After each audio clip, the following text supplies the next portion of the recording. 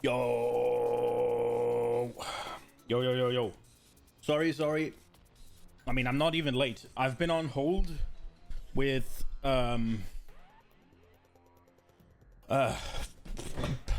government. I guess.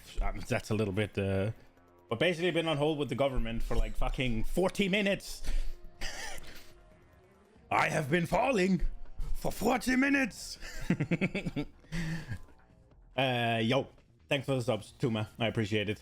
Yeah, I like Marks, but I also like Mark, but I think they said they're no longer spells, right? So all of the auto applications is gone, right? I think so, at least.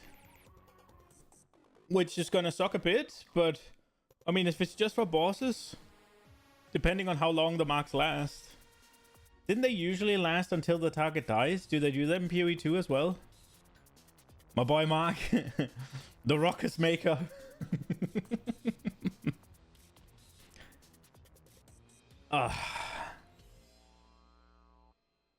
Man, I sat and waited for like 40 minutes for something where he was just like, yeah, you just do this.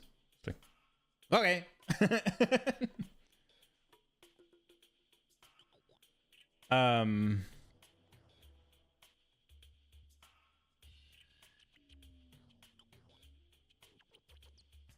Maybe they'll add mark on hit.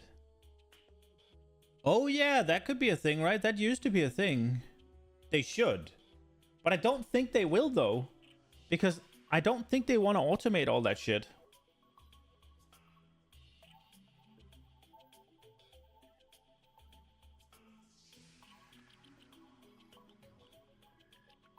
The guy that goes, I hate this, we're fixing this. I do think it's really, really good for a game. And it's one of the reasons that PoE is so good. To have a guy like Mark in such a high, like a prominent position of power. Like, he's the lead, right? And he plays the game more and at a higher level than 99% of the community, probably. It seems like it, at least. Like, he's a fucking blaster, isn't he? As far as I'm aware, at least. But even if I'm a little bit off and he's just top 90% or whatever, that's still really good.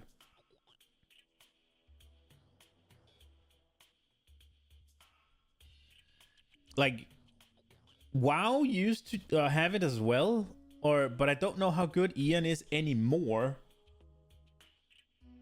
But it's just not been... It's just not been so... What's it called? He's a fat back on dick spot, yes. It's just not been... what's it called? Not really done anything. It seems like it might be the case that he's only like... Yeah, I don't think he has the hands enough in the pie, but we weren't supposed to talk about WoW. We're supposed to talk about PoE2. And Jonathan seems to play it a decent chunk as well. I don't know how Blaster Jonathan is. I get the feeling that he's much, much more casual, but I don't really have anything to go by other than just what he enjoys. Oh, he also said that Mark is way more Blaster than he is. Right.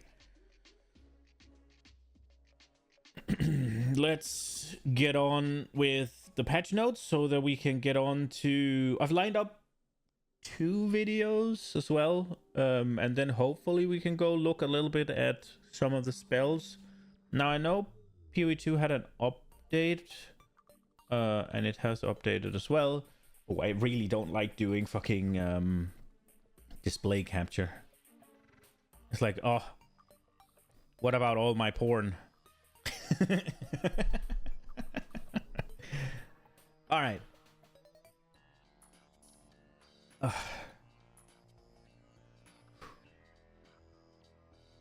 I just got back from the doctor and I went straight to making pizza dough for tonight and then call the government or whatever. It sounds so heavy when you say the government. It really isn't. It's just some administrative thing I needed to get a pointer on. All right, magma barrier passively increases your chance to block while active. Okay. Over time, it charges up with lava. While fully charged, your next block with your shield raise will spray lava in front of you and grant you an endurance charge. So you had to time it before, didn't you? Now grants 25% increased block chance. Magma spray now has 6 to 8 added fire damage per 15 evasion on shield. And so it's an evasion thing? Why would it be an evasion thing? What about armor? Or is it just added to so it works with evasion shields as well? Or it has a radius of 2.8. It deals base offhand fire damage. Oh, less. Okay. And attack damage more. Quality now provides increased block chance. Okay. I'm not really interested in doing the whole shield thing. You think it's that it just didn't work with evasion anymore and now they just added it rather than it just being armor? That sounds like what it's supposed to be, right?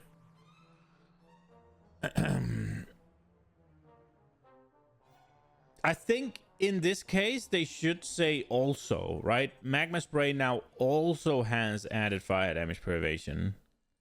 But maybe I'm just being dumb. Mana drain granted by attuned wards once. Okay. Now leeches quadruple mana with 70% reduced mana leech. Okay. And quality more mana leached.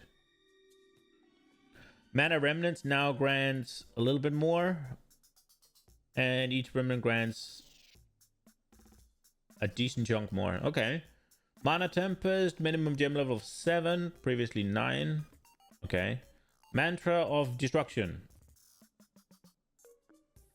Okay.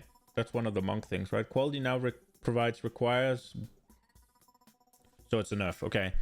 Molten Blast now steps backwards instead of forwards if used while moving in the opposite direction to where you're targeting. Nice. Now inflicts 200% more flammability and has 100% more ignite duration. The secondary projectile counts can no longer be modified. Rib, why? Quality now grants chance to immense explosion and hit previously for.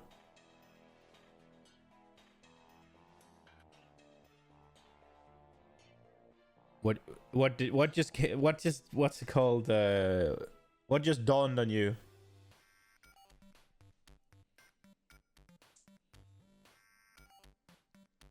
You talk about the crafting things, or?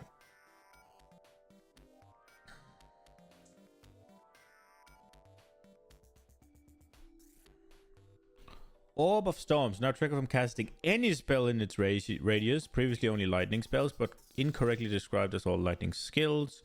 It now creates a lightning infusion if all of its bolts are used up or its duration expires. It now has a maximum 6 bolts at all gem levels, previously 12 to 29. You go down to 6? I guess you want it for the infusion. The gem level you didn't understand before? Yeah, it just means when you can get it, right? It's the tiering of the uncut gems. Fair. It now has a bigger radius. It now deals more damage.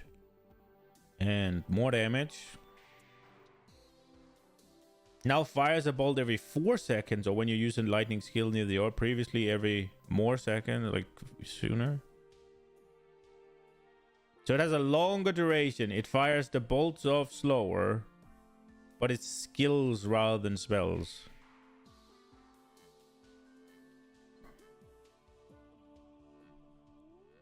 It does more damage, but it has less bolts, so you have to press it more often, but it gives you an infusion. Orb of Stones is basically a spark carrier. Yeah, now it's just an infusion producer, right?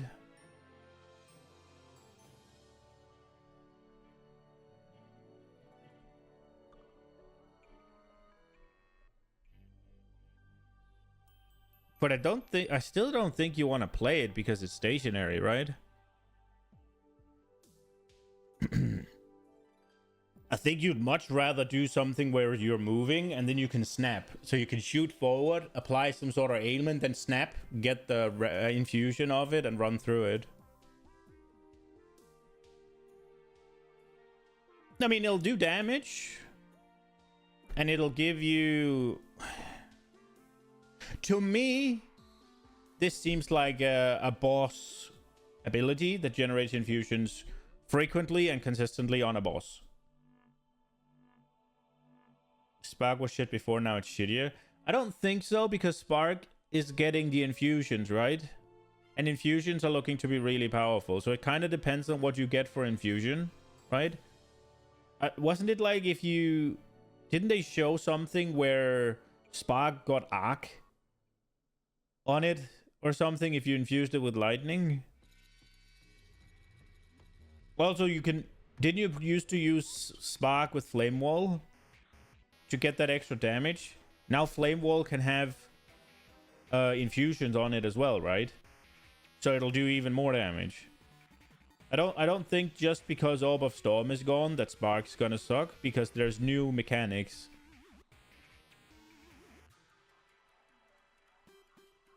Because like the Flame Wall gets the infusion, and if you infuse it with lightning, then the spells are gonna get added lightning damage as well as added fire damage. So that just double up on the flat, right? And I think if you do a fire infusion on it, it did even more fire, and I think you can do both of them at once, maybe, so you can get like a massive flat buff, hopefully.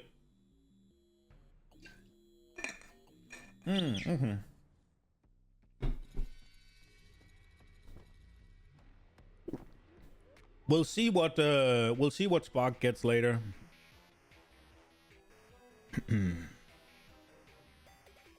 Overwhelming, but then again, Spark is a projectile, right? And now Arc got the projectile tag. So the question is whether or not Spark is just kind of obsolete at this point, maybe. And then you also have Lightning Arc on there. They buffed Archmage a little bit. So there's that, right? Spark is usually pretty good with that, right? Because you get a bunch of projectiles, yeah? Overwhelming Presence and Withering Presence are now... Wait, the way Archmage works in pt.2 is that it gains extra damage, right? But it's still... You're still applying it to a lot of projectiles. But if we're assuming the projectiles are balanced around there's a lot of projectiles, then it just becomes the same. It's much better in PoE1 because that's flat damage, right? Yeah. Yeah. Overwhelming Presence and Withering Presence are now described as aura skills and have the aura tag. Okay. Perfect Strike. I don't like these perfect things. They're kind of annoying. Perfect Strike now has attack damage of less. A Perfect Strike now has 35 melee strike range. Okay. Perfect Strike attack time is now 30% of base, previously 35.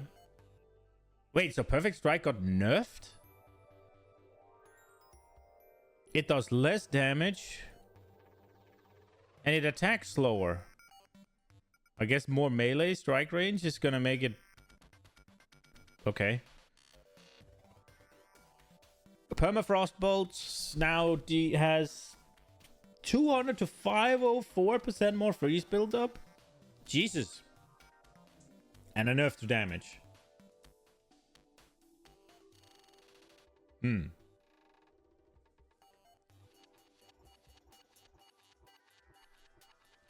I wonder if you can do armor break with permafrost bolts. Probably not, right? Because it has to be physical damage, doesn't it? It would suck to do like permafrost bolts into armor break, into high velocity rounds, into shock, like the shotgun. But I wonder if you could do armor break into high velocity round and then use the the permafrost bolts as the damage thing, and then freeze him midway to get even more damage.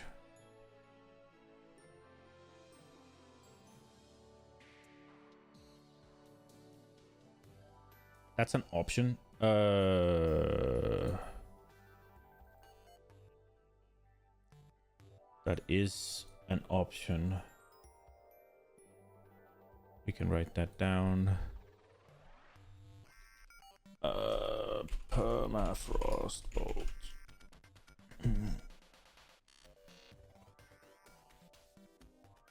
Plasma blast. Or bast.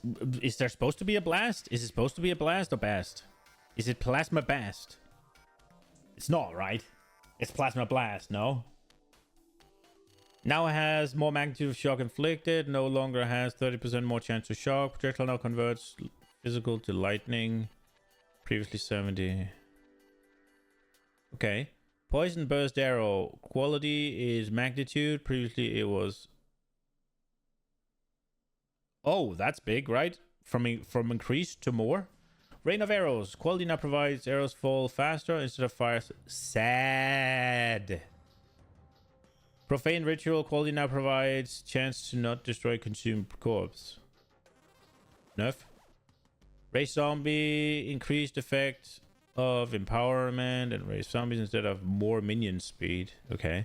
Rake is no longer incorrectly tagged as a travel skill, but it's a travel skill. It makes sense. This tag was left over from an earlier version of the skill that traveled much further without a target, whereas the released version of Rake does not meet the criteria for a travel skill. Please note this was not a balanced motivated change. Consistency is the primary goal of gem tags, and we would have nerfed the Rake stomping ground interaction in a different way instead if it was appropriate for Rake to retain a travel tag. Oh well. Rip, rip, rip. Rapid assault. The spearheads left by final strike now last for 30 seconds, previously 10 seconds. I don't remember what that spell is. Rapid shot no longer has a delay before firing bolts or a 50% less reload speed. It now has a maximum 100 maximum ammo at all gem levels. And maximum heat at gem levels previously. Oh. What? I don't remember what the heat does. Oh, right. It turns it into... It gives it fire damage, right? It now deals off attack damage. More damage. More damage. More ammunition. But I guess you get to heat slower. Quality now grants even more maximum heat. Wait, maybe heat is good. Heat no longer grants rapid shot damage gained as fire. Instead, reaching maximum heat prevents you from using the skill for 10 seconds. Wow. So... Okay. Instead, reaching maximum heat prevents you from using skill for 10 seconds. It now generates heat once per attack instead of once per 0.2. Heat now begins decaying after 4 seconds. Heat no longer grants grenade skill damage gained as fire. Instead, explosive grenade cluster and consume 15 heat to gain damage as fire, while incendiary shot consumes 30 heat to gain... Okay, so it's rapid shot into incendiary shot. Is that cool? Not really, is it? What did they do to incendiary shot again? Now has igniting inflicted the skill 200% faster and deals 300 increased, and also 30% increased ignite for each pellet that hits the target. Okay. I don't know what I think about this. We'll see. Rapid shot could be a contender for the break armor combo, but I think a shotgun is going to be more effective. Rower mount now grants 15% increased movement speed while mounted. However, it now grants 80% less movement speed penalty while using skills, previously 100, approximately cancelling out the bonus while using a skill. Heavy stun buildup on you now starts decaying if you avoid getting hit for 2 seconds while riding the rower. Yeah, so basically they just made it so it's permanent sprint speed and the same speed in combat, right? Like, that's all this does. It just makes it so that you're on the rower, you're perma-sprinting, but when you're in combat, you go down to what you were before. I think unironically this makes it better. Because you're getting the same as you had before, but just more movement speed. But it is one of those things where it's like, Why am I being slowed in combat? Well, it should... They are saying it right. Approximately cancelling out the bonus while using the skill. I don't know if heavy stun build-up, you know, starts decaying. If that's better or worse. Ripwire Ballista has been renamed to Artillery Barista. Barista. Make that coffee. It now fires a hail of bolts into the air. That is cool. Landing in an area and hitting all enemies within that area a number of times equal to its projectile count. Bolts now fire 4 projectiles, previously 5, and deals damage. Significantly less damage. Holy shit. Bolt attacks... Well, I guess it was Ripwire before. But it did the same, didn't it? Because it's being nerfed. That's kind of quite dramatic. That's more than a third down, like 2/3 down. It's like almost down to 25%. Bolt's attack speed is now 25% base, previously 100, and the ballista now has a duration of 12. What? That's a massive nerf. Why though? Was it that good? Is it because it's using your weapon now that they have to nerf it this drastically?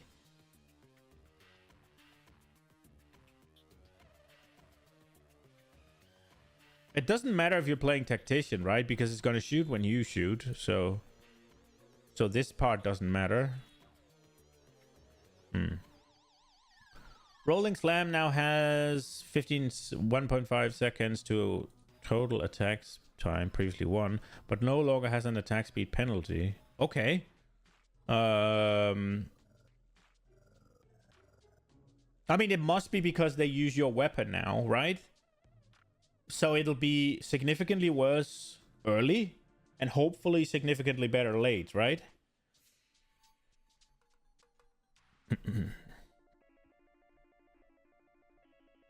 Scavenge plating now has 4%. Artillery Ballista was nuts. Probably the best ballista skill. Do you mean Ripwire? Or do you mean the old Artillery Ballista?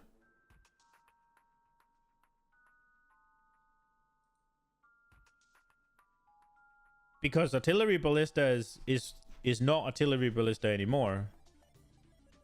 Right, Artillery Ballista is Siege Ballista now.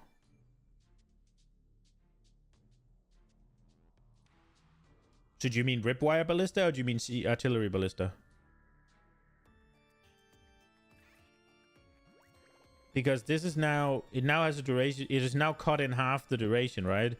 Attack speed is 25 as well. Bolts deal a little bit less. Bolt explosion radius is a smaller. And the explosion deals a less damage as well. And... more bolt explosion radius rather than base attack time. You got confused? Yeah, obviously, because Artillery Ballista is... There's an Artillery Ballista in the new patch, and it's not the Artillery Ballista in the last patch. Of course you're confused. It's fucking weird. Makes total sense that you're confused.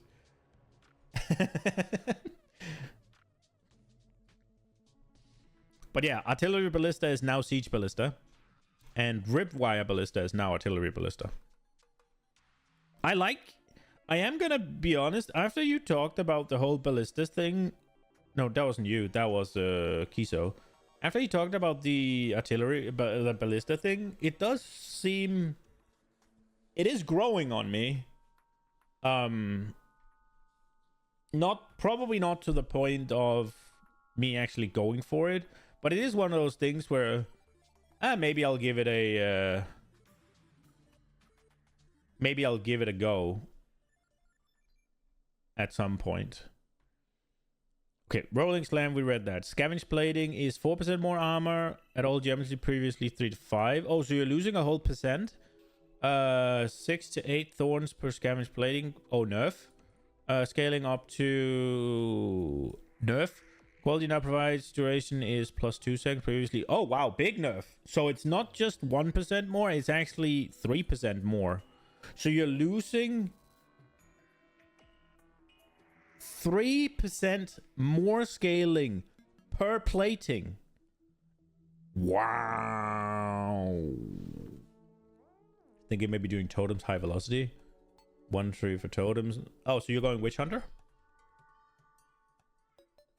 Or are you gonna go with the 24 skill? Is that gonna be enough to do it? Because 24 is a lot of points. And a lot of the damage is very generic. If you're doing, like, depending on which totems you're doing, if the totems you're doing are the ballistas, right? Then projectile damage and that sort of stuff is easily... You can use that for both, right? So you might not need the 100 extra points, and you might get better use out of the tactician, no?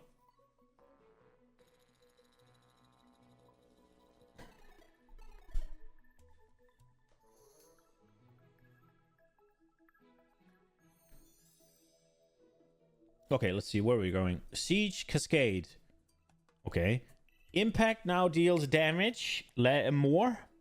While the explosion now deals much more. Holy shit. Well, the first damage was also much more, but no longer deals 200% more damage against immobilized enemies. RIP. No longer has hidden 100% less stun build up against enemies.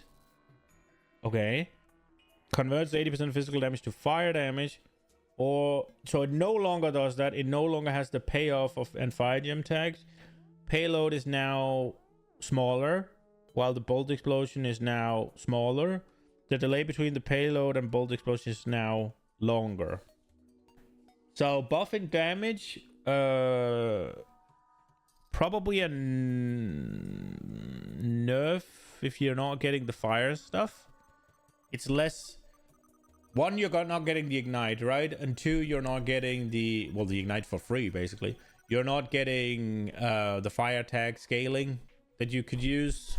Whether or not you did before, I don't know. And then obviously explosion is smaller and it goes off slower. Seismic Cry. Cooldown is no longer reset if it doesn't empower attacks. Now heavy stun enemies that are primed for stun and empowers attacks. Wait. Now heavy stuns enemies that are primed for stun and empowers attacks if it heavy stuns a target as well as if it hits a heavily stunned target. Now empowers 1 slam per 10 monster power and radius. Previously 1 + 1 per endurance charge. No longer has 200% increased knockback distance, 40% more or hits ignore. Okay. Now allows you to expend an endurance charge to bypass the cooldown rather than consuming to empower additional attacks. Quality now provides a empowered attacks. Aftershocks deal buff. Shield Charge. The skill base movement speed has been reduced by 25, but it no longer has a cooldown. Okay. Now has a base attack time of a little bit longer, and now deals 100% based on distance. Oh, it didn't do that before. Or area effect deals significantly less damage, while the collision now deals a crap ton of less damage. What the fuck? Quality now deals 40% more damage based on distance traveled previously.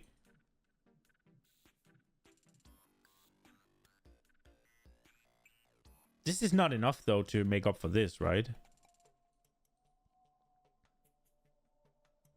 So it's slower.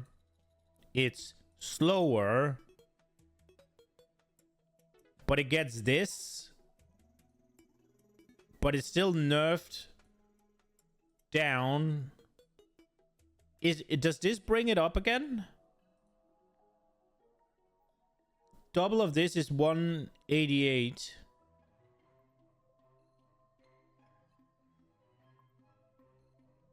It doesn't, right?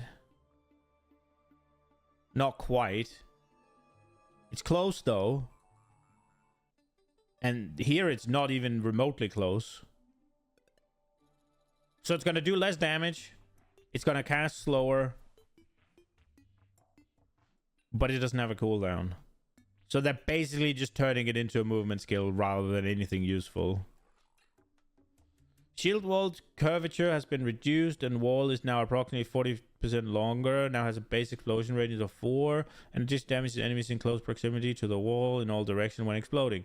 You can now use Shield Charge to bash straight through the wall when the wall is destroyed by your own skills. The entire wall is destroyed at once rather than only nearby segments.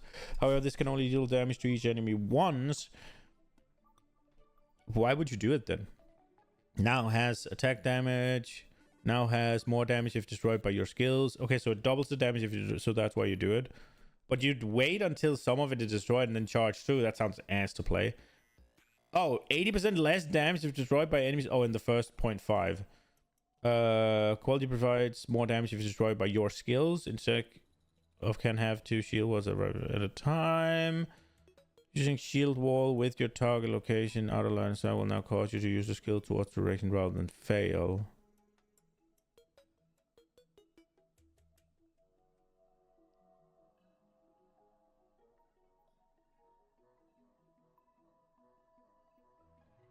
So you put it down, and then you hit it with shield wall or charge, and then it blasts. Okay. And that was the thing people were raging about, like the guy was raging about, because it does less than an auto attack, or... But an auto attack only hits one target though, right?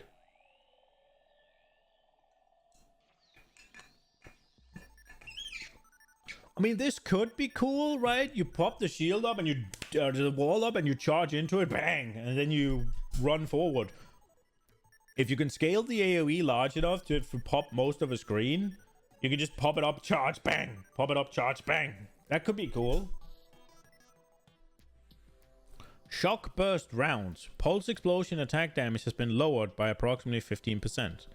Shockwave totem. Slam now has attack speed of 50, previously 100. Slam now deals significantly less damage, while the jack ground now deals way more damage.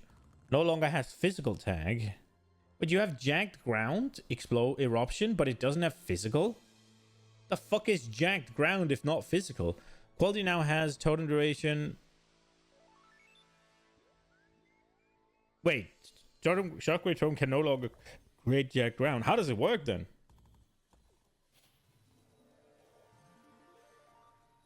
Wait, so you put it down and then you hit it with jacked ground and it does bam? Yo, Lola, welcome. Going to commit pt.2 yes, I'm playing today. It's gonna be good. I'm looking forward to it. I'm really excited. We're probably gonna play it for the next couple of weeks. Siphoning Strike. Shockwaves now takes size of monsters into account. Quality now provides days on hit instead of stun buildup. Okay, Skeletal Arsonist, Explosive Demise. Do you know what you're playing, Lola? Skeletal Arsonist, Explosive Demise is now an attack instead of a spell. Dealing attack damage now deals fire damage equal to 8% of minion maximum, previously 12. Can now target minions with life or less. Okay. Brute. New command skill, Roar. Roar, Warcry, Intimidate, nice, and consumes freeze on enemies and allies to deal damage in an area around those targets. Bone Shatter, attack now deals more damage, and on Shockwave, quality provides minion cost and stun build up. Okay, I like that they're making the minion build a little bit more active. Skeletal Cleric, quality now provides revived, not revered. Revived are immune to damage. Okay. Frost Mage, command skill, Ice Armor. Ice Armor coats minions in an area in frost, reducing the damage to take from hits. Causing minions to hit to cold damage and count as frozen for other effects and skills. Quality now provides more damage. So what you want to do is Skeletal Frost Mage, Skeletal Brute, right? Make them frozen, make them explode. That's kind of cool. I like that. That is cool. Sniper. Gas arrow cooldown is now 6. Gas cloud now deals more. Quality now provides minions. Okay. A couple months ago you played Huntress SSF Spear Block Evasion. It was much fun. Now I have no idea what to do. You're dreaming of a Huntress Spear Parry Armor Deflect build? Of a Huntress Spear Parry Armor Deflect? Have you seen of any way to get deflect from armor other than a tactician? I haven't, but maybe there's some uniques or something. The deflect takes your evasion rating and somehow turns it into deflect chance. Deflect is spell suppression for every hit, but it's based on your evasion. So you have to scale evasion, and unless you're playing tactician. So you could play spear block evasion on a tactician, I guess. But I don't know what other nodes would be good for it.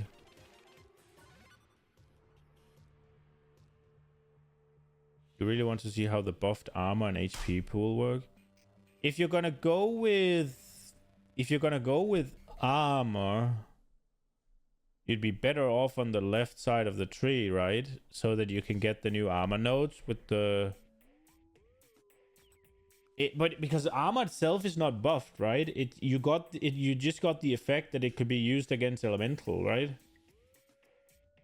They didn't say anything about armor being buffed, at least.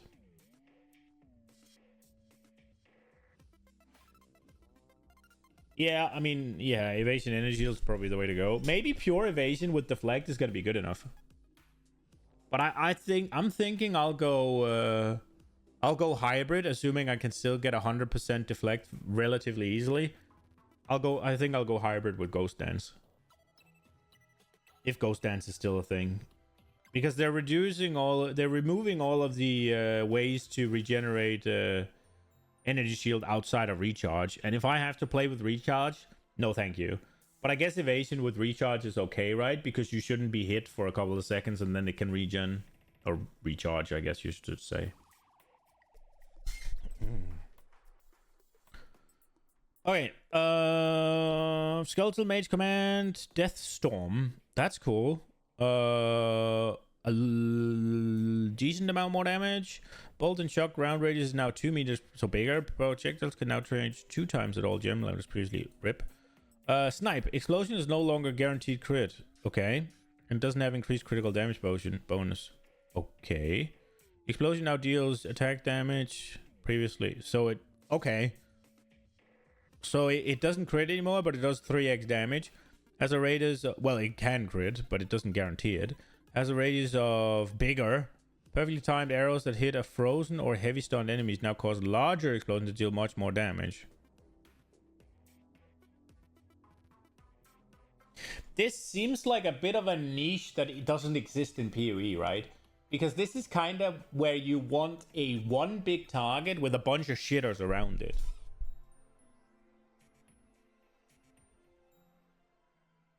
You think the new lowered overthrow cap makes ES significantly worse or no? Well, do you have how many sources of overflow do you have? Isn't it just the monk that's left?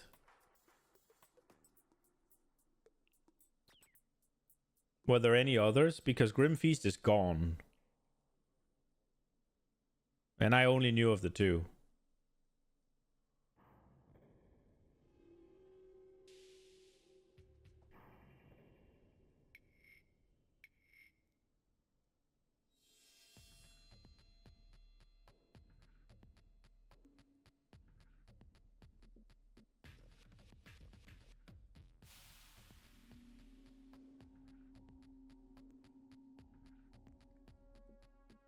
So, I mean, if there were other sources of overflow, then it makes it worse, right? I don't know if it makes it significantly worse.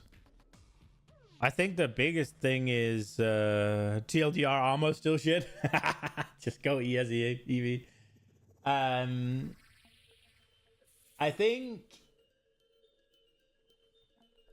I think the thing that's gonna affect me the most, at least, is that they're removing everything. Like, you can't leech energy shield anymore. You can't. They're removing all of that shit, so it's just recharge. I think that's the one that's the worst for me.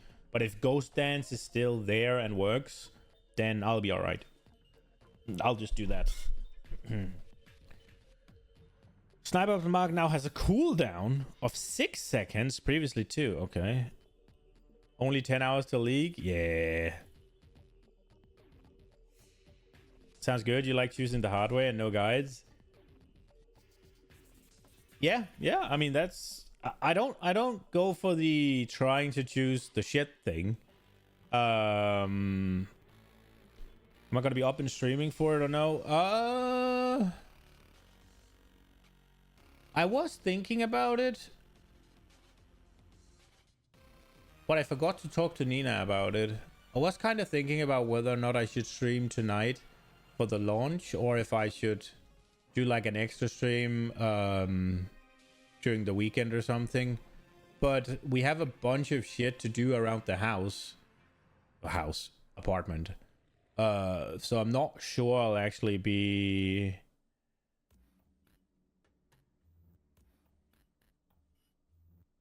If you don't completely destroy your sleep schedule for a League start or even a PvE player.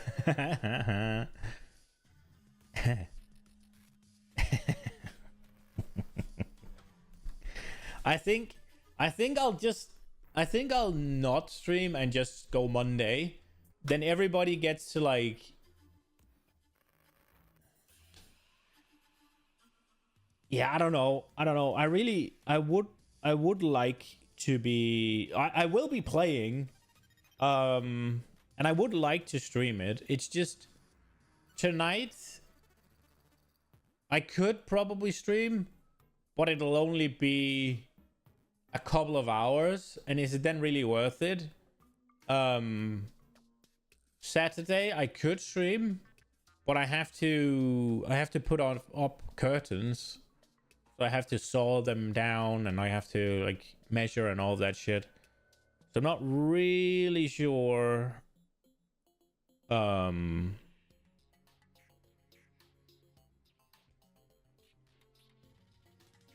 I did want to. I really wanted to.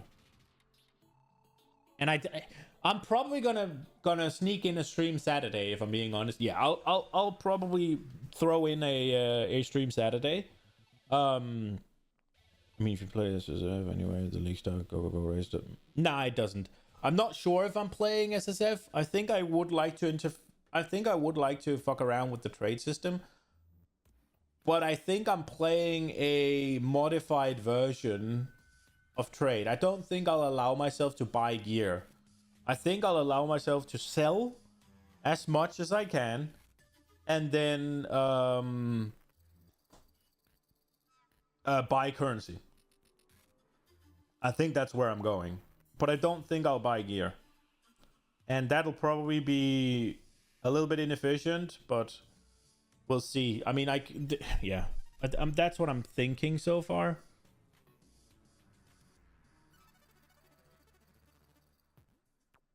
Yeah, I think the asynchronous trade makes it a lot more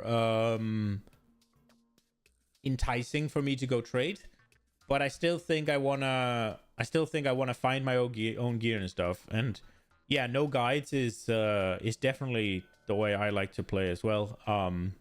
If I am gonna do any guides, it will be end game sort of stuff where it's like, okay, I'm kind of done, and somebody has a cool idea, like the Mjolnir warrior thing.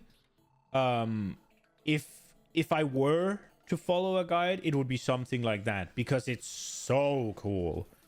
There's no guides anyway because no tree. Yeah, I mean that's fun. I do like that they kept it hidden. So that there's no like, people are still trying to throw out guides though. It's kind of like, but you don't have the tree. But I think honestly, and I shouldn't say this, but the content creation around ARPGs is toxic, bro. It's so AIDS. Whenever there's a patch note or whenever there's like an announcement, all the big streamers and YouTubers or whatever, within like an hour of the announcement, they have a video where they just yap all the same things that were in the announcement. They just spent 15 minutes talking about things that you could have seen in that like GGG told you in 5 minutes, right? Like,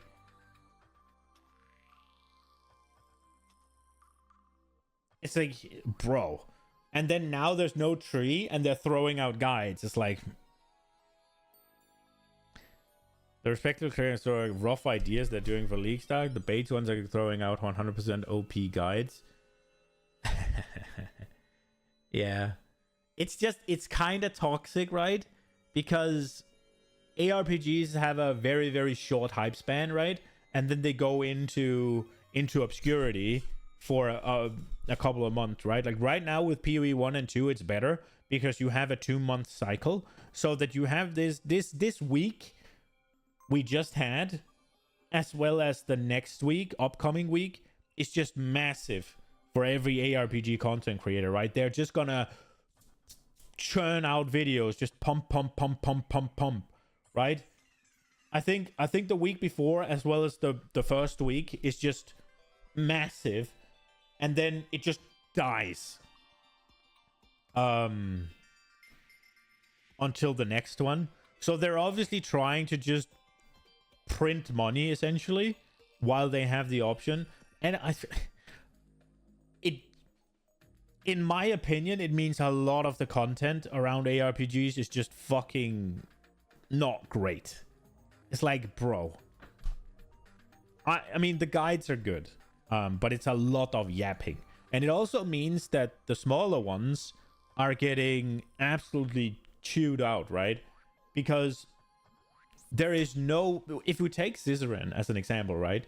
Not only does he have probably multiple editors, but at least an editor, right?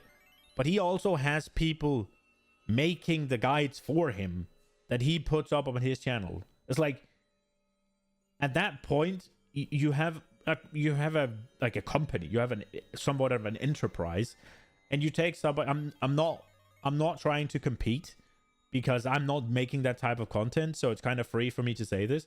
But if you take somebody of my size, if I had to put out just a guide, right? I would have to do all the research for the guide. I'd have to do all the testing for the guide. I'd have to do all of the theory crafting, all of the building. I'd then have to film the video. I'd have to write the script, film the video, edit the video, and then get it out. And there is a zero way I can do that faster, or even comparatively fast. Like I can't do it in the same time frame. So unless I have an idea that nobody else thinks about, then somebody like Scissorin or whoever else is there is just gonna swoop in and yoink the idea for me first. And even if I have the better one, it's still gonna be drowned out, because why would they watch the guy with sub 5,000 subscribers when Scissorin has made what they would think is the same guide, right? Now, don't get me wrong. I'm not bitching about it, because I'm not trying to make that kind of content. So it's not like, man, I can't do it. No, the reason I can't make guides is because I don't fucking know enough, and I'm too stupid to figure it out.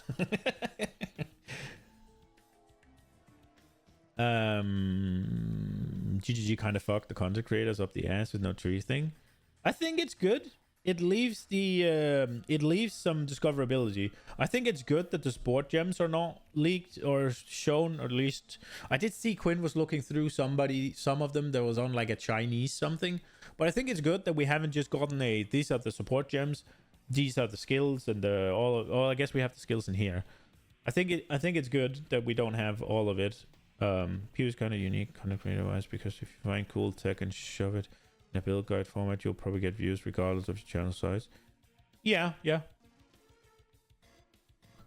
If it is fairly obvious, one of the big creators will get to it first. Yeah. And I mean, even if it isn't obvious, you're still not likely to find it first, right? Because if you take somebody like Fubgun, right? Who I think he was the one...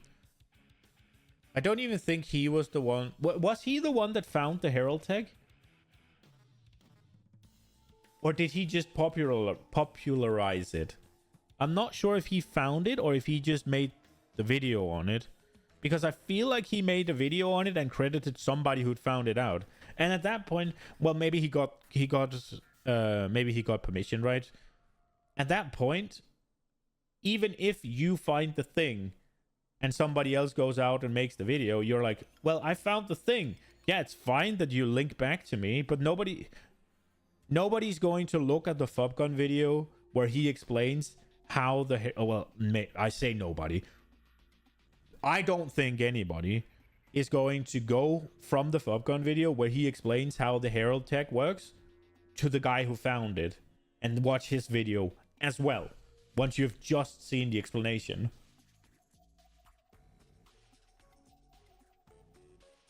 You'd be amazed how many fucking nerds in this game will go to the source video. You know, a guy started inflicting like you similar number of views and he gets like 55 to 20k views on minion guides, which isn't like insane, but it's not terrible. That's really good. That's really good. If you manage, like, it's kind of the same thing that if you manage to find a niche that you're really good at, right, and you know enough and you make the guides, then I think PoE is gonna be amazing to get videos. It is crunch time, right, around leagues where you gotta get stuff out, and a guy like him probably has to focus on one. Maybe he'll have two. And I mean, it's absolutely an avenue, but if he, let's say, am I still playing Monk? No, I don't think I'm playing Monk. I'm thinking either I'm going Witch Hunter or I'm going Deadeye. I'll probably go both. Because usually I have one I play off stream and I have one I play on stream, so that it's not like, oh, I all of a sudden got all this. But there is also an infusion elemental spell boy sneaking in somewhere, whether that's going to be sorcerer or witch or something else. Chayula monk is on my list, but it's not high up. I do think the unarmed could be cool, but yeah, I don't know.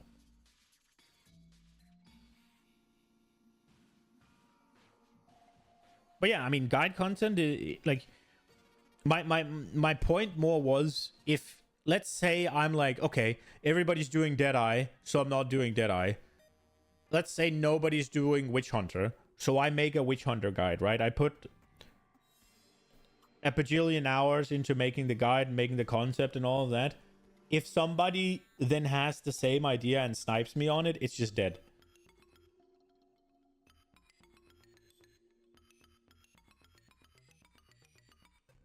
The Herald text specifically was like, or obvious enough, there isn't only one original creator. Fair. He wants to go Tactician so you don't get stuck in Sister and build, and yesterday he announced playing Tactician Totem. So yeah, I did see. I didn't want to say it yesterday, but I was like, you don't want to play a Cistern build, but didn't he talk about playing Explosive Shot?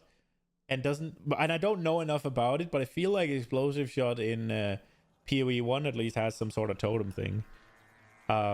He's been loving that since patch notes drop. Yeah.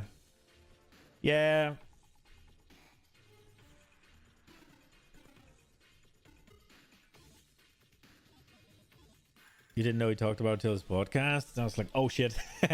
Yeah, I knew because I saw his reaction to the announcement, right? Where he was like, ooh, I'm playing that. And then they announced basically Explosive Shot, and he's like, oh, well, I'm playing that. Who am I kidding? Because apparently Explosive Shot is like his favorite thing in PoE 1 or something, I think. But yeah, so right now, I'm thinking I'll go Deadeye and Witch Hunter. And I'll probably play the Deadeye off stream and play the Witch Hunter on stream. That's my plan right now. And I'm thinking I'll go trade with some self-imposed rules where I'm not allowed to buy gear. That's my current thinking. And he played Ballista in 0.1, was like sad, so you got Tactician Totems to be less sad. You just play it anyways, but funny how it worked out. Yeah, I mean, even if he plays it and it's shit, right, then it probably won't be that popular. Did I say Chayula? I mean, Chayula is cool. I've wanted to play Chayula since I first saw it, because I think one of the things I really like about PoE, and it's probably a little lame, right, but I really like the things in PoE and PoE 2 where the characters have where they have different dialogues for different things in the game, right? And I'm really curious to see what the Chayula monk says around some things. Because the invoker, he says he has some things where he's like, he says something about the dreamer, and you're just like, yeah, the dreamer is Chayula. You're worshipping a fucking demon. And I'm just, the whole thought of the Chayula monk being like, oh, he realizes who the dreamer is, and he's just like, fuck it, I'ma embrace that shit. I think he could have some fire dialogue. Like, spoilers. So if you play the warrior, and I mean, I'll give you a chance to mute, and then I'll put my hand up when I'm done with it. So spoilers coming. If you play the warrior, you go into the first zone, you go into Renly, you talk to Renly, and the warrior is Renly's adopted son, and they have unique dialogue. That's cool. And we're done. You kind of want to be a follower of Beidad? Is Beidad Hotor?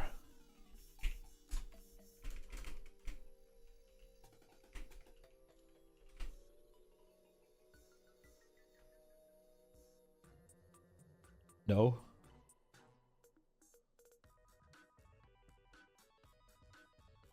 Okay. Yeah, I mean, when you said Baited, I was like, well, wouldn't you pick Atziri for the 4 tits? Atziri. I understand why the entire Val Empire followed her.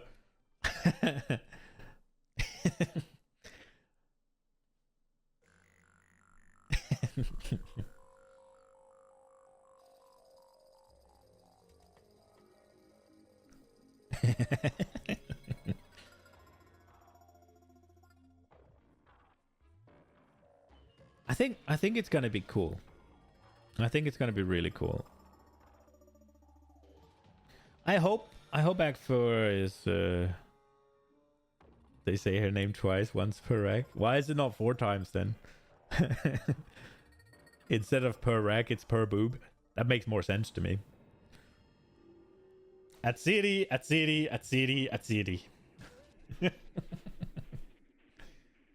Well, I mean, I guess it could be motorboating, right? Atziri. That would make sense.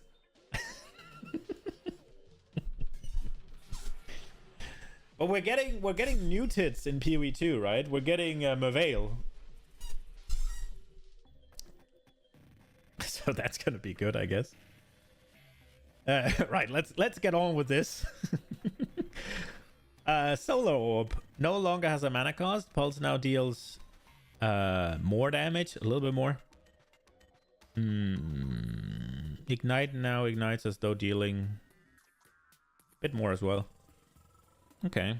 Sorcery Ward.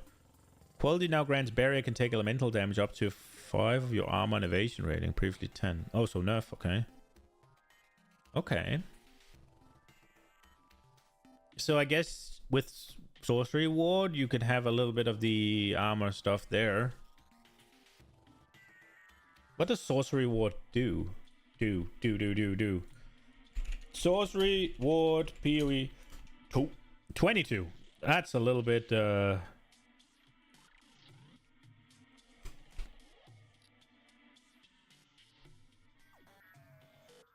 passively manifest the protective barrier which takes elemental damage from hits for you until depleted. The barrier instantly recharges to its full value short time after it stops taking damage or is fully depleted. Elemental damage taken from hits is taken from the barrier before life mana. Any shield barrier can take elemental damage up to 30% of your armor and evasion rating. Oh, no, that's not how it works. Okay, it's up to... Right, okay. Okay. Kind of weird we have Atziri items with no Atziri boss, to be honest. I mean, we are... In Act 3, we do go to the Val Empire, right? Atziri is there. So it makes sense, in my opinion. We go there, right? It would be kind of weird if we kill Atziri. Like, Doriani would not... Toriani would not go for that one, I don't think. We had the Mirror of Calandra without Calandra for like 10 years. That's the weird one. Is it though?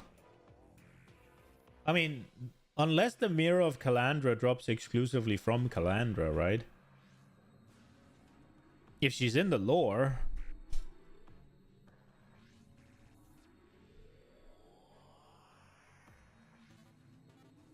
Needing to kill a thing for an item-related thing is not needed. Yeah, I agree with that. It just needs to make sense. I mean, we don't kill the... We don't... Well, I guess they're there, right? We don't kill the... Cowgirls, right? But we can still get their items. Because they've been stolen or whatever. You want to meet Calandra? Oh, Spark. Here we go. This is the Spark change. Can now be cold infused to fire a large number of icy sparks in a circle, dealing both cold and lightning damage.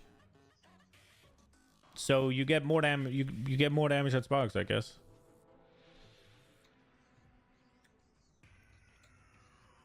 Calandra was such a shit league. Fucking freaky ass owl lady. I didn't play. I have no idea. Spear of Solaris. Initial hit now approximately 29% less damage. Rip. While the pulses now deal 50% more. The ignited ground now gains 100% increased ground radius. Previously 30. And now deals more damage. Quality now provides retained 40% glory unused. Instead. I wanted to use the Spear of Solaris, but I just never got around to it. I also wanted to try the snake thing for bosses. Top 1 fakest league mechanics of all time. The only thing I know about the League of Calandra is I saw Quinn die to some fucking frost bomb thing where he was like, "Argh!" That's the only thing I know of that league. That was a good rip clip. Is that the magma barrier in my fucking pussy? Is that the clip? Is that clip? Fucking magma barrier in my fucking... Is that one? It might be that one. Historical quantity buff removal. Archnymphs rares 1.0. And the mechanics itself is shit. I have no idea. Spearfield. Didn't they already have Spearfield? Or am I stupid?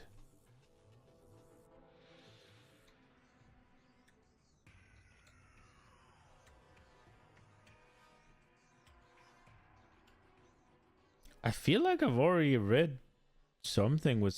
Maybe I didn't. Okay, Spearfield. Where was it? There.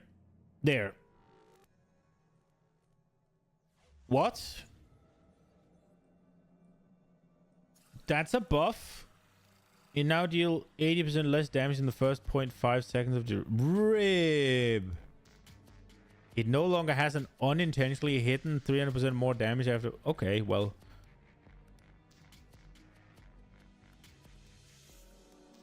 So you... Bro. So you have to use this as like a... They're coming. Pop it down. Or I guess this is why it did fuck all damage on bosses, despite thinking it should. Storm Wave now additionally hits target slightly to the other side of your character. Okay. Storm Blast Bolts. Explosion deals... It could deal more. And duration is 10. Cool. Sunder no longer has extra attack time, but now attacks at... Okay. Is that a... I guess this is a nerf to low attack speed and a buff to high, or... No longer consumes fully broken armor to guarantee a critical hit. Instead inflicts sundered armor on fully armor broken target, inflicting an additional 20% increased physical damage taken for duration. Adjusted the damaging area to... Okay. League mechanic. Monsters used to have like a giant quantity buff.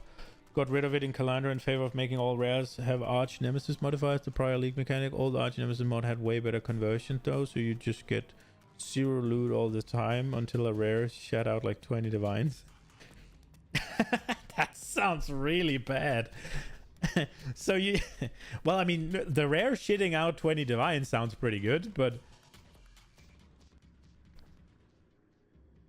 You probably don't want to make it so that you don't want to kill anything but rares. Supercharged Slam. Attack damage.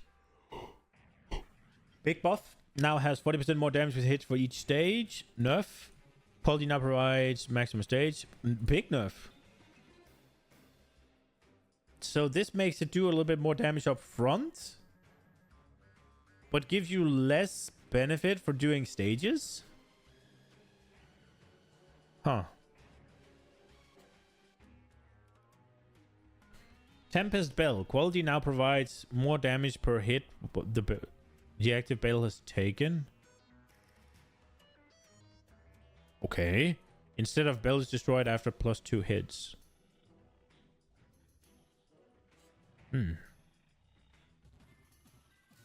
they buff bell?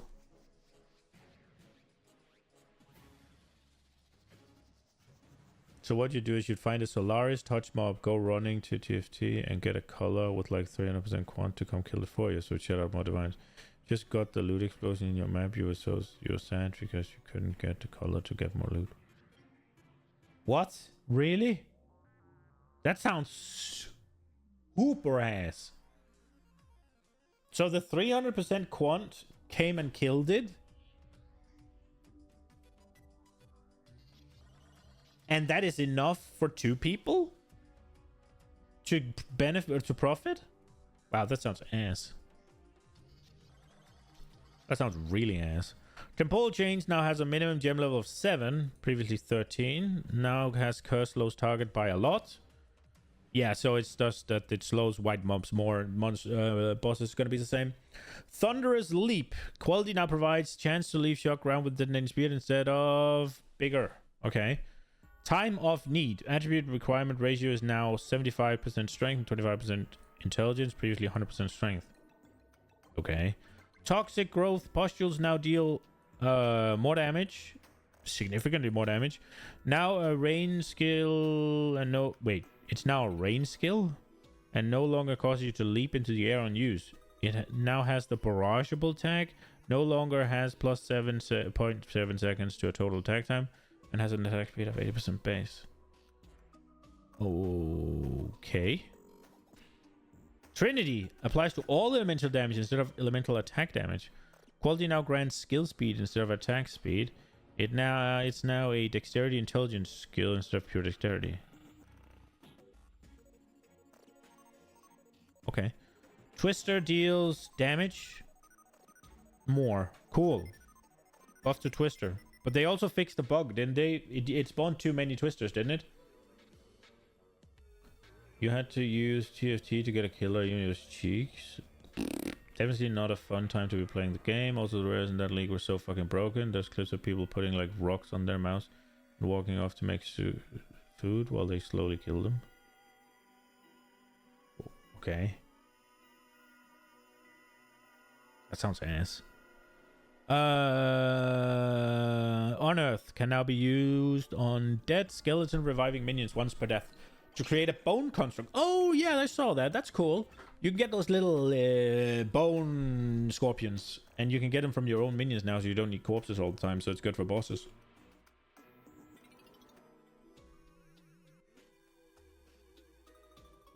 And they get a little dash attack. And they get more movement speed from quality.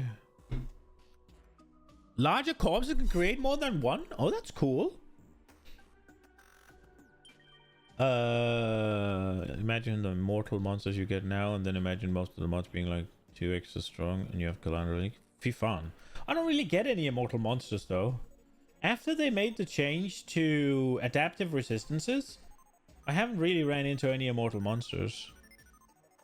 Or maybe it's just Volcanic Fissure of Snake King was amazing, and that's why I didn't really run into any immortal monsters. Or maybe I didn't juice hard enough for what my build could do. Speaking of volcanic fissure, well, we have to do volcanic impact first. Jump over enemies and small amounts of terrain to support the number of changes to camera movement has been made that result in smoother camera movement to your skills. More damage. Escalates days, causing a portion of the damage dealt by the vaulting impact to be taken by all sequential hits until the days expires. Quality now provides broken stance, has second duration until days is removed. So this is armor break, but for days as well, huh? I wonder if you could, how good you can scale vaulting impact up.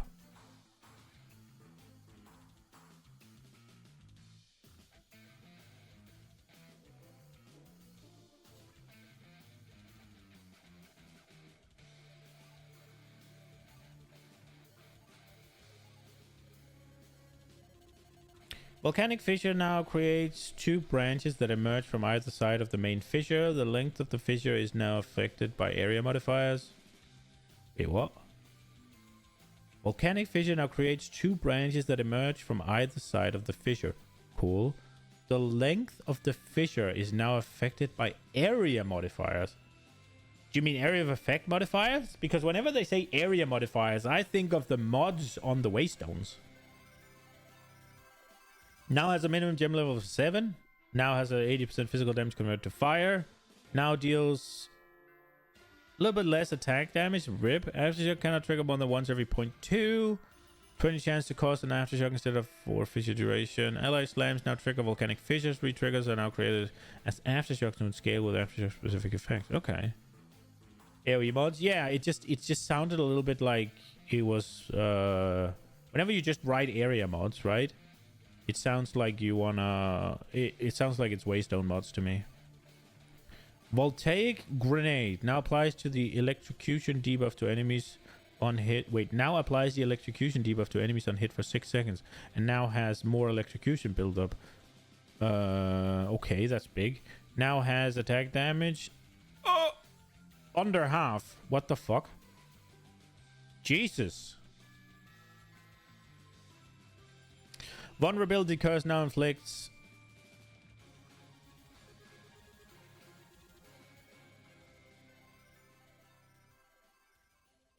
That's a lot less armor, holy shit. But it's the same to bosses.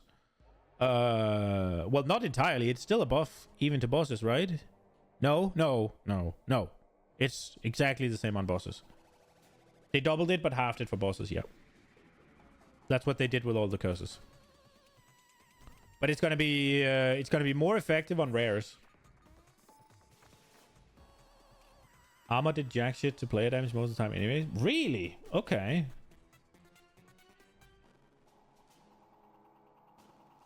It will for me. It will for me. Because I'm gonna do a bunch of small hits. I'm gonna do shotgun.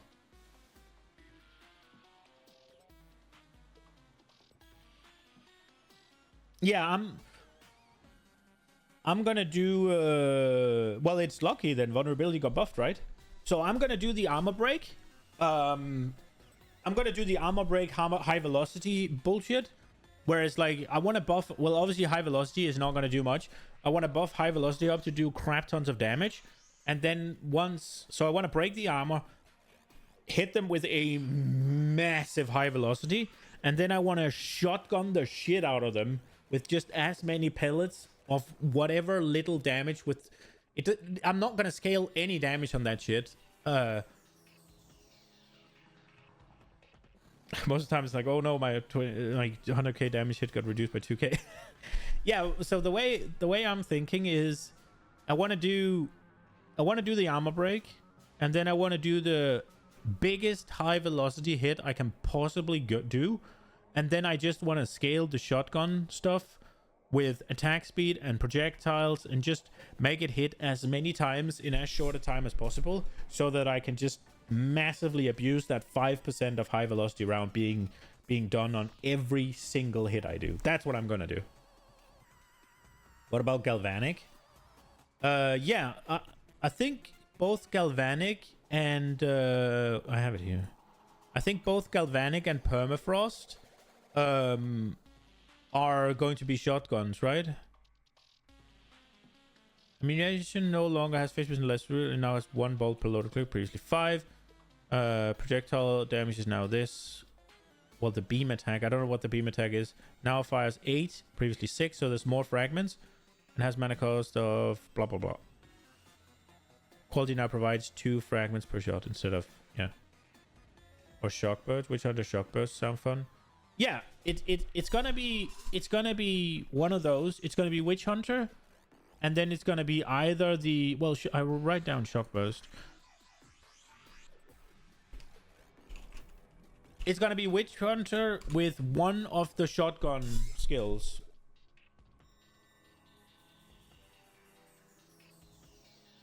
Galvanic is only 1 hit. Technically, additional frags hitting add to the 1 hit instead of being separate hit.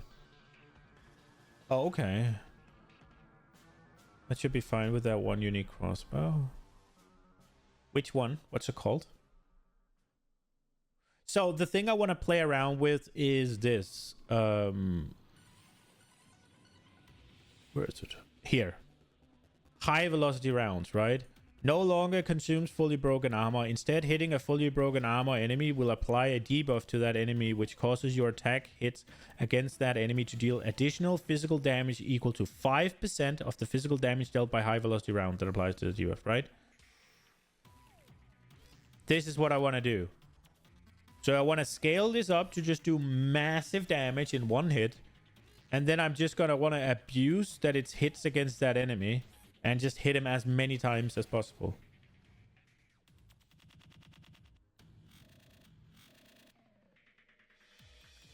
Rampart Raptor.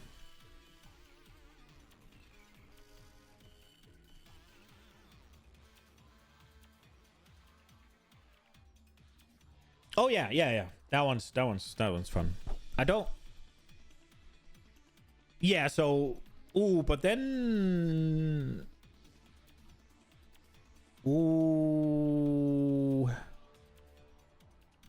then the Witch Hunter Ascendancy doesn't seem like the way to go though, right?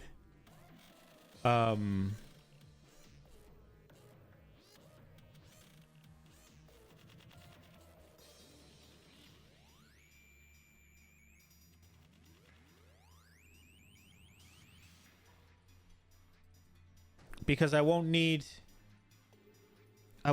this at all. The 100 different ones. Isn't the crossbow damage going to matter way more? So if I am going to use the Rampart Raptor, one, obviously it requires the debuff of the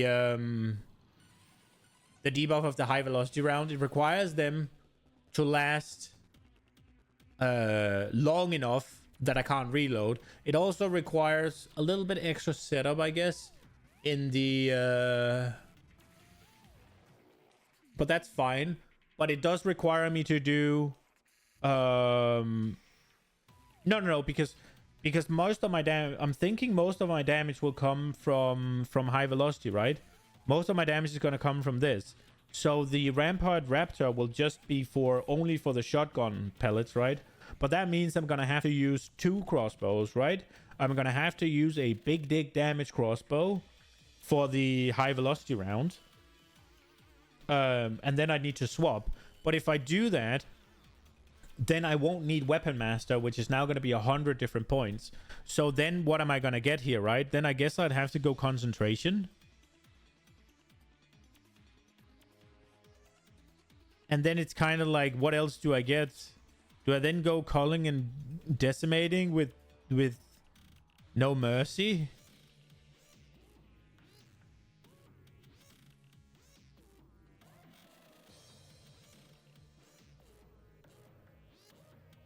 Witch Hunter is a fake ascendancy without the weapon swap points. Yeah, exactly. So I really wanna... I kinda really wanna do like 2 different weapons.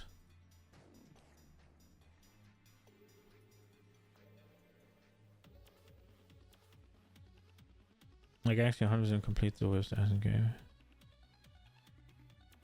What is good on Witch Hunter other than 2 points? For mapping, this is really good.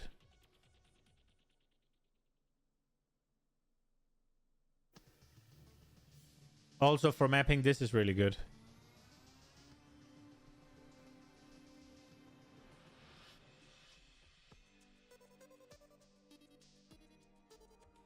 Decimating strike's okay if your damage is ass.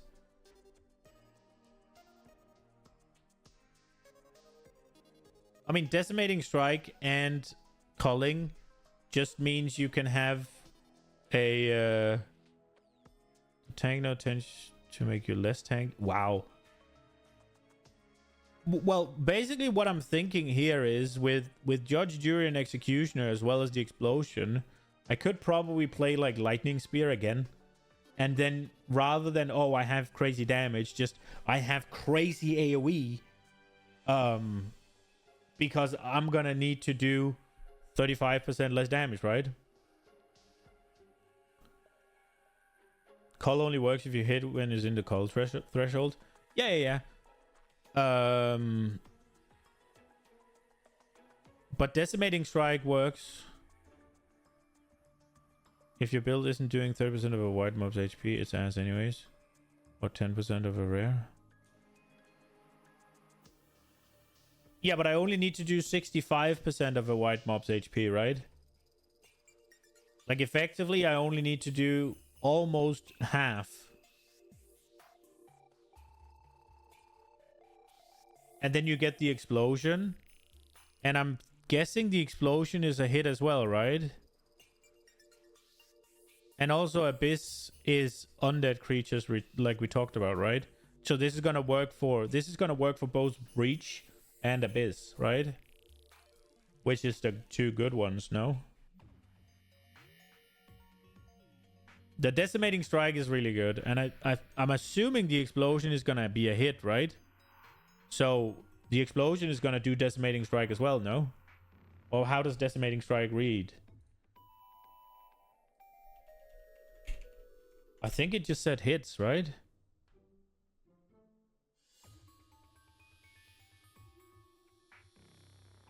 Yeah.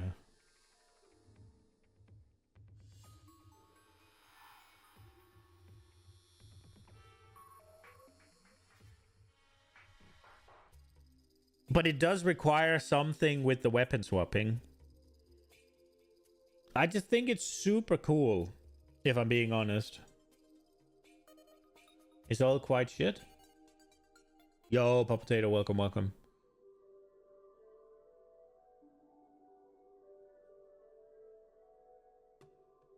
What I'm thinking is, with Decimating Strike, with Judge, Jury, and Executioner, as well as Zealous Inquisition, I think you're gonna get quite a decent map clear.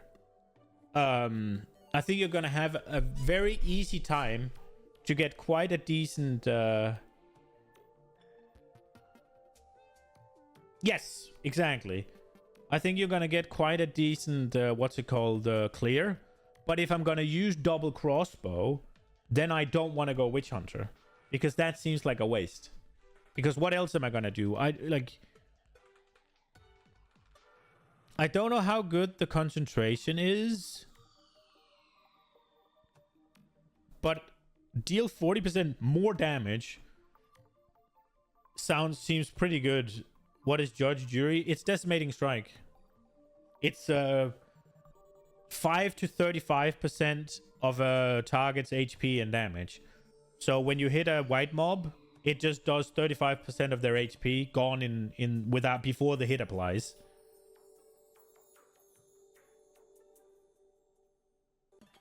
So it just means that you don't have to worry too much about how much damage. It means you have to worry less about how much damage your skill does, and you can focus more on AoE coverage.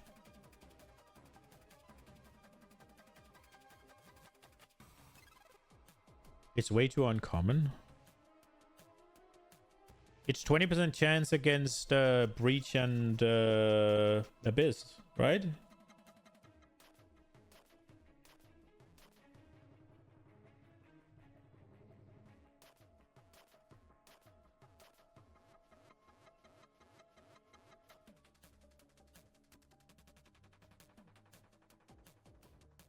I mean, absolutely, I am I am 95% not doing Witch Hunter if I'm not doing weapon swaps. And I'm 95% not doing Witch Hunter if I'm doing double crossbow. Because they have way too much overlap. The only thing I can see doing maybe is go Judge, Jury, and Executioner and then go for No Mercy. But then I'm kind of specking into... Well, Culling is good for bosses. Right? But then I'm kind of specking into Clear here and Single Target here.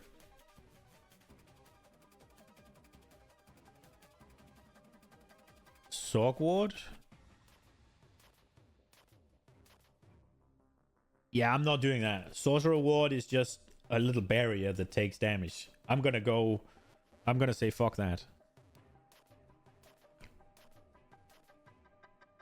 10-20% explode is kind of mid because outside of like Breach, you're fairly liable to have already killed the back before it procs. PoE1 is a fine number, but PoE2 has way less density. Do you reckon? I mean, outside of Breach, yeah, but we're more talking Breach and Abyss, right? Yeah, I mean, looking at it, it does seem a little meh, but the weapon swap is super cool, and I'm interested in trying out 2 different things there, right? And the Judge, Jury, Executioner, I think it's gonna make it way easier to have the pop for the entire screen, right?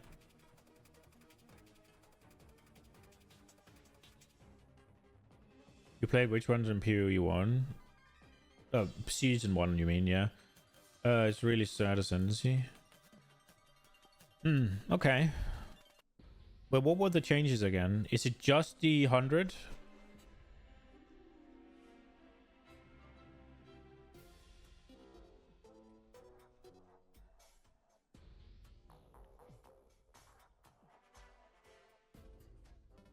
Yeah, so it's this. Do you get cooldown recovery?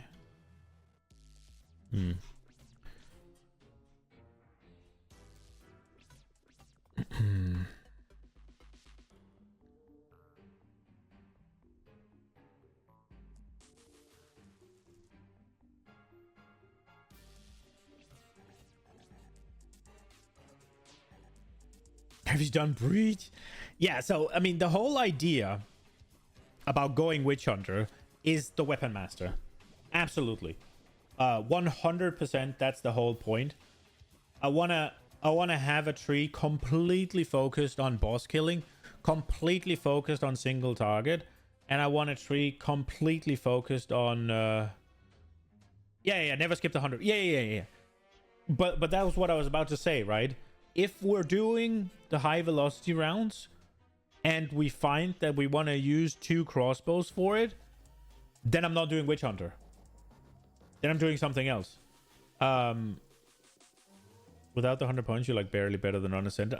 I do feel like you're underestimating the Judge, Jury, and Executioner in terms of clear speed.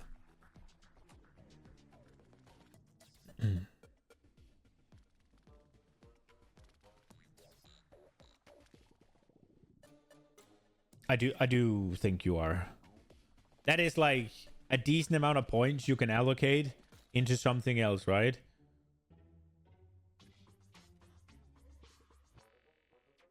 I think if you need a 20% damage bonus to clear shit, you're clear shit. Yeah, but that's the point though, right? Because you have these 35... It's 35% on white mobs, right? Let's remember that, right? And then it's probably what... It's 5 on bosses, so that's useless. It's completely useless on bosses, right? It is... It's not good on rares because it's probably going to be, what, 10%? And then it's probably going to be 20% on magic. That's fine. And then it's 35 on all the white mobs, right? So this just means that you are going to be... You only have to scale your damage up to 65% of a white mob's life, right? Because you'll have other abilities for single target that you can pull out on the rares, right? So... PoE1 cull if you lower into cull threshold it kills. pt.2 Cull, you need to hit again. Yeah, Cull, fuck. Cull is for bosses. I don't care about Cull. But Decimating Strike is 35% of their health.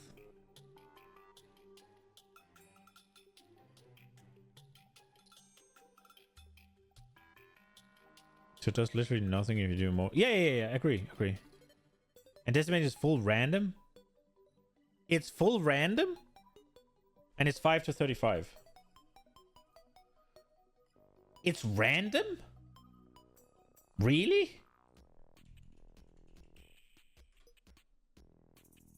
Oh, it's 30. Oh, I thought it was 35. I'm stupid. It's random?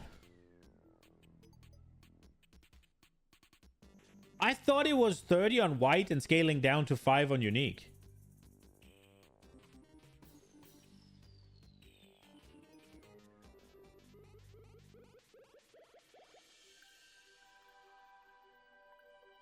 Huh.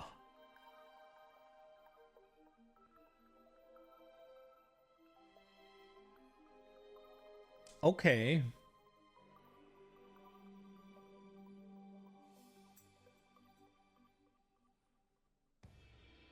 Ooh, it's okay.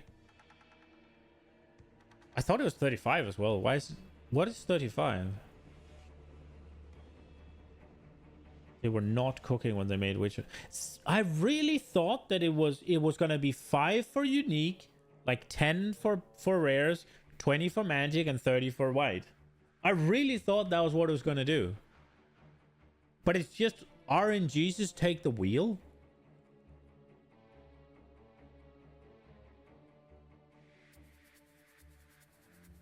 Ooh, my interest is going down.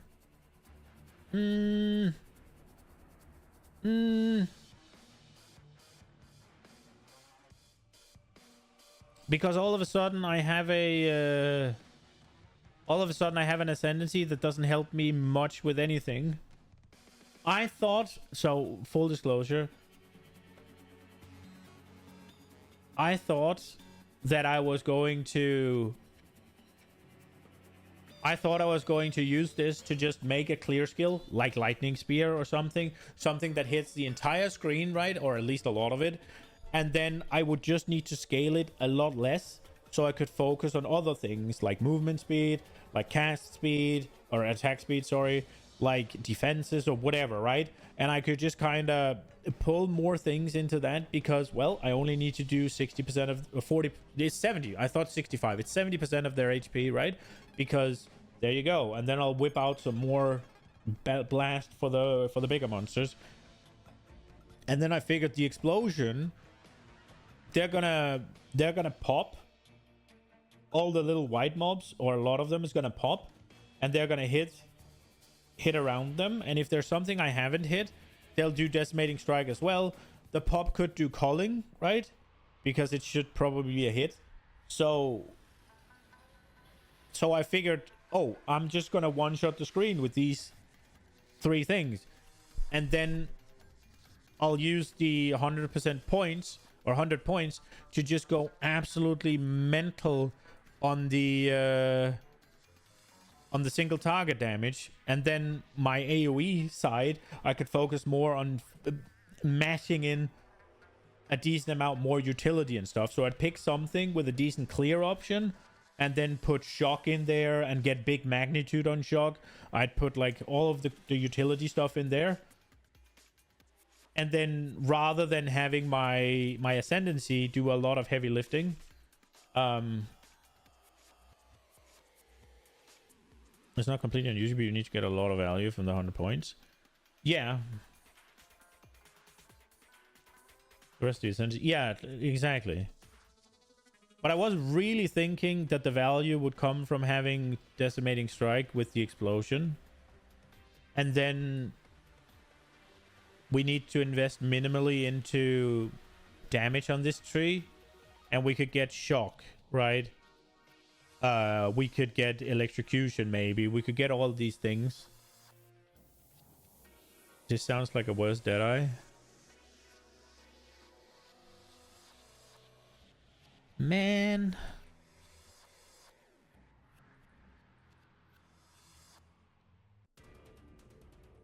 I don't want to do Gemling Legionnaire.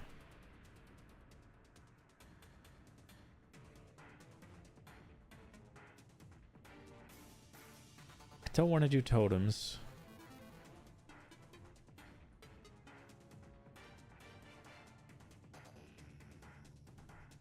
Gemlin's also been found dead in the street.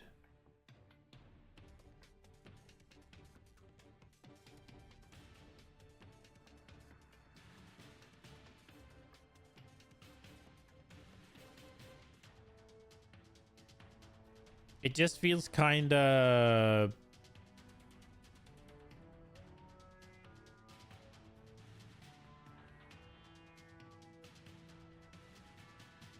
going back and doing the same thing feels kind of boring. Oh, I really want to do the crossbow with the high velocity round, man.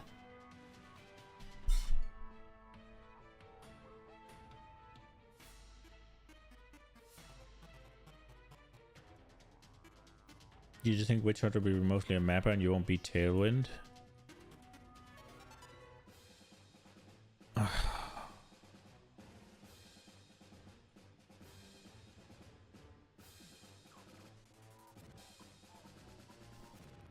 Dude, I was actually thinking not going Tailwind.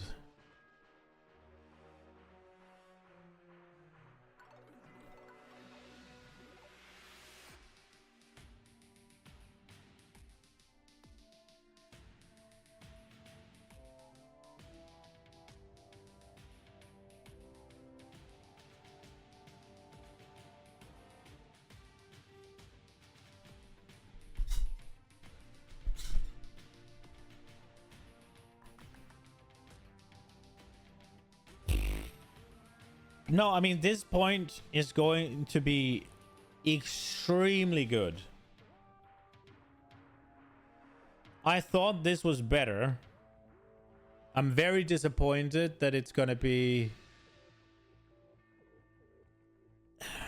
The fact that it goes down to 5% when you only get to do it once per mob.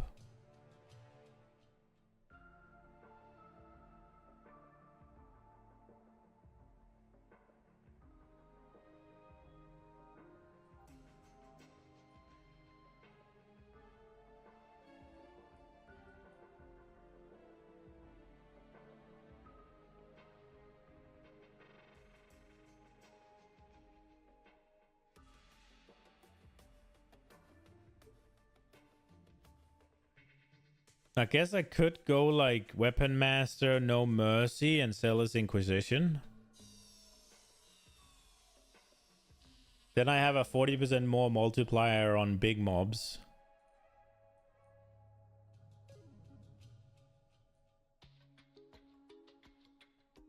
I still get the explosion.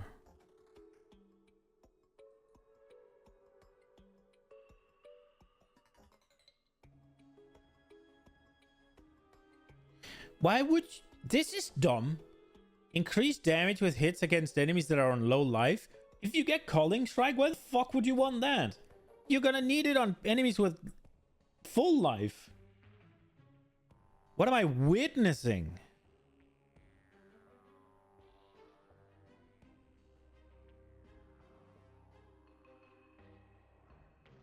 This is gonna be cooldown.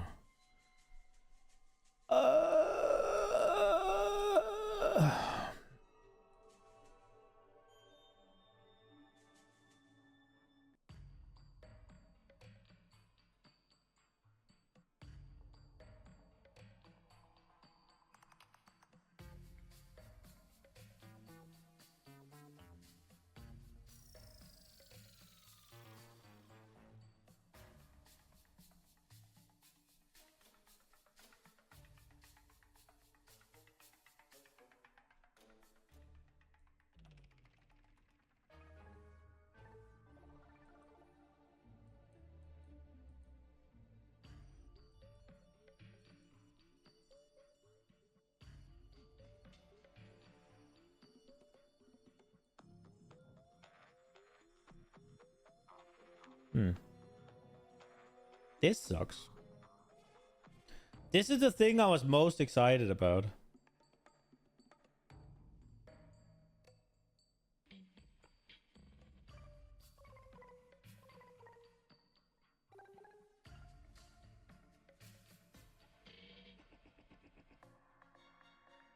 I don't know why I was so sure Decimating Strike worked like that. Where have I gotten that from?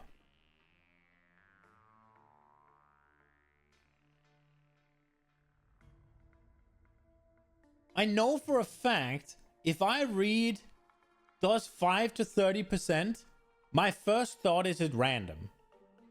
So it has to have been somebody who told me that it's based on power. It has to be. Because I would not do that on my own. That's not how my brain works.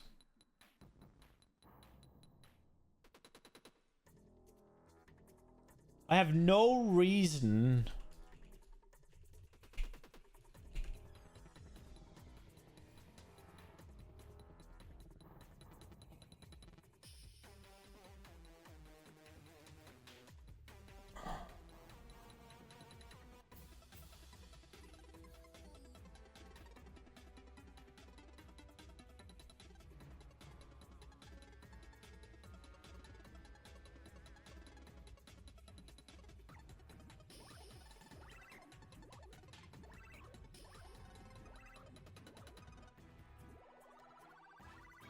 Oh, for fuck's sake, what are we doing now? What do we do now?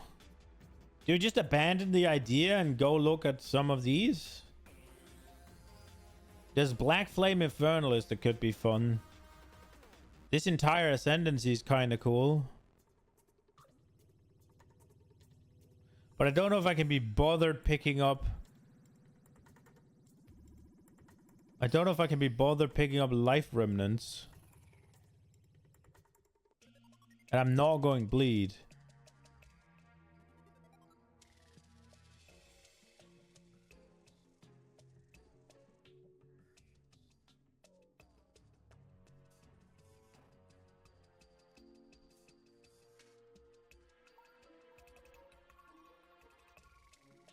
Maybe this should be a second build. It is, it is.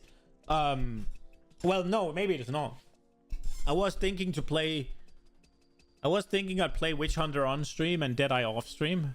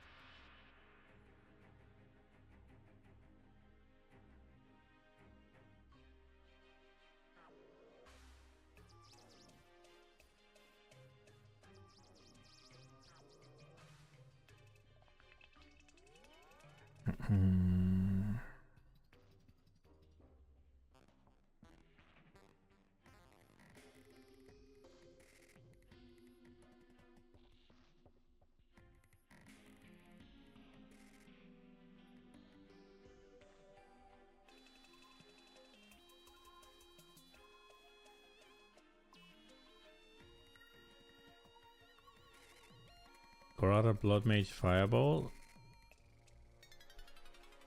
I don't really want to look at a guide though. I want to figure something out. I want to have an idea and go for it.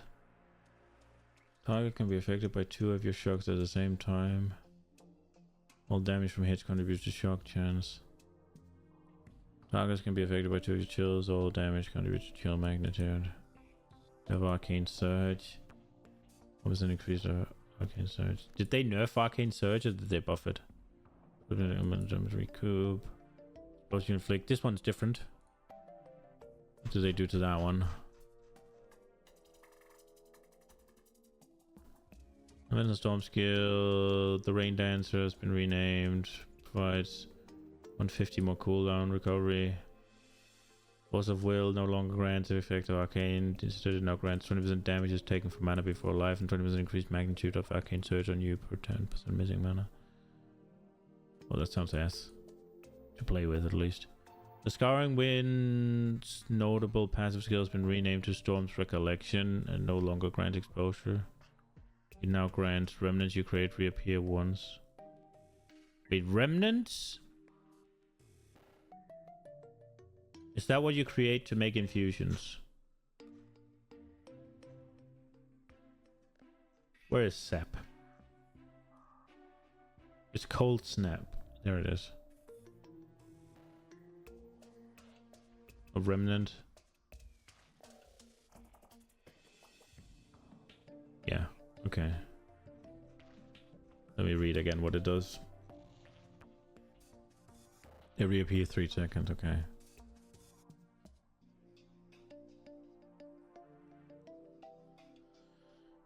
So you'd wanna... So I'd wanna go here, I guess, and I'd wanna take... that one, maybe. Elemental Storm. I'm not feeling it. I don't know if I can be bothered. Fucking hell! God damn it!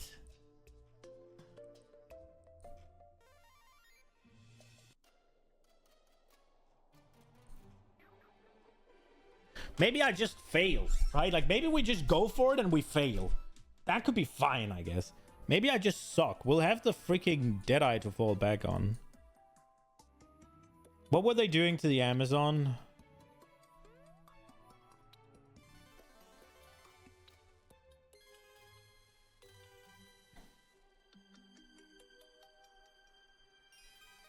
Critical Strike no longer spelling, you know, it's Hubble. The Elemental Surge, no. They didn't do anything to it. Really? Oh, we could go Amazon again then, I guess.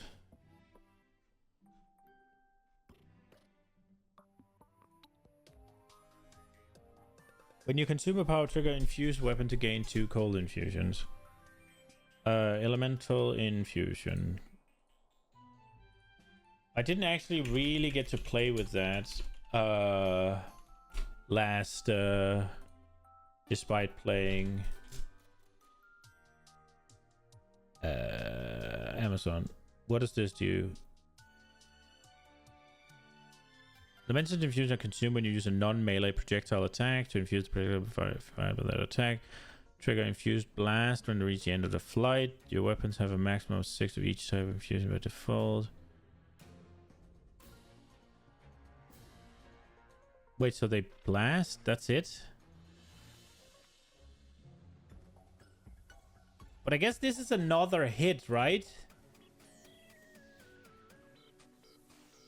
50% chance for your infusions, particularly without consumed. Open weakness. 2% 20% increase move on enemy with an open in your present.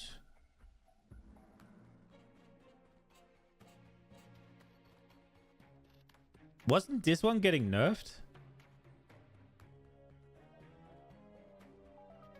I feel like this one got nerfed.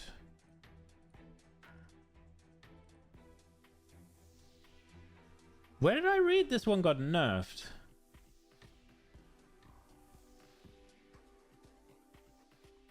Am I stupid?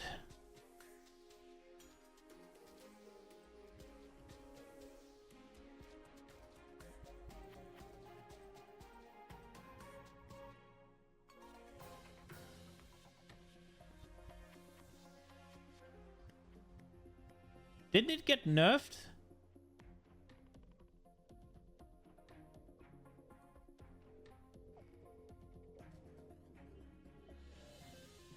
I feel like it got put down to 15%. Amazon critical strike change for the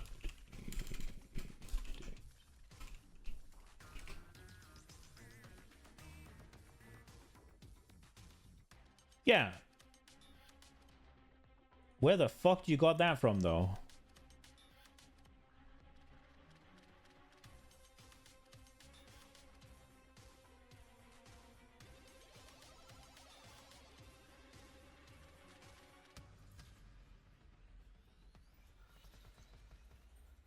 Maybe it's not... maybe it's not really enough. Because there is changes to accuracy, right? You scale more. Oh, is it up by the player changes then? Oh, I saw Amazon. Rename.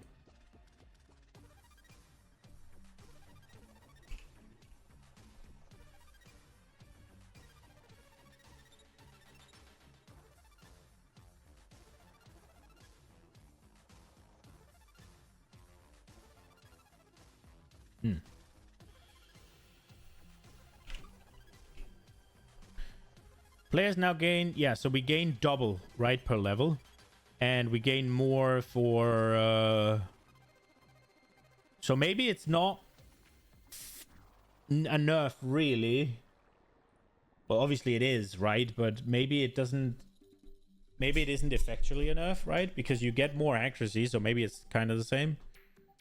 Do we just go that again?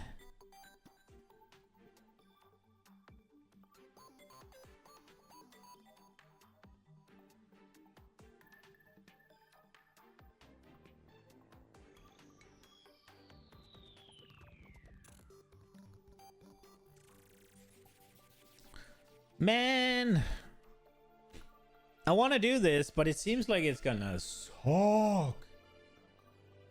Ah, fuck it. We'll try. If it sucks, it sucks. We'll try it. It's fine. If it sucks, I'll level a character off stream, right? We'll be fine.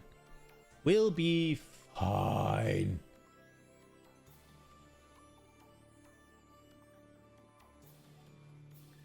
Okay. Maybe I'll surprise the world and make something that's meta. Not a fucking chance. Where is it? Okay, here we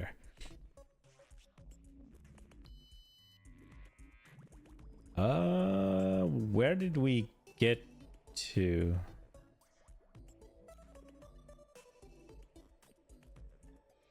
Here. Vulnerability. War banner. 25% more tank damage. Wow, okay. 5 to 6. 50 increased accuracy rating. Okay. 25 increased attack speed. Now it's a longer duration, right? Yes.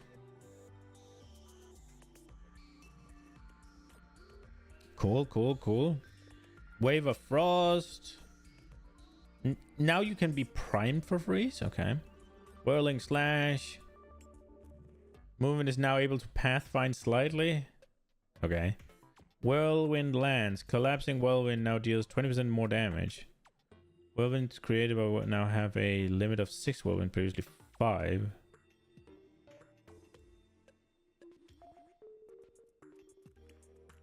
So they're better? Are they better than Whirling Slash then?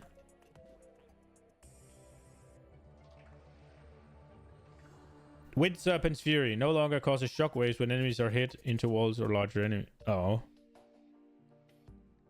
Quality provides a knockback distance instead of no. Or more knockback instead of increased.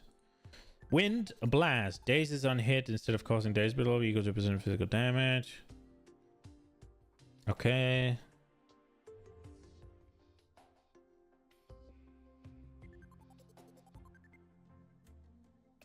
Updated the description for Raging Spirits to clarify that the Flaming Skulls do not follow player commands as they're busy raging. What the fuck? Maybe you go play Blood Mage. Do you want to play Caster though? Dude, Caster's got some cool shit. I think the infusion stuff is going to be really dope. And one of the main mechanics of Blood Mage is the remnant stuff, right? Where you have to pick up those little life remnants. Infusions are also remnants. So it's gonna be... You're gonna be doing it anyways if you're playing that, right? If you're gonna play elemental or elemental spells, you're gonna want to pick up these infusion shits. So that could be too much walking around picking up stuff. But it also could just be one of those things where, I mean, whether it's red or it's orange or blue or whatever, it doesn't matter. I'll go pick it up, right?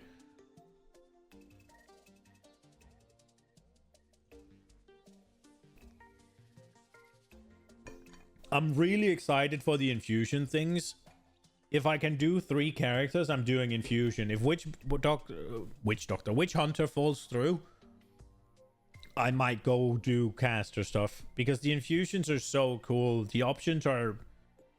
like, the things you can do are massive. Like, there's so many combinations and possibilities. It's really cool. Whether it's going to be powerful, I don't... yeah. It probably is. It looks like it's going to be. Right, these don't care. Unique items. Bira's Anguish unique charm now creates ignited ground for 4 seconds while you use ignited enemies as though dealing fire damage equal to 5% of your maximum life. It no longer ignites enemies in your presence on use. Okay. Wasn't this one... you could use this one to just clear maps with? There was some sort of tech where this one just exploded maps, wasn't there? Black Braid unique body armor has armor. Applies to elemental damage. Previously 100%. Existing version can make better using it. I know. Good luck. So if you want to go armor stacking into this... I'm hoping that Black Braid unique armor has a lot of armor on it then. The Bones of Ul unique boots provides... increased reservation efficiency of skills, which create undead minions. Instead of undead minions have 20% reduced reservation. Okay. Existing items will have reduced reservation efficiency, but can be updated with the divine orb. It also now has... wait. Reduced reservation efficiency, so they're gonna be worse, or... okay. It now also has increased movement speed. Brisk Wrap unique body armor. Gain deflection rating equal to evasion rating. The Death's Harp unique bow has critical damage bonus. Less. Existing items can be made worse with a divine orb. Effigy of Cruelty.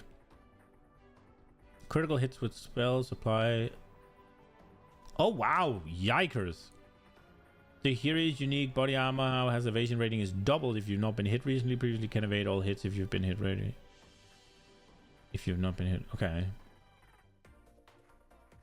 Ice Tomb unique body armor now grants gain cold thorns equal to maximum mana instead of freeze as though dealing cold damage. Okay. Malagaro's Virtuosity unique gloves now have your critical damage bonus is 250, previously 3. This change of... okay.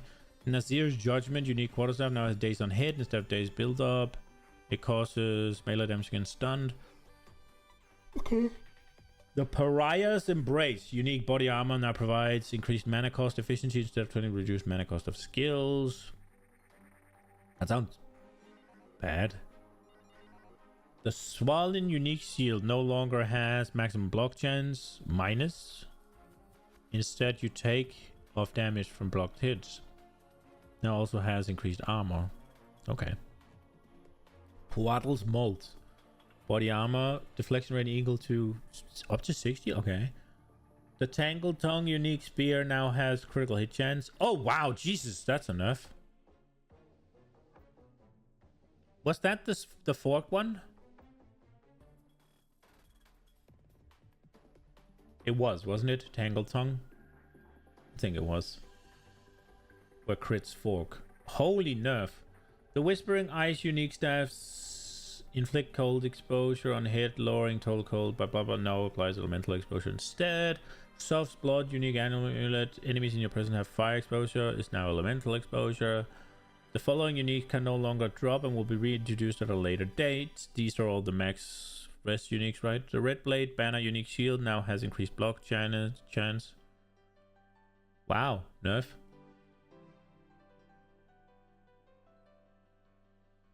Like Custody unique shield now has block chance. Nerf. Wow, they're nerfing block. It's all of them. All of these are just nerf block. Doomgate unique shield has increased block chance. But that one's getting buffed. And now has you take... oh. Okay, well. Item changes. Distilled Emotion has been renamed to Liquid Emotions. Okay. 3 lowest tiers of liquid emotions are now called diluted liquid emotions, with the 3 highest now called concentrated liquid emotions to better distinguish between the tiers. Diluted and concentrated liquid emotions have also received new 2D art. Okay, I don't even know what these are. Orb of Chance are now more likely to succeed on amulet, rings, belts, and charms. Okay. More Varlorbs are now found during the Trial of Chaos and less often from other sources. Okay, so now go do Trial of Chaos, I guess, if you want Varlorbs. Following omens can no longer be obtained. Omen of Greater Annulment, Omen of Dextral Alchemy, Omen of Sinistral Alchemy, Omen of Dextral Coronation, and Omen of Sinistral Coronation. The Talisman of Eshtan now provides increased cost efficiency. Items with inherent skills can now rarely drop with skill levels up to level 20 in high tier maps. Modifiers on martial weapons now roll up to 25 critical damage bonus. Previously 39? Yikes. Okay. Big nerf. Because that one's multiplicative as well, right? Owie, owie. Corruption implicit on martial weapons is now 5 to 10 critical damage bonus, previously 10 to 15. Ow. War Pick, Battle Pick, and Strife Pick, one hand mace implicit modifier are now 5 to 10 critical damage bonus, previously RIP. Implicit modifier for Construct Hammer, Structured Hammer, Fortified Hammer now provides 40 chance to days, previously cost days build up. Okay. Crackling, Arcing, and Bolting Quarterstaff now have inherent physical damage, as well as a smaller number of inherent lightning damage. That's nice. That means they're not completely useless for a lot of people. Cultist, Adherent, and Fanatic Bows have inherent physical damage, as well as a small amount of inherent chaos damage. Existing items are unaffected. Okay. Sea Glass Spear now has less attacks per second and a base crit of... Wow, the nerf! That was the spear I used. Owie, owie. Gemini Bow now has less attacks per second and a little bit less damage. 1 less damage. That seems so... Why? Reduce the number of increased block chance modifiers on shield from 7 to 3. The highest tier modifier now has up to 30% increased block chance, previously 81. Jesus. That is harsh. They really don't want you blocking, huh? Corruption Implicit Shields now has less than half increased block chance. Iron Runes nerf as well. Holy shit. They were 25%. Now they're 18. And the same for armor. And Desert Runes are nerfed. So are Glacial and Storm. Mind Runes are buffed. Stone Runes. Sequel's Rune of the Sky grants 5% Victor Chaos. That's nerfed as well. Soul Core of Jugurna grants 3% increased life on body armor. Previously 2 on all armor. Wow, okay. Soul Core now grants increased mana on helmet. 2 on all armor. Grants 30% increased freeze buildup. 1 max cold, 1 max fire, 1 max lightning. I guess those are pretty good to stock it in.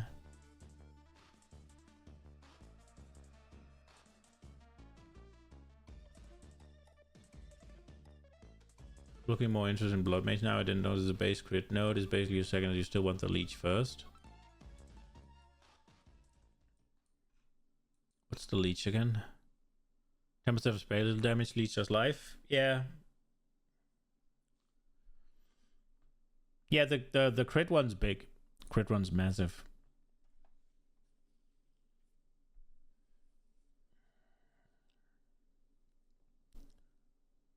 Blood Mage was the one I was more likely to play if I was gonna go for the spells, I think.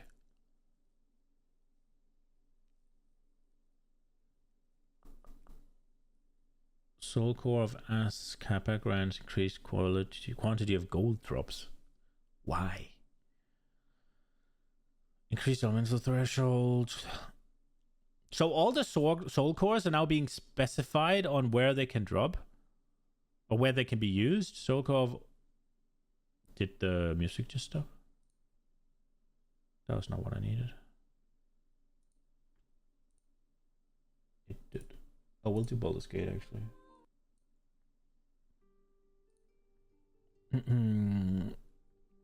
Reduce slowing potency, reduce critical damage bonus. 30% of armor also applies to cold damage from hits.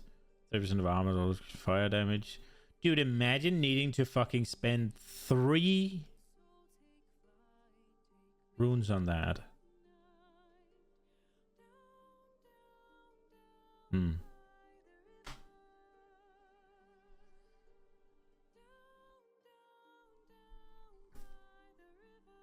Fox Talisman grants present area of effect on specters. All talisman grant increased cooldown recovery.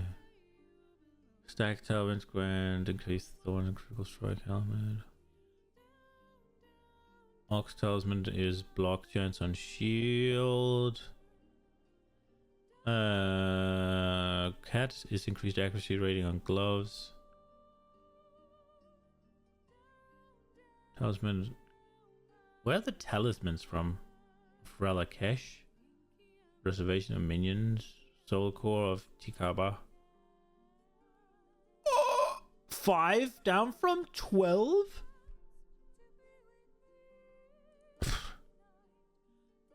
New suffix that can roll in strength armors. The grant's armor applies to elemental damage. Roll in dexterity. The grant percentage of your evasion rating and deflection rating. Suffix modifier that can roll intelligence, body armors, grant faster start of energy shield recharge. Existing modifier for increasing energy shield recharge rate to the roll and focus and also rolls intelligence helmets. Lowest tier modifiers granting level to all skills with specific type 2 and weapons have a value of +2, previously 1 to 2. Existing mods can be updated. Okay. Damage gained is extra elemental damage, increased mana regeneration, increased critical hit chance for spells, and increased critical spell damage bonus modifier when staves now have higher values and corresponding modifiers on wands and foci, 50% higher on average. Okay. Increased critical hit chance for spells, modifiers, and wands now span from blah blah blah. Previously. Oh, nerf. Okay. Duels and time-lost duels can no longer roll minion accuracy modifiers. Yeah, because you don't need them anymore. Scepters can no longer roll allies in your presence have additional accuracy modifier. Nice, okay. The stack talisman socket into scepters now grant allies in your presence deal attack lightning damage. Okay. Lesser Adept rune now correctly provides 6 dex when socket in a martial weapon stuff +5. Embroidered glove base type, not the one used by Leopold's Applause Unica, has been renamed to embellished gloves. The weapon swap speed, duel, and corruption modifier can no longer roll. Man, I'm not liking this.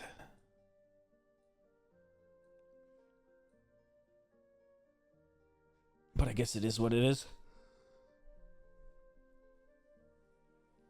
Lowered the growth on monster evasion rating with level 30% less, okay. Failing to collect all the hourglasses during Serok, the Temple of I no longer fail to trial the Segamas. Now instead only damaging your honor. If you fail to collect the hourglass, it will now enters a secondary phase where the hourglasses and slow debuff persist, but at a much slower rate. The life of most Act 3 bosses have been reduced by approximately 15%, okay. Rogue Exiles now get additional life scaling from level 65 and onwards, resulting in roughly life increase from tier 1. Okay. Tree and Foul Spawn can once again be found in bound as a Spectre. Non-unique items on Rogue Exiles are now affected by increased rarity of items found in area. Monsters in the Viridian Wildwood unique map now have a lower aggro range while in the darkness. The map version of the Rattlecage, the Earthbreaker boss, has been renamed to Volcar the Emberborn to better distinguish between two fights.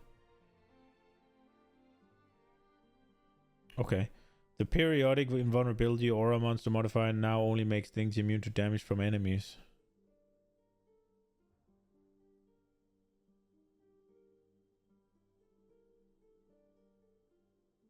Huh? What could you do here? Is it fire? Like,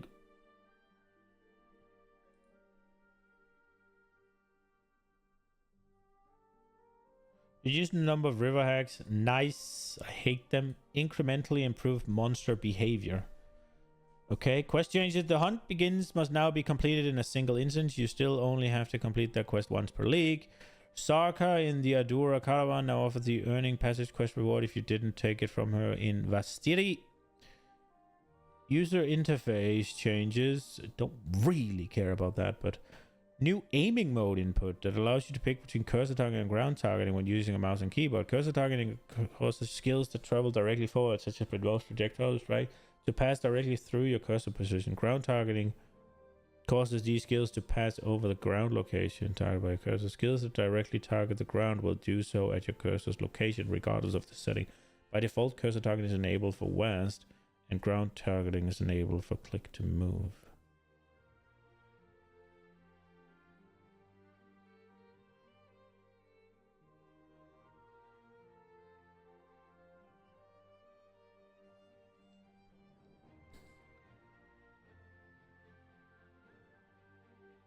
The fuck's the difference?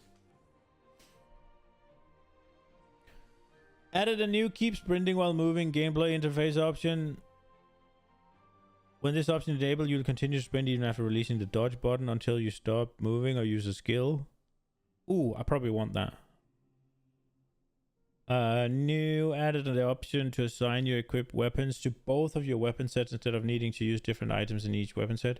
This can be enabled by right-clicking the weapon set icon on keyboard and mouse or holding the Y triangle. Okay, that's nice. They finally did it. I needed that last league.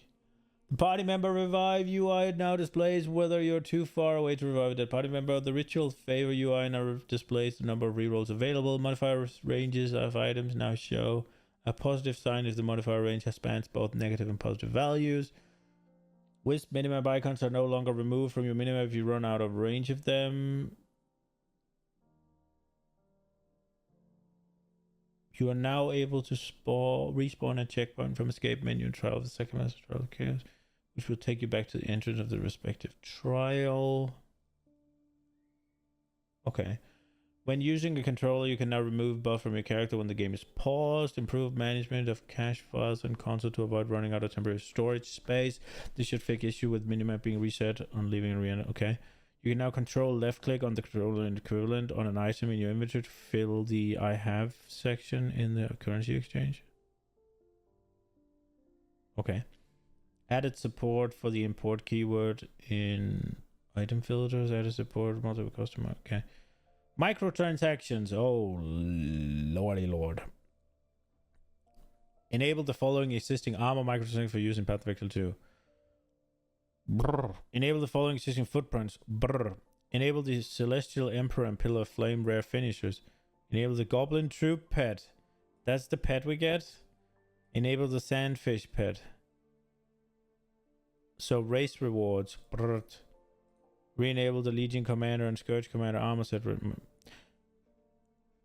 What about my turtle? Can I have my turtle? Is that a thing?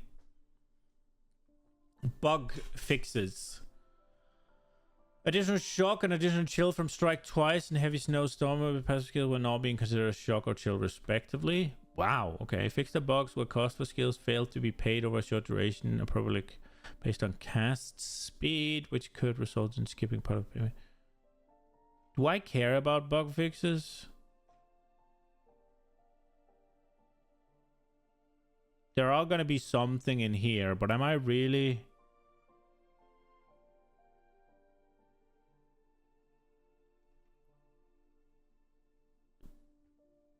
Do I really know enough? I don't think. Fix the bug where Twister could become invisible when passing through an empowered stage 4 whirlwind lands. Okay. All right.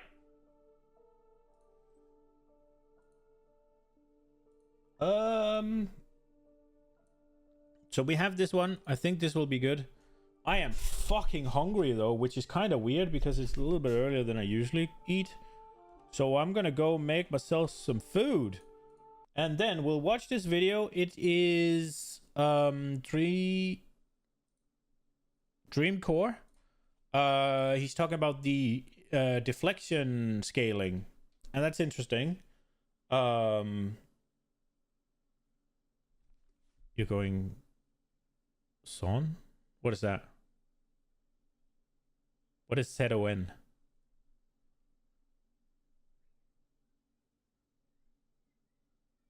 Amazon. I don't think so. I was thinking about it, but I think I'll go. I think I'll stick to the Witch Hunter, even if it's less cool than what I first thought. I think if I can't make it work, I can't make it work. I'll play Witch Hunter on stream, and I'll play Deadeye off stream, I think. And then obviously if Witch Hunter just completely falls apart and it doesn't really work and it sucks or whatever, then we'll just can it. Yeah, I think Witch Hunter is. If you want to watch Deadeye, you can watch basically any streamer, right? So I'm thinking the idiot trying to figure out how to do Witch Hunter is going to be cooler. And I really want to do the whole crossbow single target, and I want to do something else for clear and support. I think it could be cool. Found 50% of the streams are Deadeye. Dude, the Deadeye changes are fucking cool, though. That's the only reason I'm playing it, despite it being so meta. It's because it's so cool.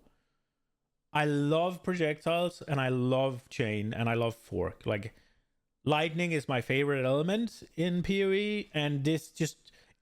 projectiles, just having... blasting off projectiles, and then having them... brrr, I'm so in. I'm all in.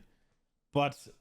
I really like the idea of having an absolute blaster single target with the velocity rounds and stuff. So yeah, we'll figure it out. But yeah, let's hear what Dreamcore has to say about the deflect while I cook some eggs and make some food, because my stomach is growling and you're gonna hear it soon. Deflection is a brand new stat coming to part of Exile 2 as part of the Third Edict update. This stat has been designed as a complementary defense for evasion, which previously lacked a good method of mitigation, meaning that pure evasion builds often got one shot whenever a larger hit made it through that avoidance layer. Fuck that. This pushed the majority of builds on the right side of the passive tree towards a hybrid setup to feature Energy Shield as an extension of life, thus being able to absorb some of the larger incoming hits. Now, from what we know about deflection, this is a less damage taken modifier, and when rolled successfully, it will apply its less damage taken modifier to any hit, not just hits that could be evaded by default. So this means you'll be able to mitigate large area of effect hits and slams, and even boss abilities using deflection.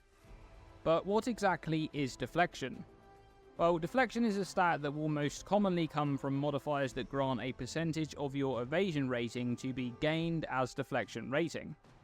Deflection rating provides a chance to deflect damage from hits, preventing 40% of the damage from not just the hit itself, but also any damaging ailments that are applied by that hit. The chance to deflect is based on your deflection rating weighed against the attacker's accuracy rating. However, unlike with evasion, the chance to deflect is not capped at 95%, and can go to 100% with enough investment. But how much investment will that require? Well, to answer that question, we need to first find out the deflection formula. GGG did not add any additional information to the 0.3 patch notes that weren't already mentioned in the reveal stream regarding deflection, but the footage itself has all of the information we need. Because we're shown a character sheet with the character level, their evasion rating and estimated chance to evade, and their deflection rating and estimated chance to deflect. From this information we can work out the formula. So in PoE2, the character sheet has an estimated chance to evade percentage, which is calculated based on your evasion rating weighed against... This guy's fucking big brain, huh? ...the average accuracy rating of a normal monster at your character level. So where does he have how much of his evasion rating is used? Oh, there. So he works out the how these two correspond to each other, 50% ish. So and that's okay. And then he works out, okay. In this case, we know the character is level 82, and we can find the average accuracy rating of a monster at that level by looking on pt.2, which is 1705 accuracy rating. And with this data, we can punch those numbers into the chance to evade formula to confirm that everything is correct. This comes out at 62.84, and the character's estimated evade chance is 63%, so that's about right. Then we can do the same for deflection rating, replacing the evasion rating in the same formula to see if deflection will be using the same formula as evasion. This comes out at 39.7, so it looks like the rounding is slightly off, as there's a 39% chance to deflect in the character sheet.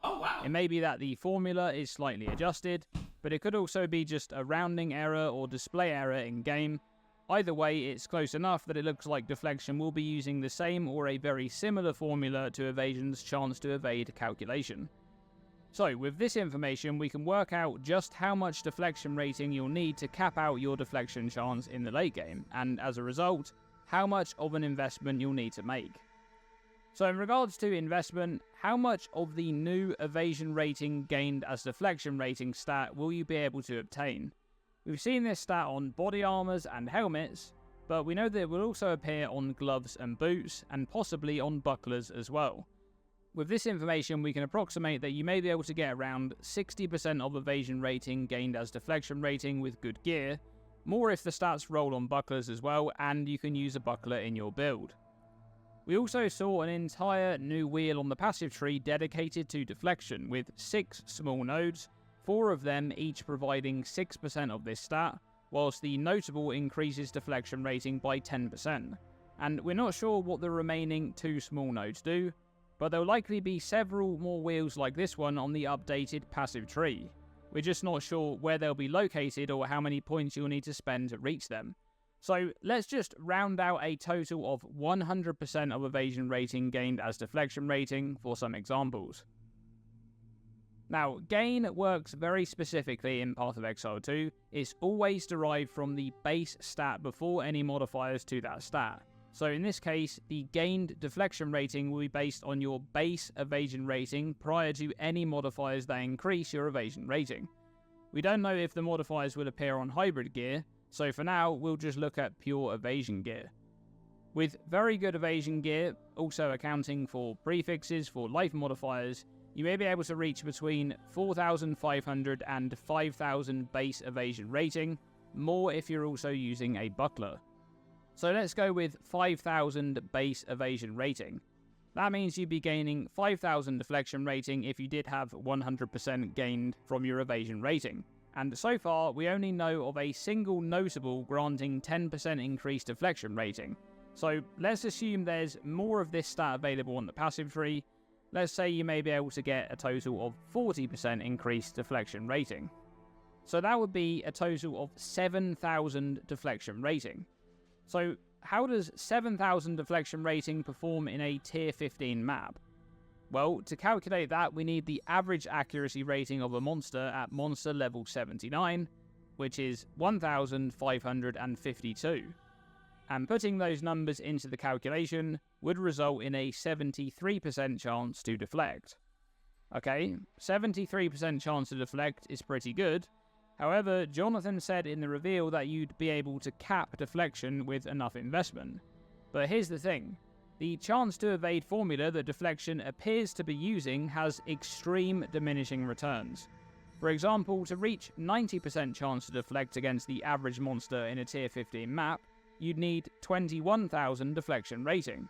But to reach 100% chance to deflect in the same scenario, you'd need 500,000 deflection rating.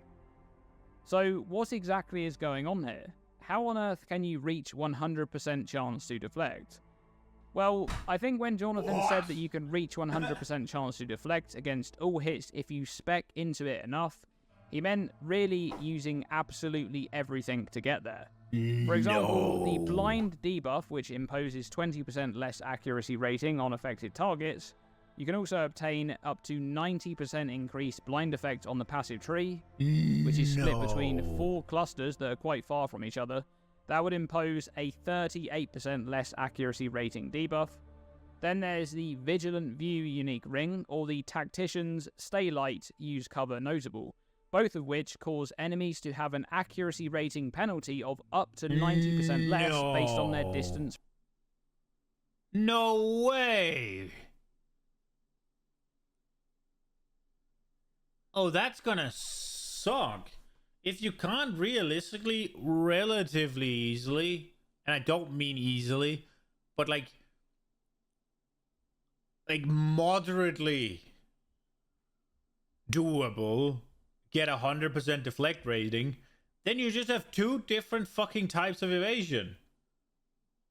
No. From you. But do note that both of these also cap your evade chance at 50%, which is a huge downside.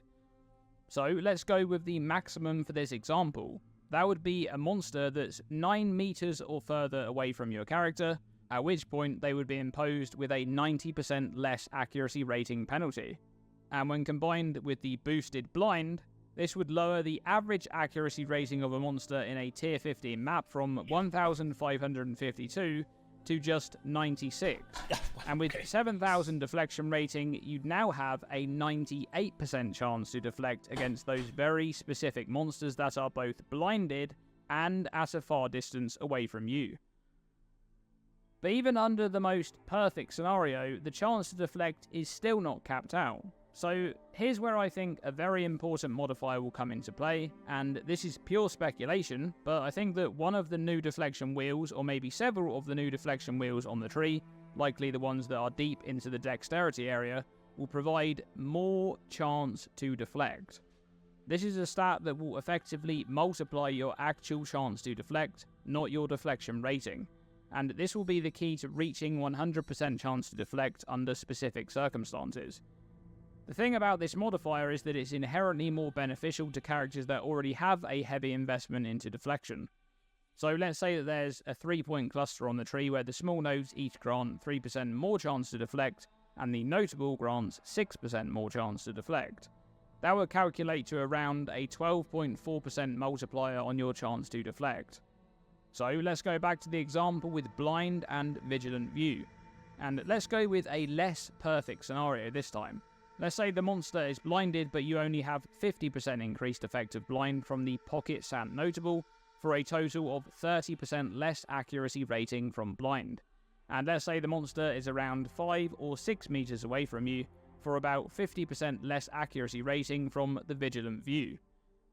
That would bring the monster's accuracy rating down from 1552 to 543, and with 7000 deflection rating, you'd have an 89% chance to deflect. If you then had the imaginary more chance to deflect wheel that I just discussed, that would be approximately a 12.4% multiplier on your chance to deflect, rounding out at 100% chance to deflect. This is one of the only ways that I see being able to cap out the chance to deflect if the formula is indeed the same one used for chance to evade. However, one thing to mention here at the end of this video is that it's possible that the footage shown in the reveal stream simply had the evasion formula in place for deflection, even though the actual formula may be different by the time the patch goes live.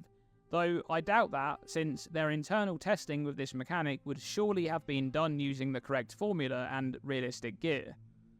Now overall, it does look like deflection will be a great addition to bolster the defenses of pure evasion builds, but we're not sure just yet if the modifiers will appear on hybrid gear, and even if they do, it may not be possible to achieve a high chance to deflect due to having a lot less base evasion rating to pull your deflect rating from.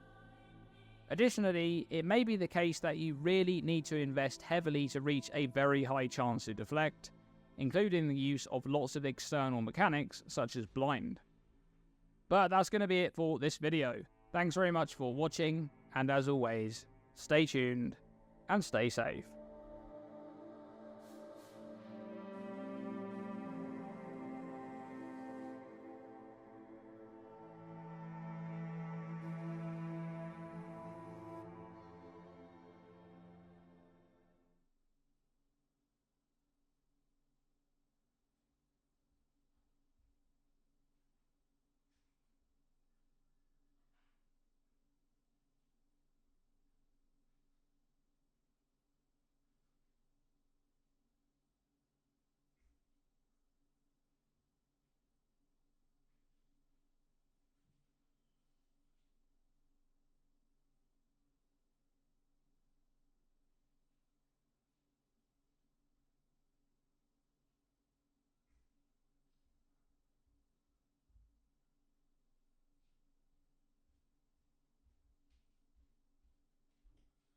So, as he was talking about this, I just thought to myself, you kind of have to have.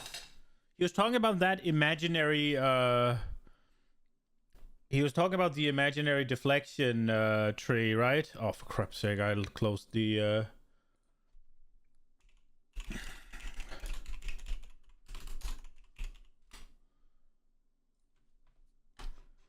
He was talking about the imaginary, what's it called, the deflection chance, right? Now, I don't know how much higher amounts of armor you get in comparison to evasion rating.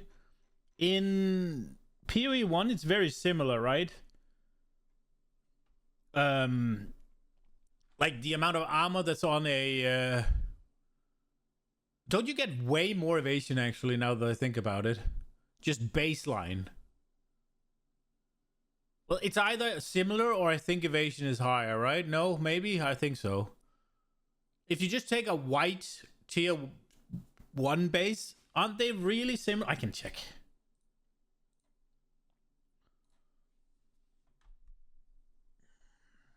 I think I can check at least. Oh, that's not what I wanted.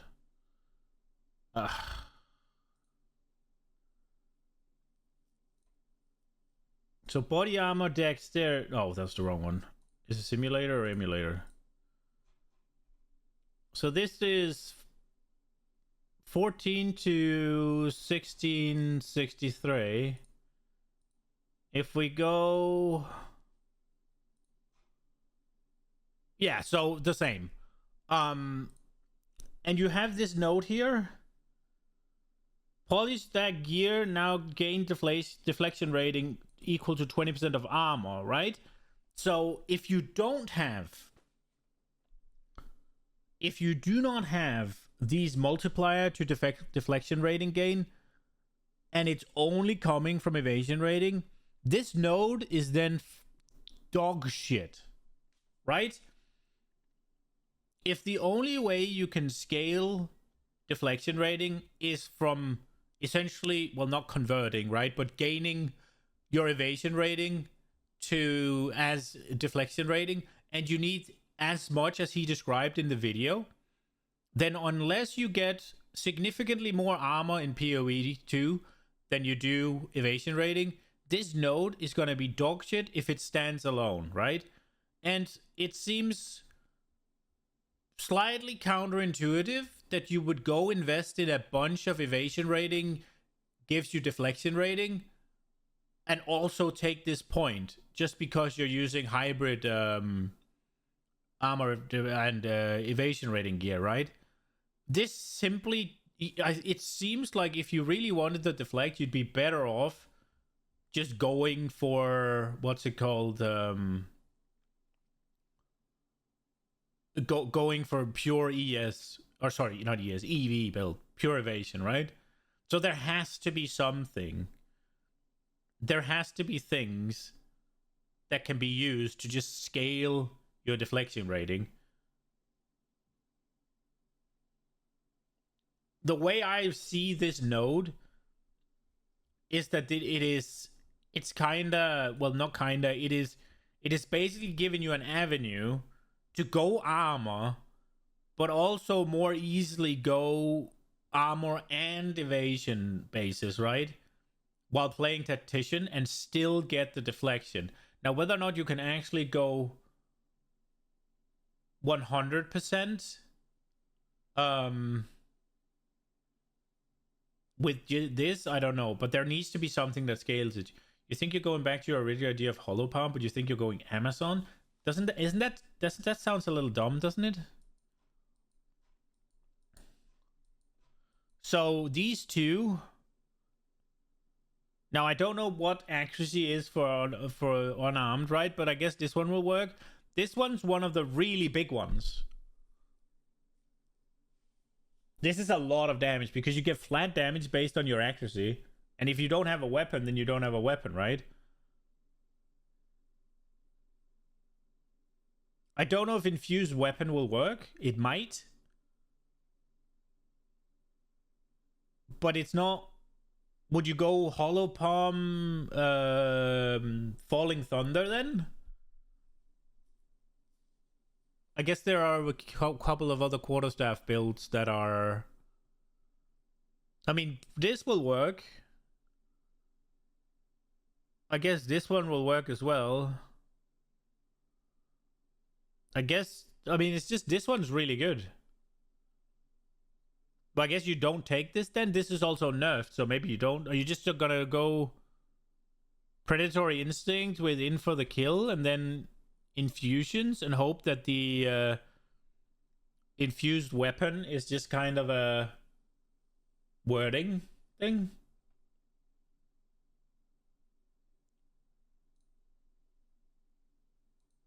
I will say this one was the massive node last season, and this one's not getting nerfed, or this felt like a massive node at least. It's a lot of flat damage. Maybe it was just good for leveling. Oh, I need my X. Fuck. And some drink.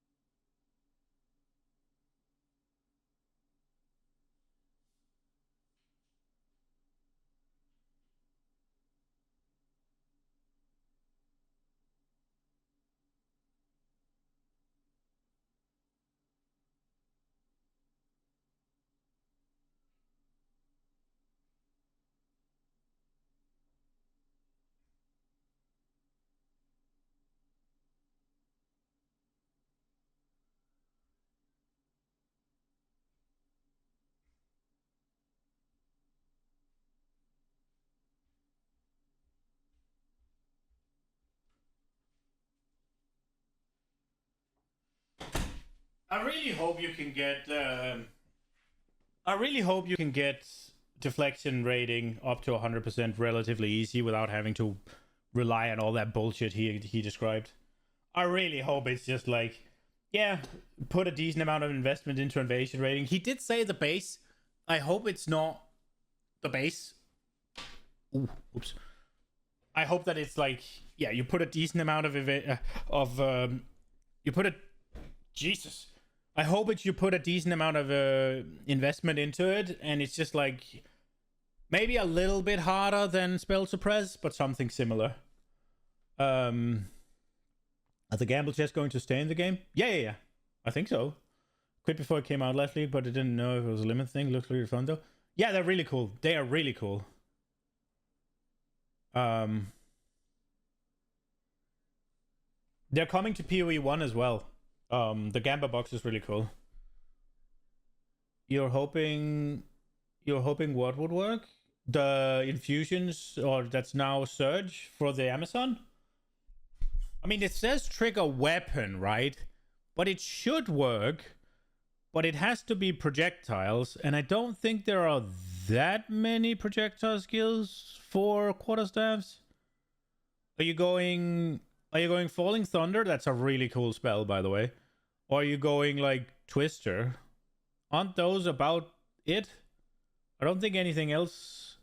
Are the Glacial Cascades things? And the lightning wave, whatever, are those projectiles? I'm not sure. The accuracy thing on the weapon for unarmed. No, that I don't. I would be extremely surprised if that works, because it's the explicit modifier of accuracy on the weapon. It's not your accuracy with weapon. It is if you have a weapon that says flat fizz, percent fizz. I don't even think the hybrid accuracy fizz would work. But if we just say flat fizz and percent fizz, and then crit chance and crit multi, that node, as far as I'm aware, does 0 for you. You need to roll the accuracy explicit, I think, but I could be wrong. That's at least how it seemed last season. Read what I've highlighted. I'm not playing Warrior.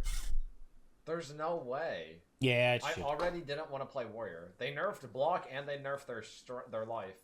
Buffing ES? I hate to say it, but like you can't make this up that they nerfed life. Yeah, because the life numbers are so incredibly like insane, man. Life was just too strong. I don't get it. How come they keep saying the evasion guys were weak? Whenever I was playing a game, hybrid evasion ES guys were just fucking I think I saw broken. this. I feel like I commented on this. Shit, where they would it was like a million times better. Million times better. I will agree, Giant's Blood was too strong. You were just forced to doing it pretty much almost every build, unless you went like crit, dual wield. You were just like dumb for not doing it, because it was just like, okay, you just gain 3 defenses and all you have to do is just get 600 strength, which strength is life and then hardcore life is good, so fair enough. Evasion, which was currently the meta in the last Path of Exile 2 season, because, throwing javelins and doing ridiculous damage was kind of good, and, the evasion stuff was around the javelin stuff. That's pretty much it. That's all you need to know. So players kind of got a chance to use evasion and see how they liked it, and it turns out they did like it. So evasion is very strong in Path of Exile 2, and evasion is going to get additional ways to gain deflect, and also... I don't think evasion was good, was it? Wasn't evasion kind of shit? And the energy shield was just busted? Am I dumb? I feel like it's kind of like you have... It would be... You have this thing. I feel like evasion was just Ghost Shroud, right? You just gen... What's it called? ES, whatever. I don't... Maybe I'm wrong, but I don't think evasion was that good. The evasion was just... Felt kind of like just a glorified...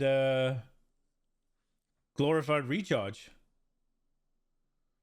Evasion was shit. Armor was shit. Evasion was okay with acrobatics, and energy was OP as fuck. Was there any single person that played pure evasion on the lightning spear or whatever?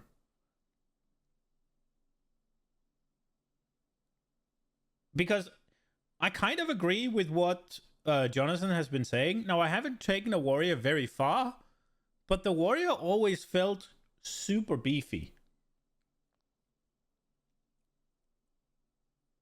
And I didn't go block. So it's like, I'm not sure armor is as shit as everybody's saying. It's not the experience I have, but obviously I've not gotten very far either. I think I got to like... Have I gotten to like early maps or just cruel difficulty or something?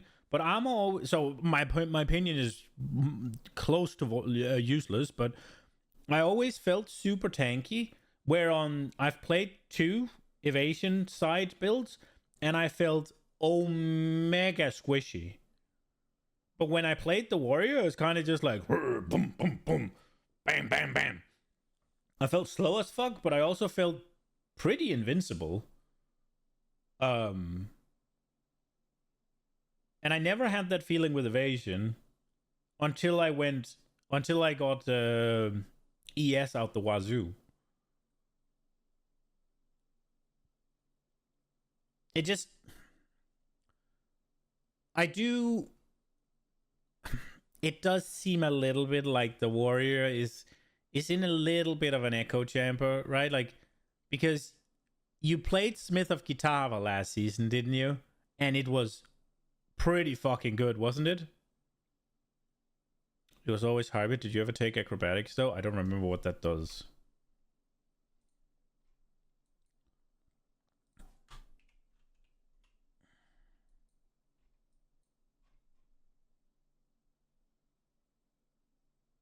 No, I did not. I did not take that.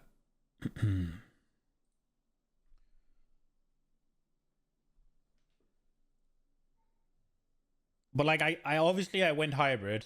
Yeah, can evade all hits, but 75 less, right? 75 less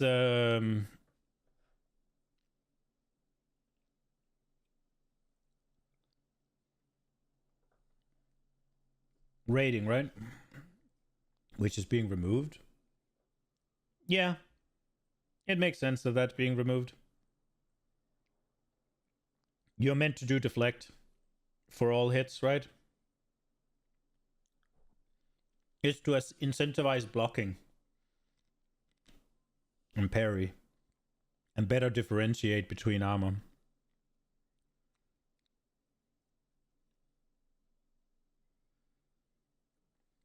I mean, the point I'm trying to make is I hear that armor is super shit, right? I get it. I do see all the calculation that armor is super shit and all that. It just doesn't quite compute or seem like it. When you look at people were playing warrior in season 1 and doing fine. It was a meta build in season 2 until Lightning Spear completely ran off with it, right? At least in the beginning, there was a lot of Smith of Kitava, right? And it was pretty successful.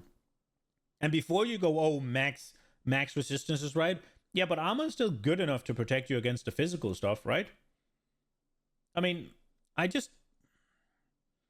get the armor.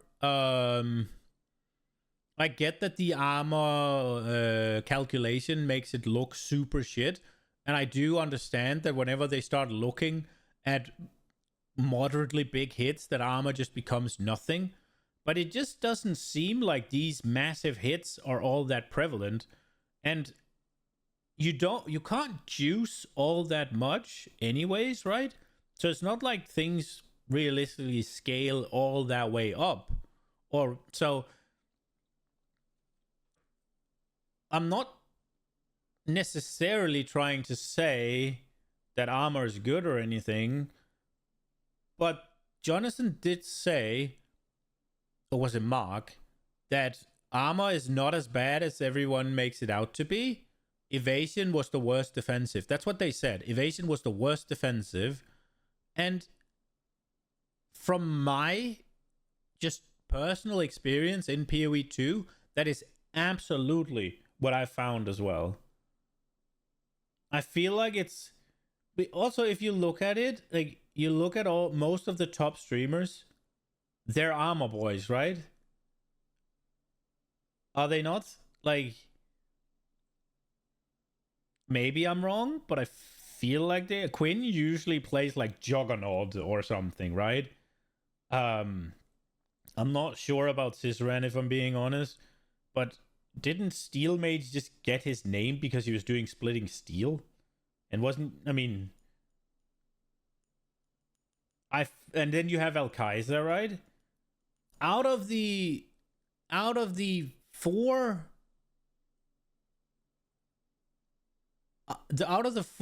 hardcore streamers that I have what's it called, any sort of knowledge about what plays, they're more often than not playing armor. And the only reason they play evade ever is for spell suppress specifically.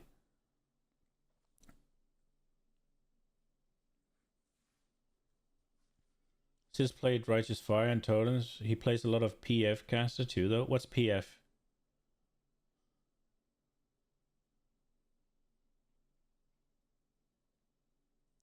the things I've seen him, he plays a lot of off-caster.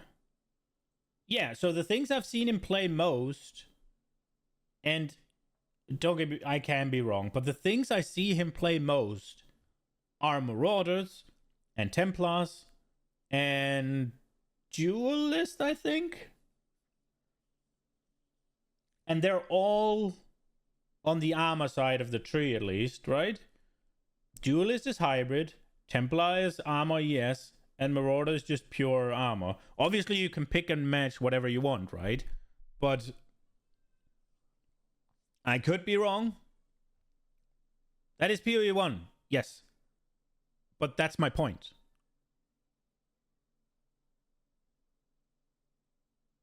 They play hardcore, though. They all go tanky. Yeah, because they play hardcore, but they don't really want to play hardcore. They play hardcore, but they overgear, overlevel, overprepare, completely trivialize the content that they're playing, right? They play hardcore despite doing everything in their power to make sure that nothing can ever kill them. So effectively itemizing hardcore out of the game. Yes. Tuma, I get that. Armor is completely different. I'm not saying armor is good in PoE 1, therefore armor is good in PoE 2, right? That's not what I'm saying. What I'm saying is that I think the negative stigma or whatever surrounding armor also comes from the fact that these guys are armor Andes. That these guys are always playing armor, and now armor is not as good in PoE 2 as it is in PoE 1. Therefore, me cry. Right? And whenever you have large content creators who are very passionate, somebody like Quinn, right? Whenever he's upset about something, he molds out completely. Now, and he absolutely exaggerates the issue because it's a big issue to him, right?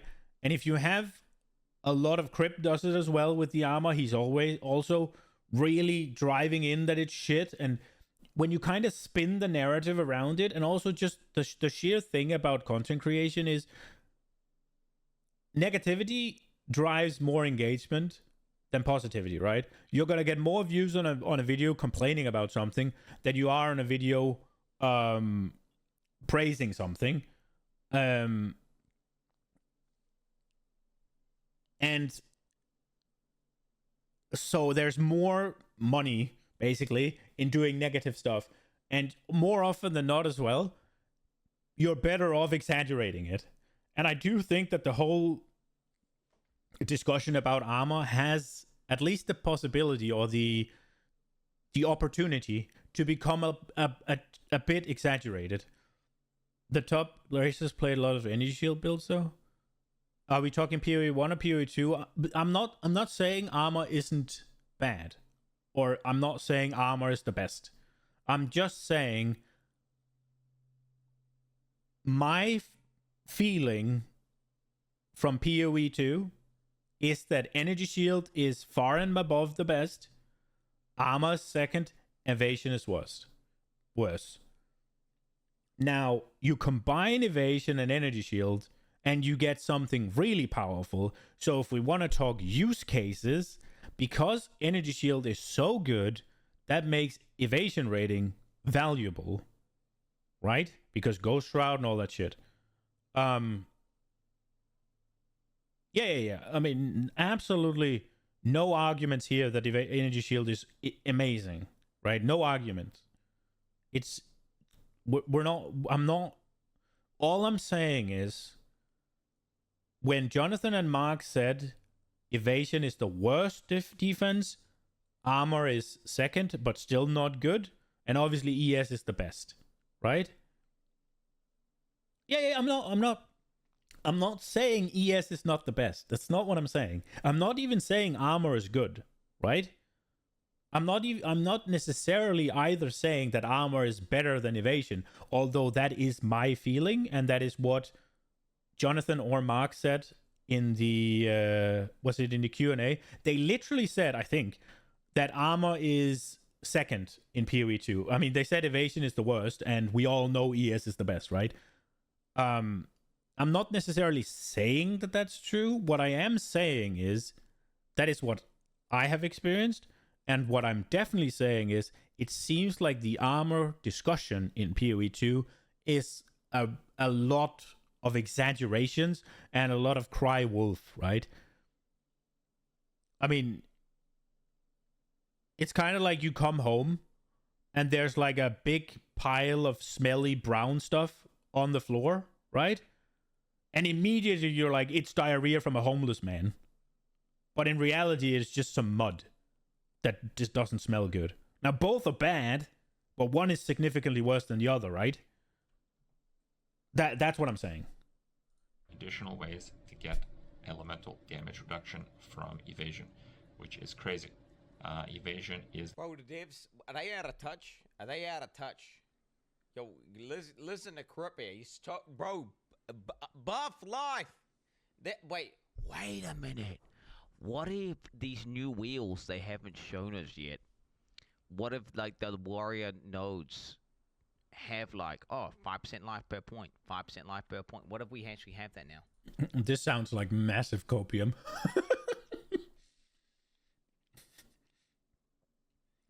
I think the only reason evasion was played last season is because it what's it called? It's because as a supplemental defense, evasion is really good. I think it supports energy shields really well and adds like a powerful effect to energy shield. It makes energy shield, which is already the best, significantly better, rather than evasion being good standalone. That's what I think. What if that's what they haven't shown us? What if that's the change? And actually, Warriors got hella get big buffs because they gave us lots of fucking, life nodes. That sounds like massive copium. Ooh, hey, wait, maybe that could be the case. getting They will have reduced attack speed on them. overall a big buff, and I can't They'll say, have reduced attack given the speed. challenges we might be facing in the next league, can't say evasion is going to be like the best in the next league, but evasion was the best in this league, and it is getting better, in my opinion, probably quite significantly better. So that is a head scratcher, because Energy Shield was really, really powerful. It's pretty much the same. How is he saying that evasion was the best? I don't agree with that. Evasion was the best in this league. There's no way. There's not a single person that ran just evasion, was there? They all ran hybrid. As soon as you got acrobatics, you felt completely safe in your archer. Just should have also gone ES too.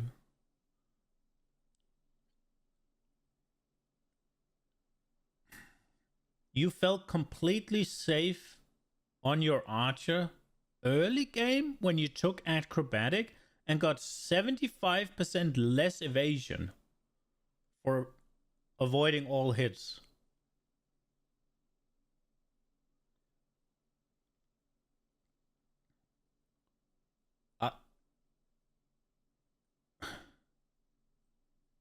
That doesn't make sense though.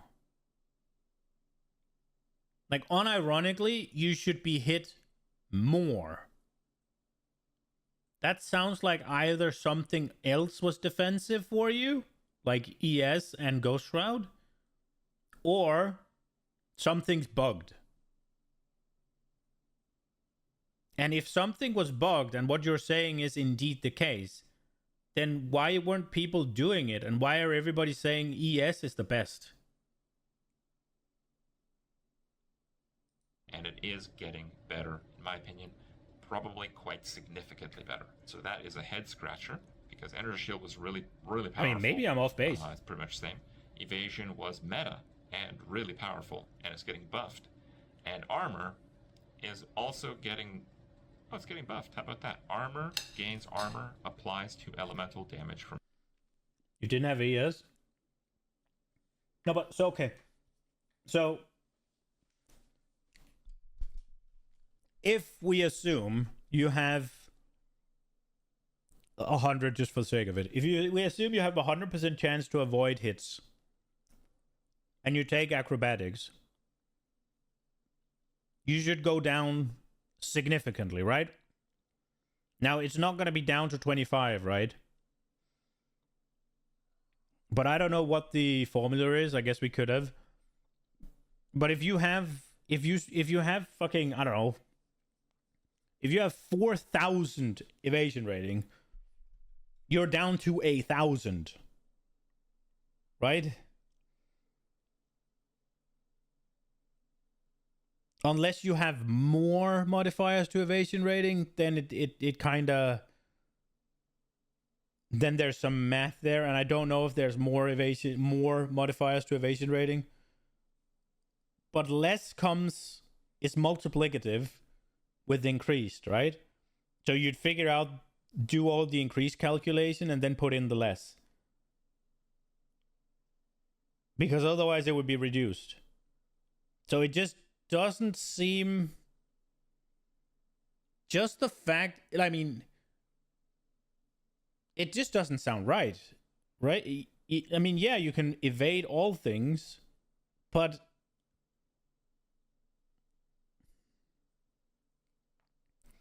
The only way I see what you're saying being the case is you have enough evasion to guarantee that you evade the first hit, and now that you can evade everything, that means you evade the first anything that comes at you, and then you one-shot mobs, right? That is the only way I see that being a thing, what you're saying, without it being other defenses. Because logically speaking, it does not make sense that you're in danger and you lower your defense by 75 in order to be able to use that defense on more things, and now all of a sudden you're fine. Unless they only get to hit you once. Hits. And some people are really stoked about this change. Here we And go. I will tell you that you can throw your high it is. expectations in the trash can. Ooh. Because this is completely useless. Oh, In wow, Path of okay. Exile 2, the elemental damage taken from hits when armor applies to it, it applies before your resistances. In Path of Exile 1, it applies after your resistances, making it really strong, making it a really strong layer with high resistances, actually, and high armor. It's kind of complementing each other. Remember, in Path of Exile and Path of Exile 2, the bigger the hit, the less percentage mitigated. Yep. Okay. So it just if you don't have a huge armor value, your armor mitigating elemental will pretty much mitigate nothing. So when it comes to really big, like near one-shot level stuff, I think it will actually mitigate nothing. Like, you know, we're talking about like single-digit percentage mitigation, like actually nothing. And against small hits, it may be fairly effective. But one of the things a bit potent. Like for shotguns, it's gonna be so potent. But when you're getting hit by like multi-proj, that's when it's gonna be. You could be getting, you know. We watched the Dreamcore one, and he says the best case of it is gain extra damage as. More than half the damage reduction. So something that hits you for like, whatever, 500 damage, but hits you 5 times. You know, you're gonna take a lot less damage with armor scaling than you would deflection scaling in that regard. But I don't know how much shotgunning there is in. How much shotgunning even is there in PoE2? In PoE1 it happens quite a lot. You could get hit by 20 projectiles, but each projectile does 5% of your damage, 5% of your life, right? And if deflection would just get instantly like global there, whereas armor scaling would take no damage there. They'd have 90% DI versus everything. Yeah, but you'd have I have evasion, a story. right? There's a video of me clicking a box and then I die. Calm down, mate. Yep, this is it. There it is. Rip. So that was like a bunch of little hits. Yeah. So yeah, you can imagine that's lots and lots of little hits. And if you'd had, your armor would get lots of value there. So that'd be like the situations where it would be good. Yeah. Is that small hits is kind of like life regeneration. So if you invest in the elemental damage taken from hits, armor applies to that. It's kind of like getting like 1 or 2% life regeneration. That's pretty much what we're talking about. Let's not kid ourselves. And I mention it in this particular way He's because a one of the nerfs for Smith doubter. of Kitava is the 5% life regen node on the armor replacement is going to 3%, which honestly is probably exactly the difference you're going to get from elemental damage conversion. effectively. So, What? No way. Yeah, that is rough. Honestly, that's just bad. But He's totally it's only right one- though. He's totally right though. 100%. You're an idiot, right? If you don't just go deflection, because it's just going to be like a straight up multiplicative 40% damage reduction that you just get after getting a certain level of investment, like you are kind of fucking cooked. Whereas armor is we know that it's going to be bad. It looks like it's going to be bad. Everything I've gone through the footage. We've seen the node is 15%. We've seen the roll on the gear is 17%. We can see that clearly you're going to be around 100% of your armor applies to elemental damage as hits, maybe a little bit more.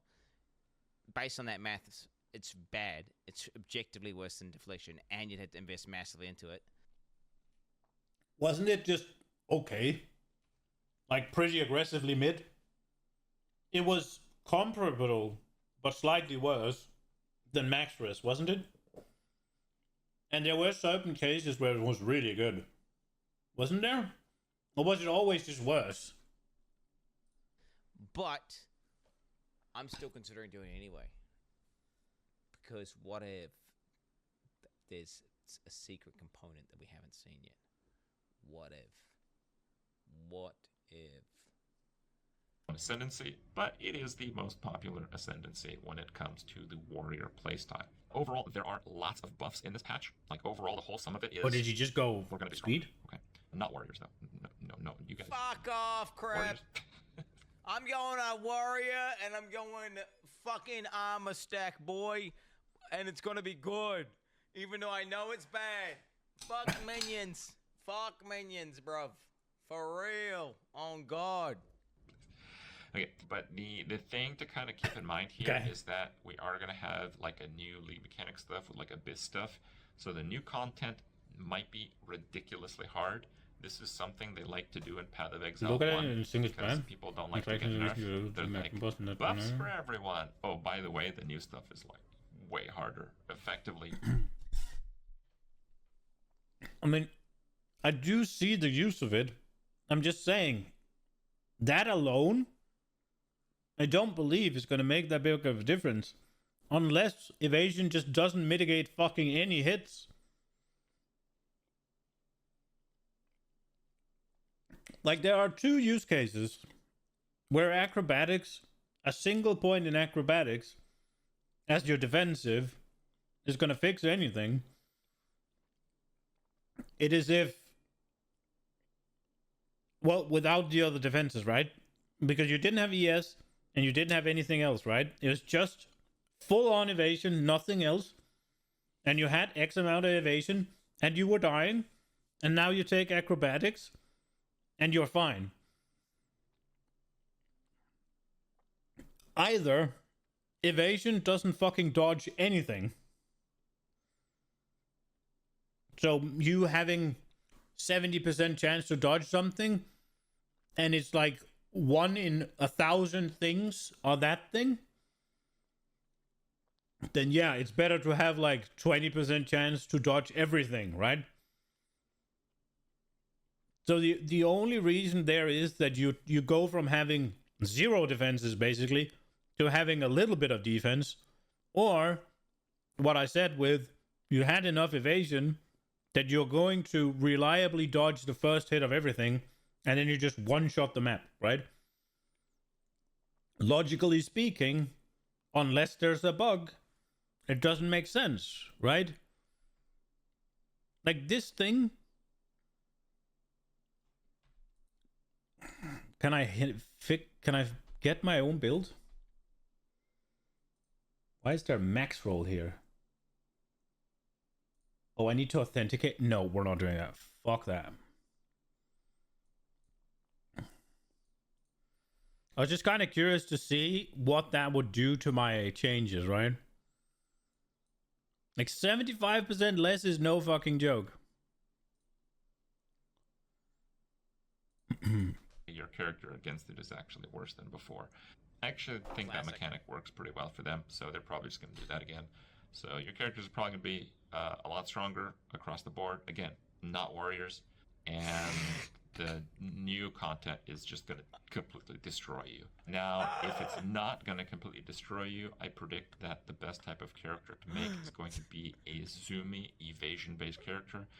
Evasion already being meta, already being the fastest type of character, and getting the most buffs to its survivability. It's just like kind of. I think calling evasion meta, with my understanding, is a gross, a gross misrepresentation. It was evasion ES, right? And that ES is important, but maybe I'm wrong. But I was fairly certain that it was hybrid ES and evasion, and ES is just busted, and you are using evasion to protect your ES a bit, but then also recoup it. Kind of a no-brainer. But if the content is actually very hard, minions are actually looking insanely good. For defeating extremely hard content, minions should do quite well. Now, if you do enjoy playing the warrior playstyle, I just like to remind you guys, this is a video game that we play. If warrior is the worst class, and you like playing warriors, what you should do is play warriors. True. Warriors, I think, are going to have a little bit of a different playstyle. However, basically, the defense, when you get defense checked, you are going to get destroyed now. Because you're not going to have your shield, you're not going to have the passive 75 block. But crap, they're adding the life nodes into the life tree. They have to be. That's why they took the strength, the base life from the Giant's Blood. They are putting life nodes onto the tree. Hopefully they are. They are. No. Dude, there's ES nodes. There's ES nodes. I get that's a defense. But, like, I get that's a defense and life is just a resource or whatever. But, like, fuck, who cares? Bro, they gonna be putting... We're gonna have, like, the sign life wheel is gonna be 15% max life. Each point's gonna be, like, 7% life per point. There'll be a thing. There'll be a mastery in there saying 15% more life. And we're gonna have, like, 10k... It's gonna be sick, bro. Warriors are gonna be living like kings. They're gonna rechange. They're gonna change the army formula. I do hope he's right, though. Again. It's gonna make deflection cucks jealous. Okay, they're gonna be jealous, bro. Straight up. Surrounded, and you're not like stunning the mobs around them, or they're not already dead, or you're not like moving past them so their attacks don't connect. If that stuff's not happening, your warrior's gonna get annihilated. Okay, but the ability to avoid that happening is actually better. A lot of the warrior, like mace stuff, is actually getting increased in damage. If you were getting more passives, you can probably increase your damage that way. So, you know, and we can't get micro stunned anymore if you have a decent enough stun threshold, which really, really helps warrior. So the idea of getting defense checked is going to be a lot. Wait. Right, if you could get a shield build, then you're basically getting armor. You don't need Giant's Blood, and then you've got a shield on. So then, cool, you can block everything. Right? Think about it.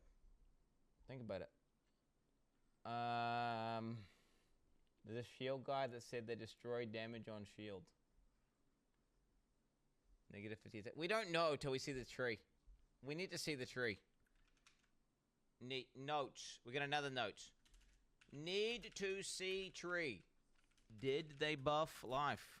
I feel like it's likely due to Giant's Blood nerf and how strong evasion characters were and how many buffs they are getting, right? They have to be, right? If they're... Okay, evasion was already strong as fuck and they got giga buffed out the wazoo. And they're getting deflection. Bro! Which is just insane, right? Am I tripping? Didn't they literally say evasion was the worst defensive?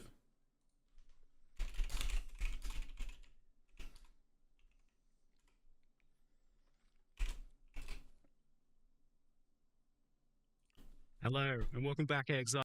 And this was substantial enough that you could actually see it in the footage. Like, you saw the boss getting chunked. Right. From those... Confident that was the true issue with it. And that's when we were On speaking of worse ones, on the topic of like defenses, we had a lot of discussion about armor and how good it is, and it got a pretty hefty buff this time around in terms of it being able to apply to elemental damage through modifiers and nodes on the tree and such, and that looks really, really good. Do you think that there's any other fundamental issues with armor? Because I know you were looking at it as a whole and deciding even if you wanted it to work the way it does. Well, the thing that people would probably say is the worst part about it is that they take a big hit and they can still take a lot of damage. Yeah. But the thing about that is when we look into it, it's still pretty damn good percentage reduction if you look at it. So like I was sort of less confident that was the true issue with it, and that's why when we were looking at it, like, well, what is the actual weakness of this thing? That's when we started to look at the elemental part. Smith of Catava was alleviating that, and it's like, okay, that's probably not acceptable that you have to, in order to mitigate the elemental, get the insane max res, and thus go Smith of Catava. So like, well, hold on, we need to make that not be so mandatory. Let's instead increase the elemental side of it, and that way you're not like feeling obliged to play Smith of Catava to get the insane high max res. That's like, one part of it for sure. I wouldn't say that we have like another like, oh, there isn't more that we know we can do to armor right now, right? Like it's like we need to see how this plays out and see what happens, and then we'll know whether or not there's still some issues that we need to address. And obviously we had the issues where like energy shield, like even just running hybrid was crazy with convalescence and use and a bunch of stuff there. So we've had to make some changes around that as well, bringing that back a little bit, buffing the others, and so there's lots of changes around all of this. And next in the I mean, you heard it, right? Alleviating that, and it's like, okay, it's really, really good. The elemental part. They take a big hit and they can still take a lot of damage. Yeah. But the thing about that is when we look into it, it's still pretty damn good percentage reduction if you look at it. So like I was sort of less confident that was the true issue with it, and that's why when we were looking at it, like, well, what is the actual weakness of this thing? That's when we started to look at the elemental part. Smith of Catava was alleviating that, and it's like, okay, that's probably not acceptable that you have to, in order to mitigate the elemental, get the insane max res, and thus go Smith of Catava. So like, well, hold on, we need to make that not be so mandatory. Let's instead increase the elemental side of it, and that way you're not like feeling obliged to play Smith of Catava to get the insane high max res. That's like, one part of it for sure. I wouldn't say that we have like another like, oh, there isn't more that we know we can do to armor right now, right? Like it's like we need to see how this plays out and see what happens, and then we'll know whether or not there's still some issues that we need to address. And obviously we had the issues where like energy shield, like even just running hybrid was crazy with convalescence and use and a bunch of stuff there. So we've had to make some changes around that as well, bringing that back a little bit, buffing the others, and so there's lots of changes around all of this. And next in the triplicate then is the energy shield. It's a challenging one because it's difficult to make it not just be blue life, and be better life in some cases as well. How do you guys feel about where that is at the moment? I feel like I'm pretty sure they literally rank energy shield is supposed to be a defense. It is somewhere between a defense and a life pool. As much as a lot of people might not want to hear it, we're going away from like, look, recharge should be the way you recover energy shield. I agree. We need to better embrace that and not have just every other way under the sun to get it back. I can't remember the specifics. The patch notes I'm sure will tell you. But yeah, it's like, anything that's kind of just like overly trivializing having infinite amount of energy shield is certainly the current main issue. So yeah, I mean, that's part of it, but like, again, like the whole weapon swap convalescence thing, which we have made changes around, is also just like, you get the bonuses of convalescence without having to incur the spirit costs while you're doing your DPS kind of thing is not okay, like, at least not from our end, so making changes around that as well.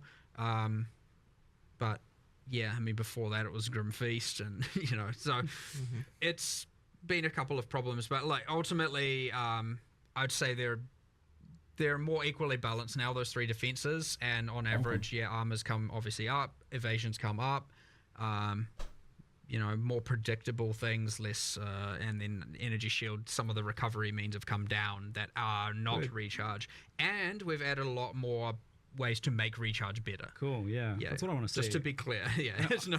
I want to see what like chunky energy shield pools look like, where you actually have to like recharge in some way or build to recharge. I like playing that way personally. Yeah. Again, I did this league as well. It can be I really quite enjoy rewarding. Like when I've played that sort of like Wicked Ward styles and stuff It's in just the past. you get into the problem where because especially with the mana thing, you have to put 30% of your tree into mana, and then you have to put so much into not only It's increasing tax, your energy yeah. shield but also into the 2 recharge axes. And you end up like, okay, hold on, I'm putting so many points into this just to be on the same level as something else, or just to feel like I can kind of basically survive.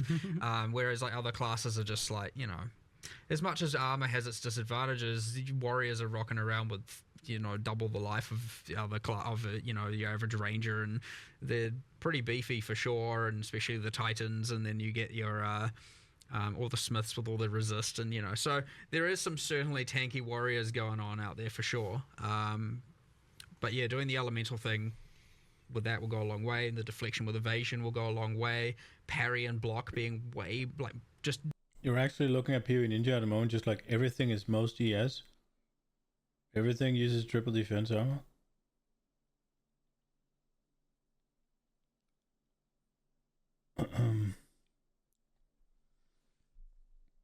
Yeah, I mean, I just looked as well, right? And most of the things are energy shield. And I'm not the messiah of PoE or anything. But it just seems to me very obviously that evasion rating is a support defense for energy shield. And it works really well, right? Because recharge, you have to not take damage for a certain amount of time. And what does evasion do? It makes you evade hits, right? Unless I don't understand how recharge work, but that on its own just seemed like, yeah, it makes sense that you'd use that to start regening or recharging energy shield. And then you have Ghost Shroud, right? Where you have stacks, and whenever you evade or whatever, you regen energy shield, right? So it's like, yeah, evasion is meta, but evasion is meta because what it provides energy shield, I think, because energy shield is kind of stupid. And Jonathan said it here, right? Even if you get crushed, kinda, you still provide a really good DR. Now, they have all the numbers, so I'm assuming he's not lying. And I'm also fairly certain that at one point they say that the worst defense is evasion rating. Now, I'm hoping it'll come here, but we'll see. Predictable. It's huge. You don't have to go like, is that so blockable? nice, that change. I don't know if that's blockable. No, it wasn't blockable. I'm dead. It's kind of lame. I do find myself, you see, didn't do that with evasion though. Like the guys that slap with statues, for example, those guys will still hit you as evasion, right? Like guaranteed. The slams will still hit you with evasion, yes, but the deflection applies to everything. So curious about. So was it the case that you put deflection in? And you felt like, okay, we probably don't need to do the evasion thing like we did with block because there was we've got discussion of deflection. that, and I can't remember exactly why we decided not to do it in the end.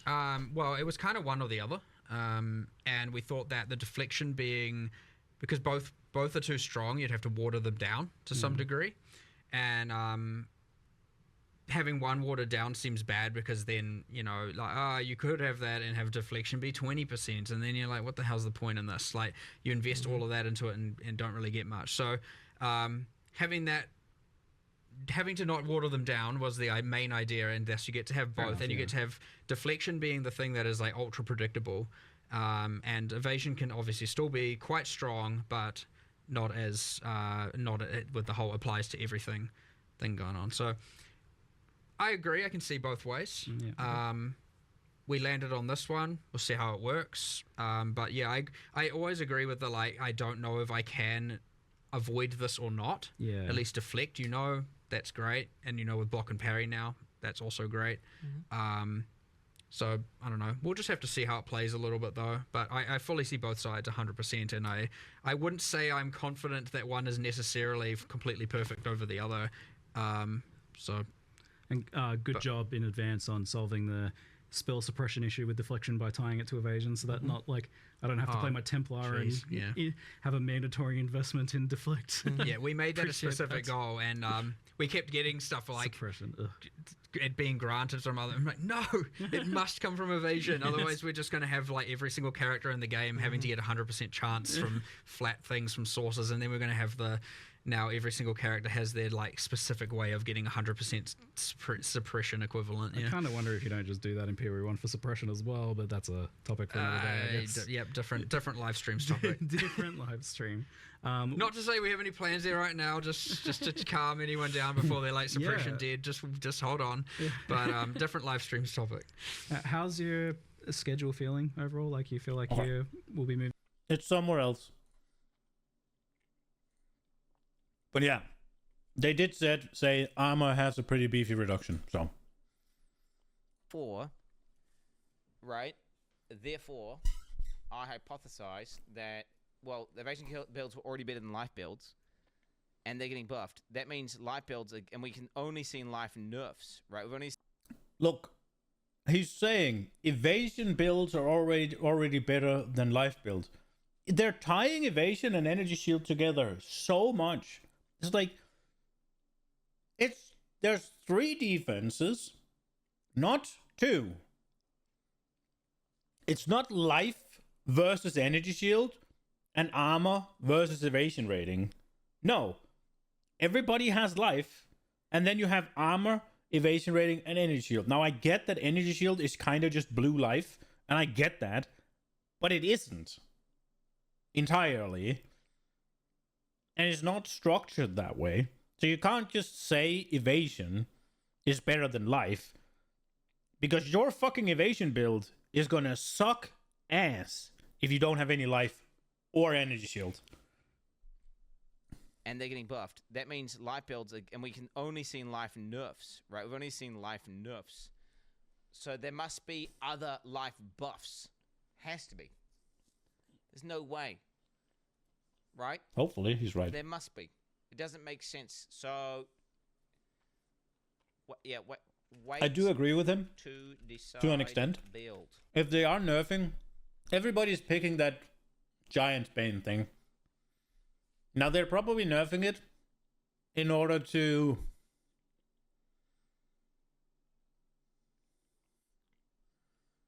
but they're nerfing it in order to make people not play it. But if they then add a bunch of life buffs, aren't you just gonna have people play it anyways? They want to do it so that it's not just every warrior just goes and gets Giant's Blood, right? I mean, he is absolutely copium. Like, oh, they're nerfing all the things. They must be adding this thing that I want. Yeah, I can see the argument that they're nerfing Giant's Blood, and they're nerfing specifically the life part of Giant's Blood, rather than saying, like, you need 1,000 strength, right? Or whatever. I can see the argument, but I could also see the argument that if they add a bunch of life nodes, then everybody's still gonna go Giant's Blood. Giant's Blood isn't Giant's Blood. It's a keystone. I think it's the one that lets you use a two-hander with one hand, right? That's my understanding. I want to be able to find it on my own. I took it on my warrior. There. You can wield two-handed axes, maces, and swords in one hand. And then it's triple attribute requirements. And now it's going to also be... you only get half HP buff from strength. So I'm not sure how much HP strength nodes give. But if you take this, they're going to give you half. So you're going to... I think they give 2 per strength, right? So that it's basically going to take your HP, your base HP, and subtract your strength. That's what it's doing, basically. Reminds you of... Yeah, Fury Warrior. I think this one is really fucking cool. And I don't like that they're adding another detriment to it. on top of it already has triple attribute requirements for martial weapons, right? It already has that. Swords confirmed, obviously. It already has this downside. Adding more downsides to it, I think is bad. I would much prefer them to just make it so that this is less attractive by making one-handed more powerful, right? By making it less... They're already nerfing the shield, right? So you're already disincentivizing the use of this.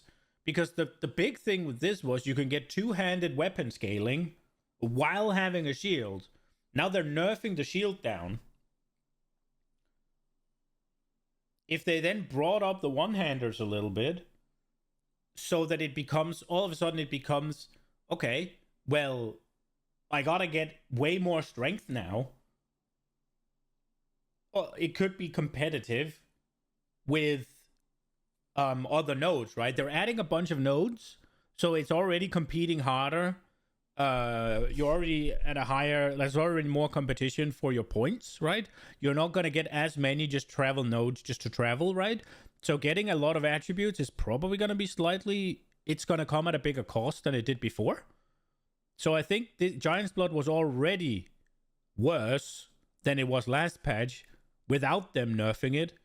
And now they just nerfed it. And instead of, it's kind of an, it seems like an outdated philosophy they have for the warrior starting area. It just feels like everything comes with a downside that other parts of the tree doesn't really seem to have. And it just makes you much, much less interested in taking the points. It's like so many things in the warrior area is like, oh, you get this big bonus, but reduced attack speed. And it's like reduced attack speed is not just reduced damage. It makes your character feel significantly more shit. And it's just, everything is just like, oh, you get this bonus, but you have to sacrifice this cost. And it's just a lot of the big nodes. Warrior is the biggest gamble to you. I thought about going it, but I don't know. I think the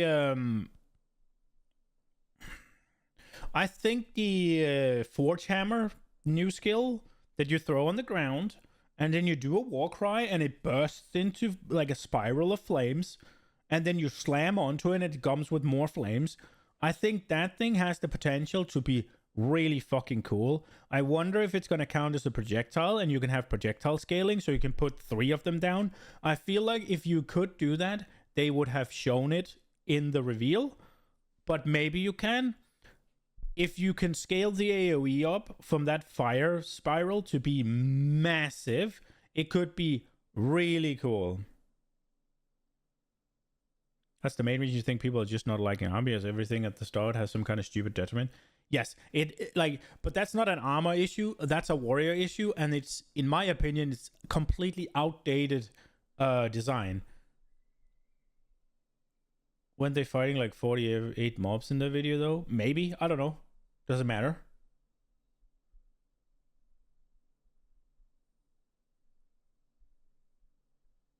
We don't know. No. Obviously you don't. But it's cool.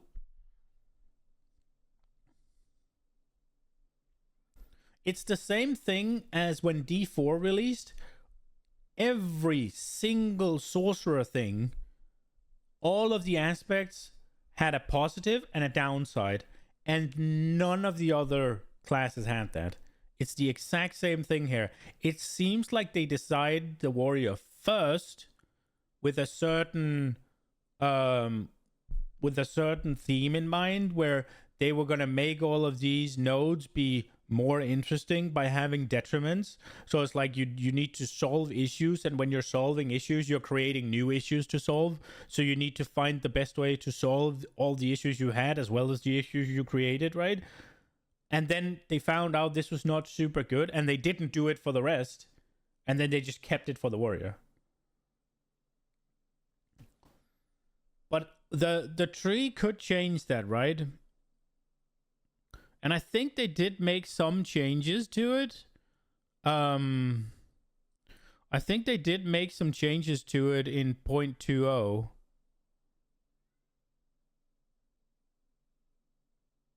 Because I feel like it was these were some of the ones, and they don't have it now. Look. There's no downsides here. I'm pretty sure these had like reduced attack speed. And they don't seem to anymore.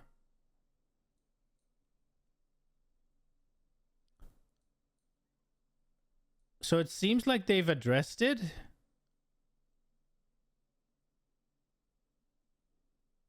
Right? Now, whether or not they're good or not is still, I don't know.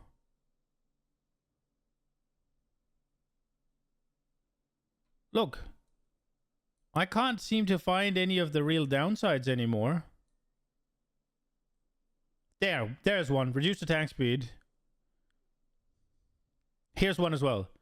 50 increased damage for 5 reduced attack speed. Here they were. Those are the first ones I found.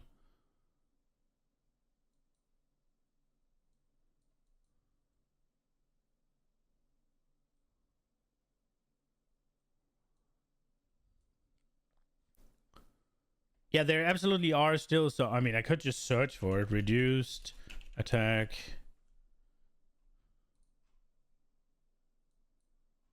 Oh, I can't? Wait, am I stupid? Oh, double D. There it is. My keyboard is dumb. Oh, it's all of these. Oh, there's this one as well. I missed that one. So it's now only these. But look at it. Look at this, right? There's one here. There's one here. There's one here. There's one here. So the mercenary has 1.5. The ranger has 1. I guess and a half. The monk has 1 and like 2-ish. But the warrior, 1, 2, a whole wheel, right? Yeah, it's because my key. I need a new keyboard. It double presses buttons every once in a while. But it's not as... I don't think it was this bad. But obviously you want this, right? 40% increased damage with two-handed weapons. You want that. And like this one as well. 50% increased attack damage. They're just big. And it's kind of like... Oh, so all of my attack damage nodes here are kind of ass if I want to go two-handers, right?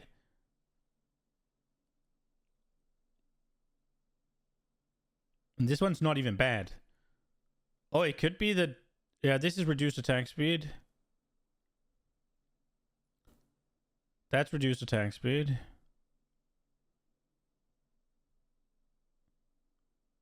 This one's not bad. So this one's not even a thing. I can do speed. Hello. Okay, well, that didn't go away. And this one didn't either, right? So these two are not... These two are imposters.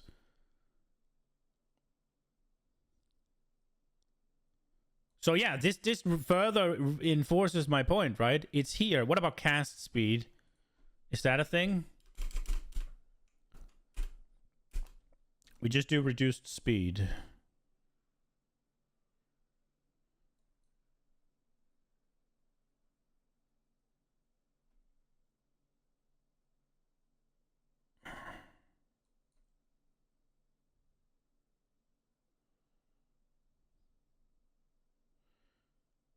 Do we get in here? Oh, there's reduced movement speed here. But that's... So you reach in it... Okay, that's kind of weird. You have reduced spell damage here. You do have some negatives in the other ones. Reduced cast speed while on full life. Reduced critical hit chance. It's not just the warrior, at least. There are some downsides to everywhere. There's a reduced cast speed here as well. I actually thought it was a warrior only thing. That is wrong. That one's an imposter. That one's an imposter. Projectile speed you can't count on, right? Because that could be a boon. So there's 2 here. You have reduced spell damage. You have reduced cast speed. And you have reduced critical hit chance, right? And there might even be more. So it's not just the warrior that's getting downsides. I don't even think it is, actually. Now that I think about it, it's just that you have a wheel, right, that does it all. But look, there's only these 2 in the warrior area. There's 2 in this area. Some of these are imposters, right? But there's a decent chunk up here. So it is just... But if you look at the nodes in total, there's not that many. It's just some of them are in the obviously the part of the tree that we aren't using much. And they're not in the starting area. Whereas these are in the starting area. I'm guessing Witch and Sorcerer has plenty of ways to go rather than right here. I think it is just that the Warrior doesn't really have any all great sources of physical scaling for two-handed in their area. And the ones that are there come with downsides. Whereas, because I think there's more here-ish. Just look at reduced. But that's going to give you a bunch of positives as well, right? Because this is also reduced mana cost. It's also reduced ailment effect or whatever, right? Like this is positives as well.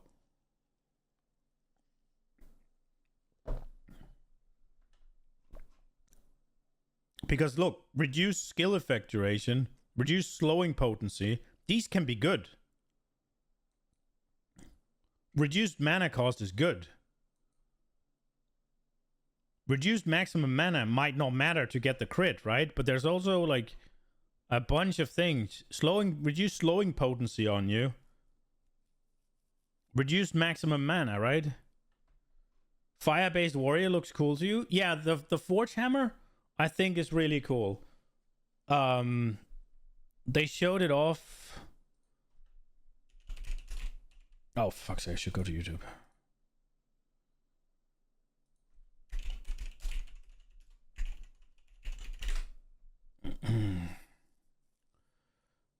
That's the teaser.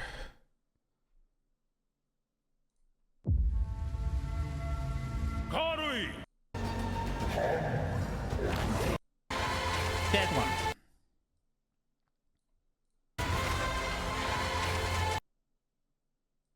This thing here is really fucking cool, right? So you throw the hammer down, and then you war cry, and it does this. And if you then slam on it, it'll do it again.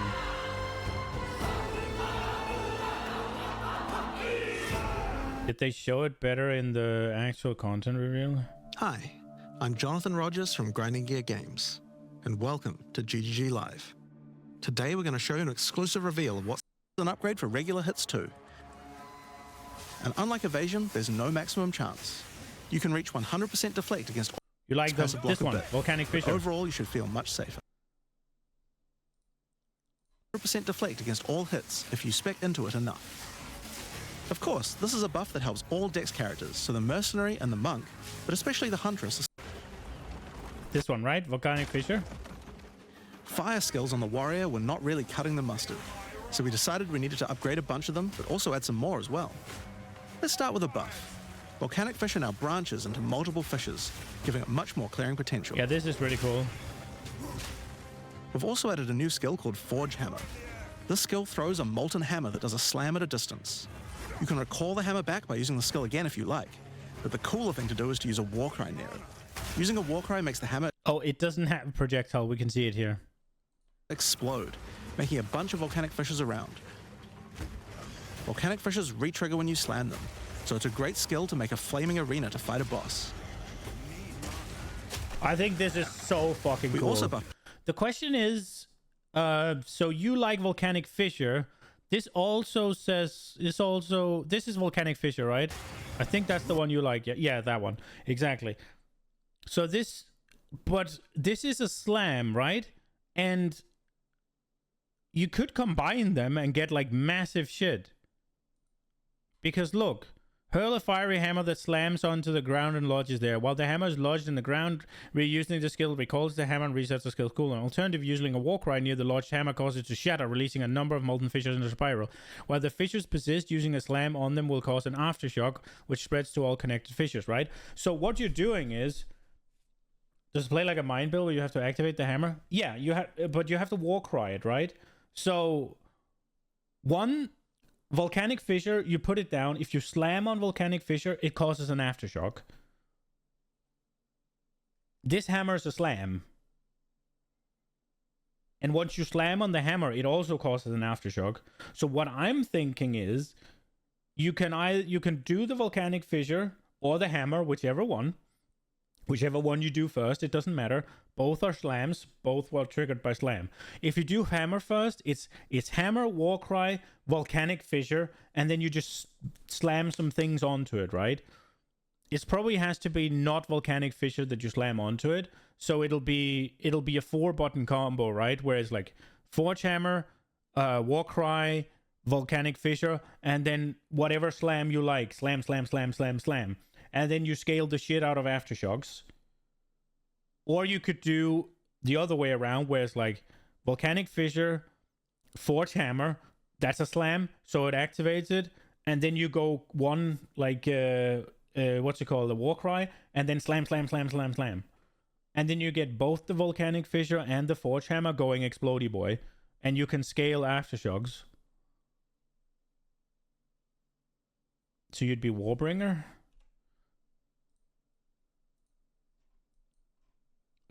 This is this guy, right? Break armor, Jade Heritage, Totems, Equip Shield, Taunt, ignore Warcry cooldowns, Warcry's corpses. Warcry's Bellow. Warcry's explode corpses, dealing. I don't think you need to do that. I would probably just go Titan for this.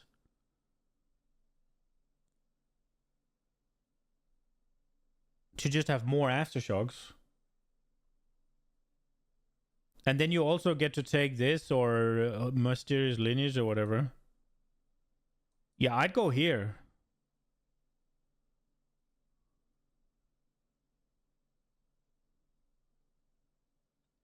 Just thought the Warcry fit the team. You probably can. I'm not too good on how Warcries work. Now they did some changes to it as well, didn't they? They did a lot of changes here, so maybe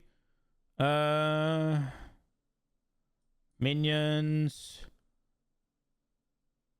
It also ignores Warcry cooldowns, right? So you can just rah rah rah. Blog. This of Jade. Now I wouldn't do it. I'm not sure what ancestrally boosted means, but I would what I'm thinking here is you go Hulking Form, maybe Mysterious Lineage, right, for 15% more life. But I mean, at least you go Earth. I think you go Hulking Form, and then you go Earthbreaker, and then it's Ancestral Empowerment or Mysterious Lineage. That's what I would do. And then what I would do is just scale Aftershocks, because both the Volcanic Fissure and the new Forge Hammer is Aftershocks. So if you can get both of them blasting, yeah, look, cause an Aftershock to all connected. What is this one? Supports melee skill. Uses support skill. Trigger Volcanic Eruption on hit against Ignite. Okay, not that. That's what I would do. I would absolutely just go full Aftershock, boy. That seems cool to me. Like, throw the hammer down, do a Warcry, pop the Volcanic Fissure, and then a different slam that just goes doo doo doo for bosses. And I mean, hopefully hopefully you can scale AoE up enough to. The life seems nice, but are there many passives to scale life? No. I don't think there's really any life scaling on the tree.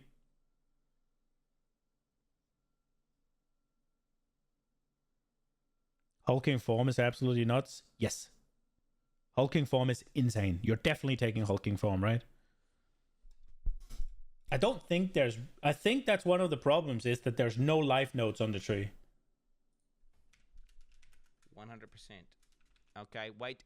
I think it's wait for the tree, bro. It's wait for the triangle. Straight up. China wanted evasion builds. Long-term, wait, China, do you think is it China buff? Is that what it is? Less often, making a highly active warrior playstyle possibly quite viable. Yeah.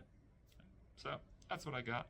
Hopefully you guys have enjoyed my rundown of the notes, and I have brought you a little bit more insight that you did not previously have. I will see you guys.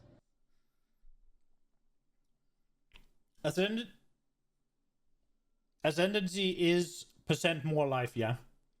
But if there is no increased life nodes or anything anywhere really, then just think of it this way. If there was a node on the tree that said 15% increased life, would you take it? I would. Now, whether or not it's worth an ascendancy point, that's a good question. But it's a pretty damn good node. And I don't know if the small nodes...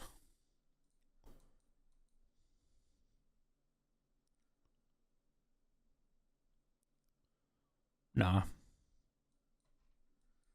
And we can try and see. I don't think there's any... This is going great. Is it all totem life?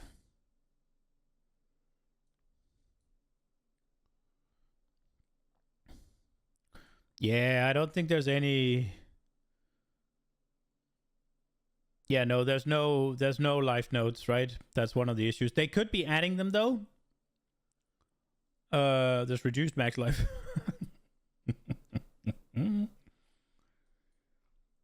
But yeah, I mean, so in that case, you could just see this as a life node, right? And I mean, I don't know exactly what Ancestral boosted. Guess you could just swap if Warbringer ends up being better. Oh yeah, I mean, you can swap, right?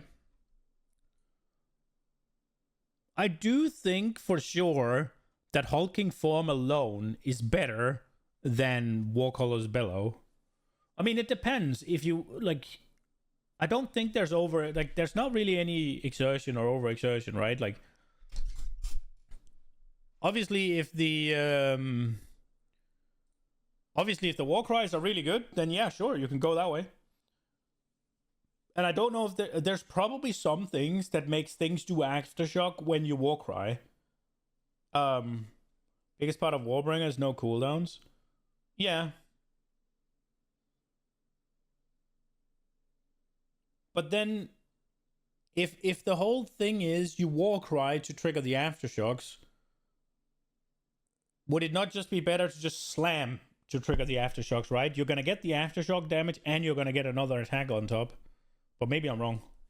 Path of Exile 2 when it's released. Take care. Thanks for watching. Dude, Crip went to Brazil. What the fuck?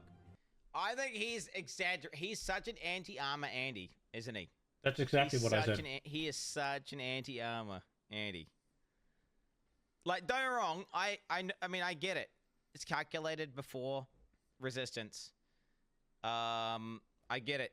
The mass looks really bad. I understand 100%. But, like, it's not even worth 1% regen and all this shit. And it's the fucking most heinous, pointless dog shit defense in the game ever. I mean, it's not. I definitely think they should change the base. Like, either A, they buff armor nodes on the tree, or buff, like, base armor on gear, something like that. Or C, they modify the armor formula. Right? The formula of armor gets buffed. They just buff the effectiveness of it. I just really don't think it's as bad as they make it out to be. I really don't.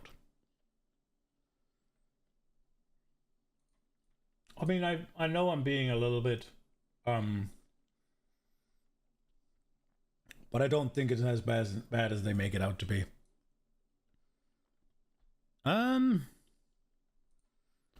Have we recommended anything good?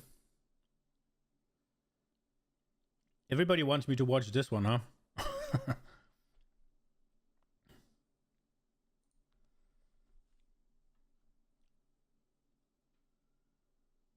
Is He's just mad he leaked Start Warrior, then had to play ES Warrior.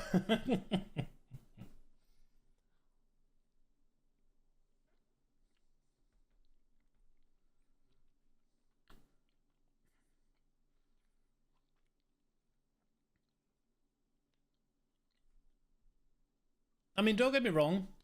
I have played Evasion ES both leagues, but both leagues I played a warrior up to Cruel difficulty, middle of Cruel difficulty, I think. And it might be a campaign thing. Obviously, it could be. But without investing into defenses, without smurf gear, without blasting too hard on like defensive gearing and in the tree, just to say that twice, I felt way more beefy on the warrior than I did playing through the campaign with super scuffed ES and basically just an evasion shield. Evasion shield. Yeah, let's call it that. That's what everybody else seems to think, that it's evasion shield, right? Because apparently evasion is the best defense in the game because ES is strong, right? That's what it seems to be. Evasion shield. The new I'm patenting that.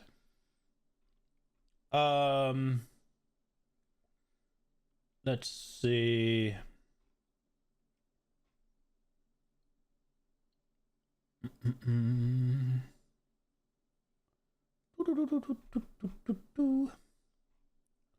What are we going to watch?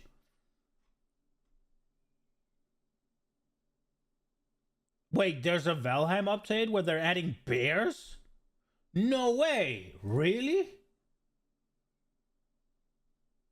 Are you kidding me? Is that actually true?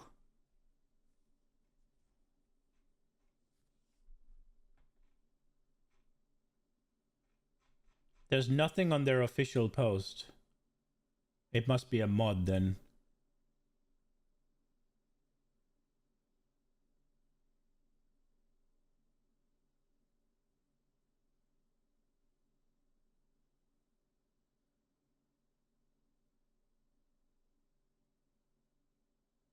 There are actually bears there? This is a tangent. I'm sorry, I'm excited. I love Valheim, it's so good. Oh, there is bears, it's true.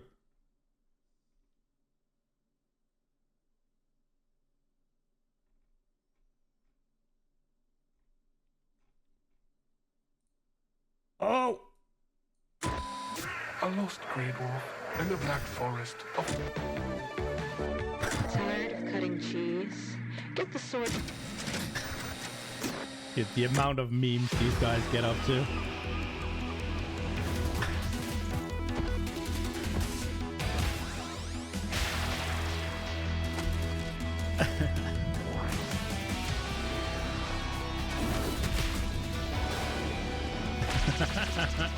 Oh shit! Target coming.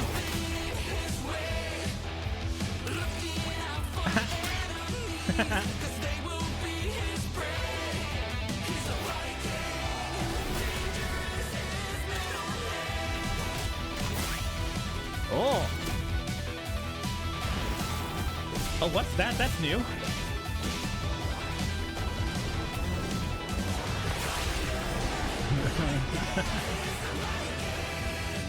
Oh my god.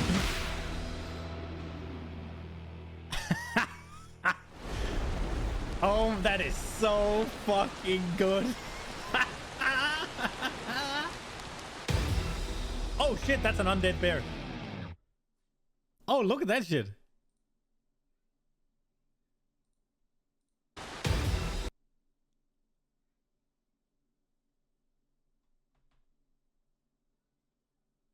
Oh, bro.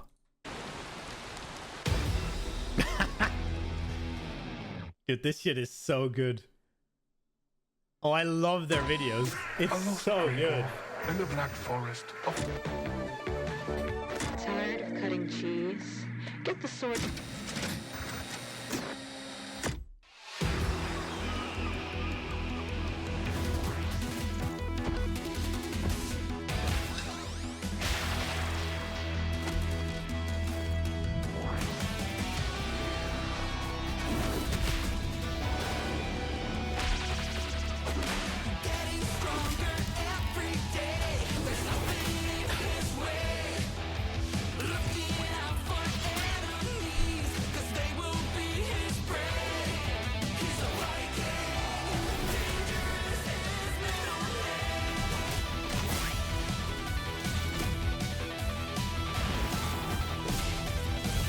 There's liches now, huh?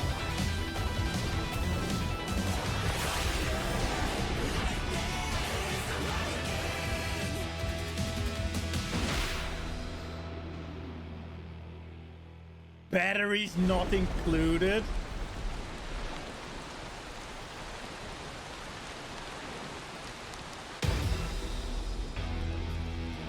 Bro, this is so good. Fucking hell, that is so fucking good. Dude, I love Valheim. I'm looking forward to playing that shit again. It's such a good game. I'm looking so much forward to when they release Deep North.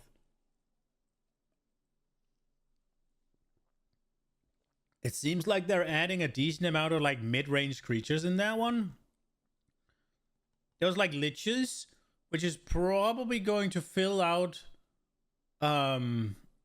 the bears looks like they were going to be in the Black Forest, right?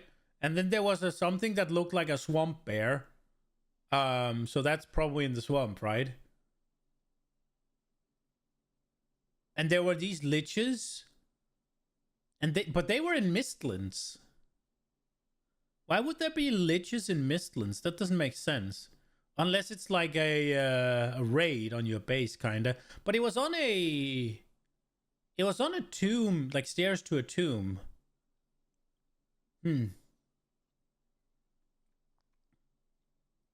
If you like survival games and you haven't played Valheim, you should. It's fucking amazing.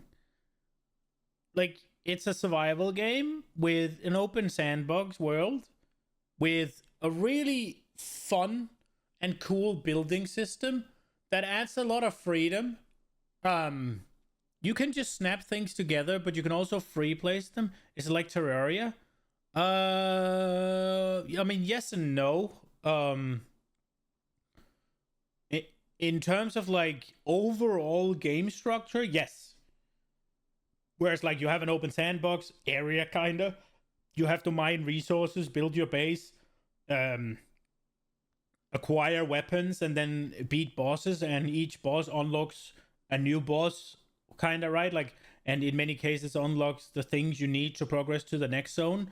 In that sense, yes, it's like Terraria, but it's obviously not 2D, and it also it's kind of like, I don't want to say it like this because people might get the wrong idea, but it is kind of true. It's sort of like Dark Souls or Elden Ring, or whichever one you've played of those From Software game, kind of that combat style with like you have block, you have parry, you have dodge roll, and then you have light attack, you have heavy attack, and you have no, you have light and heavy. You have light and special, I guess, and special is more often than not a heavy, but it can be different things. There's magic and there's ranged combat, right? But most of the options are melee. No, there's as many ranged. No, there's bow, and you can throw a spear. That's the ranged option. But there's obviously many upgrades to bows, and then there's a decent amount of spells, but they come in really late. I don't know. There's not a decent amount. There's a different variety, but there's not that many. There's like 6, I think. But you get them kind of all at once, so it's a little bit like, whoa, there's a lot. And then yeah, most of it is is melee, with the core being like block, parry, dodge, and then attack, right? And their stamina management and all that. It's kind of like Dark Souls light kind of gameplay. And the monsters, if you crank up the difficulty, is just as punishing or more punishing than they are in at least Elden Ring, which I've played. I haven't played Dark Souls, but... And then obviously you have the gather resources and build and stuff. It's... Honestly, it's contender for Game of the Decade. In my opinion. It's amazing.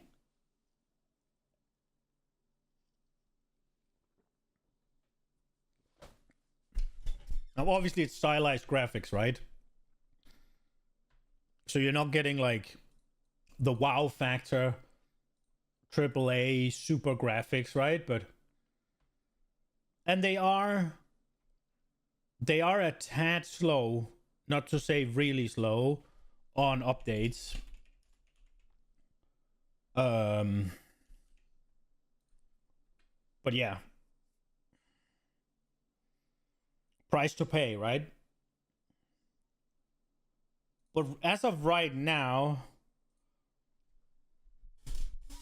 looked fine other than graphics. Yeah, so one thing is the you play T2, you couldn't care less about graphics. Okay.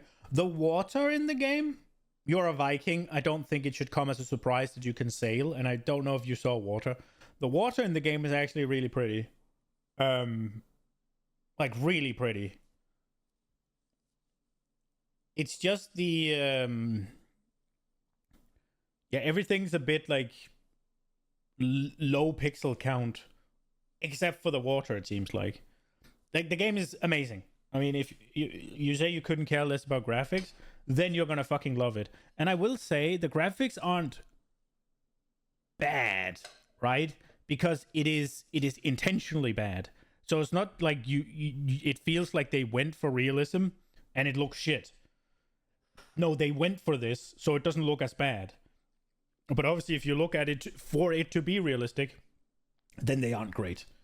But to me at least, it's very clear that this was the goal with the graphics. This was how they intended for them to look, and so it doesn't look bad, right?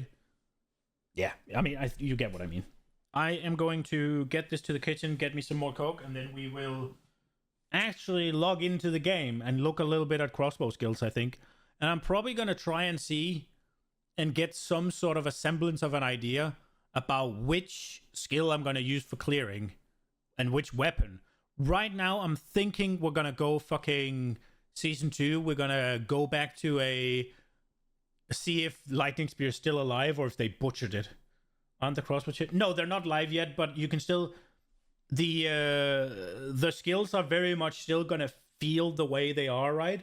Like what I'm gonna look for is I'm gonna look at how the armor break one works and how that functions, and then I'm gonna take a look at the shotgun ones that I'm thinking about using and see what tags they have, and like kind of see if I can do something with projectile count or how it's gonna work, and just try and get a little bit of a semblance of where am I going, and then looking a little bit around the different weapon trees or skill places to see where I can get the best package for my my other weapon slot. Right now I'm thinking spears, but I'm not sure it's going to be good.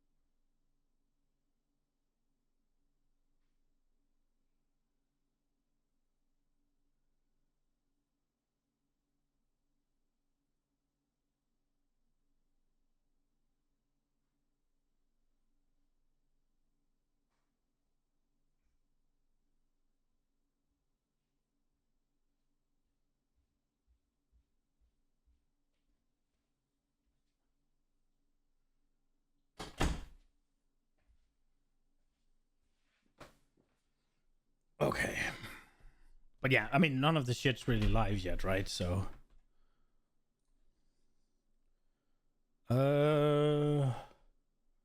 Let me get this one out of here, hopefully. Path of Exile 2. Please don't launch on the wrong screen.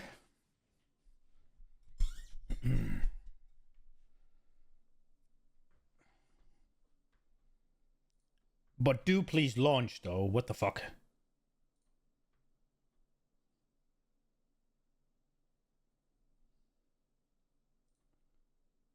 Okay, please work. Please don't have the PoE one. There we go. Let's fucking go. Alright, don't I need to be here, though? I think I do need to be here. Oh, we don't have... Oh, no. It's not in fucking... Is it gonna crash, then?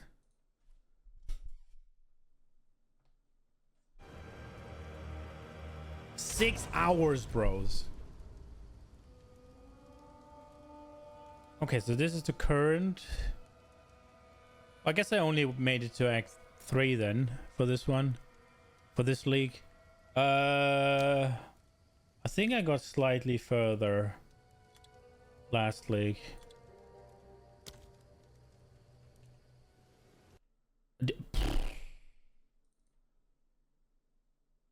Escape just closes the game rather than gets you out of options?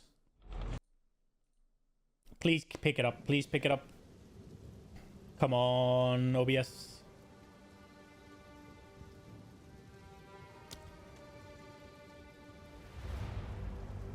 Are you kidding me?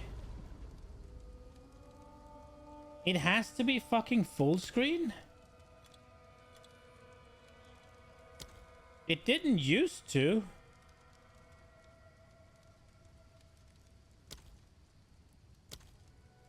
Wait, so I go full screen, then it picks it up? And then we're all good?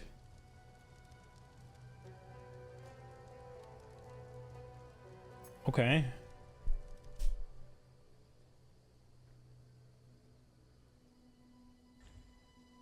As long as it works.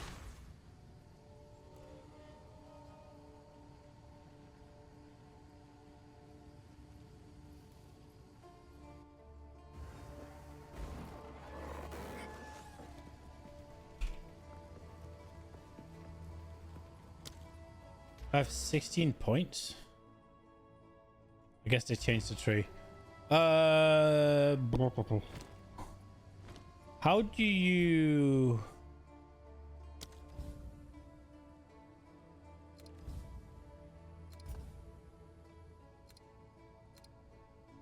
How do you do your hideout again? I really need to get a new keyboard.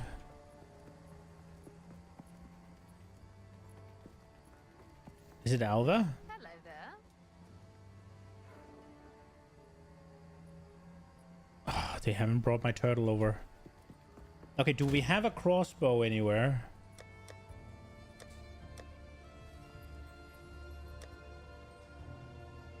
Yes.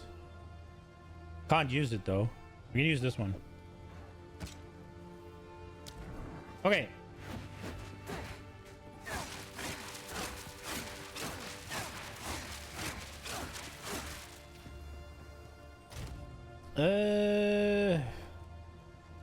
Just remove only bullshit.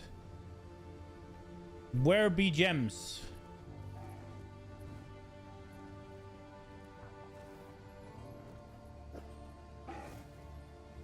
There. Just give me a something. Maybe I won't be able to use them. Yeah, we need a lower one. We have a lower one?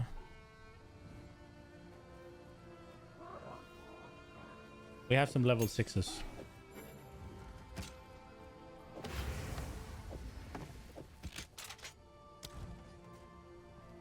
Okay. Oh lord, that doesn't let me use all of them, obviously. I'm kind of stupid. Am I allowed to use all of the ones that I want? Hailstorm rounds.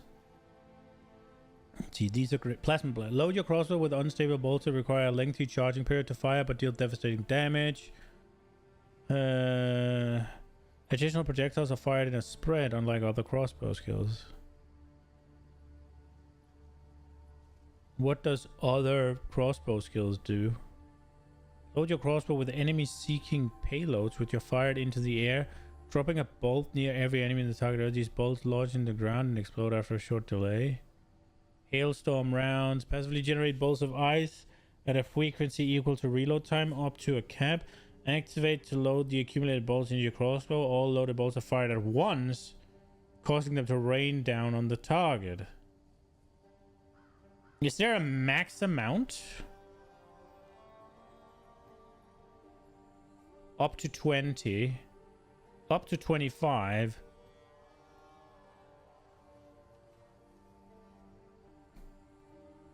So this would be one that you could, assuming it takes 52 strength. Okay. Shock burst round. Load your crossbow with a clever charge roll, releasing damaging pulses upon hitting an enemy affected by lightning element.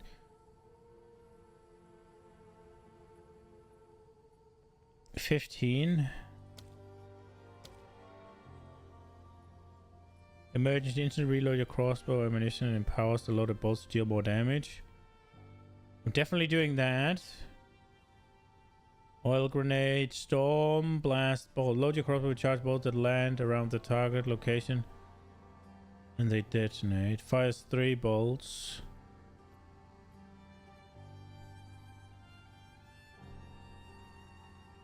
Okay. Artillery ballista, ripwire ballista, explosive shot, glacial bolt. Will take grenade, gas grenade, galvanic shards. On hit, galvanic shards create arcs of lightning, which are effective at shocking enemies. Shocked enemies take more damage. You can reload manually by using this skill again. On hit, galvanic shards create arcs of lightning, which are effective So you get at shocking enemies. 7. Oh, they changed Shocked that, right? enemies take more damage. So you get 8 You can reload fragments, manually by using and it this skill again. shocks. Releasing On chaining hit, blooding beam from the galvanic hit enemies. shards create arcs of lightning, which are effective at shocking enemies. Shocked enemies. Okay. Ice shards. Ice shards targets the ground, leaving shards of ice that explode when enemies step on them. No, we're not doing that. Rapid shot heats up your crossbow as you continue to shoot, dealing more damage the hotter it gets. Grenades also gain extra damage. Yeah, that's not true anymore. Bolts from incendiary shot shatter on impact, also hitting enemies behind the target. This attack can ignite enemies. Bolts from incendiary shot shatter on So impact, I wonder if also this would... hitting enemies behind the Wait, target. multiple fragments hitting a target simultaneously will This combine the attack damage. can No, we're not ignite doing that one. enemies. High velocity rounds pierce through enemies. Yeah, I love and that deal one. Bonus damage to Is it fragmentation rounds? Fragmentation rounds pierce through enemies. Frozen enemies will shatter in an icy explosion. This is an ammo skill. Use it to charge your bolts, then use basic attack to fire. Fragmentation rounds pierce through enemies. Frozen enemies will shatter in an icy explosion. Okay. This is an ammo. Fragmentation rounds pierce through enemies. 1 bolt. So emergency reload is not going to be good for that. The question is if you're going to get more out of... how many is on permafrost?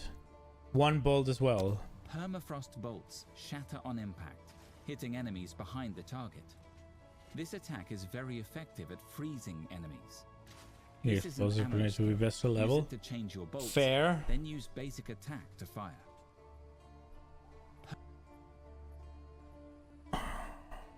So far, On hit, galvanic shards create arcs of lightning. which are galvanic effective at shards shocking seems like the enemies. play. Shocked enemies take more damage. It's armor piercing to break, then high velocity payoff. Yeah, exactly.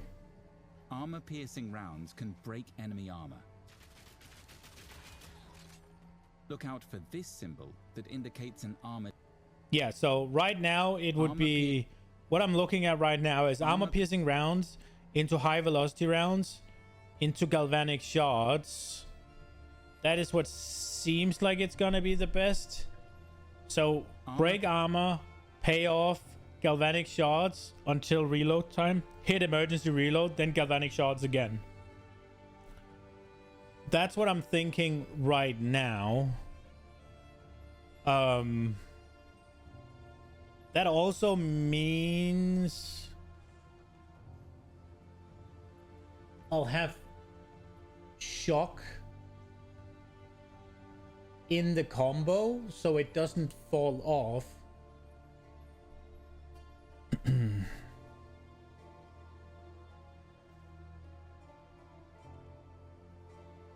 But the question is if I want to do Plasma Blast for the shock. How's Rapid Shot? Yeah, Rapid that's also shot an option. heats up It's your getting crossbow changed as though. You continue to shoot, dealing more damage the hotter it gets. Grenades also gain extra damage from heat. You can reload. It's getting changed so it doesn't gain extra damage. Instead, it becomes unusable once it heats up, and then you need to use other skills to then consume the heat to do stuff. It's also one of the things where, if galvanic shards fire 6 fragments, right? And I think the quality is gonna be +2 fragments, so it fires 8 fragments. In order for something like Rapid Shot to then compete with galvanic shards for what I want to do, it would need to have an 8x fire rate, because each little pellet is going to apply the damage again. And if I go galvanic shards, I don't really have to worry about I don't really have to worry about shock. Now the question is for spears.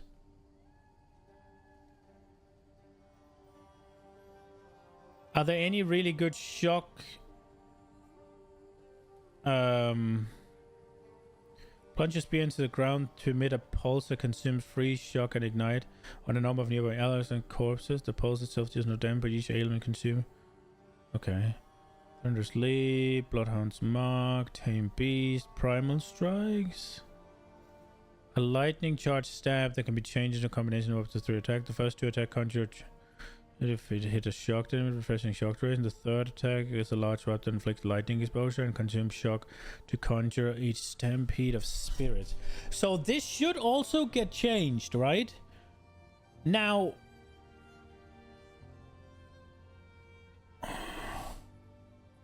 yes.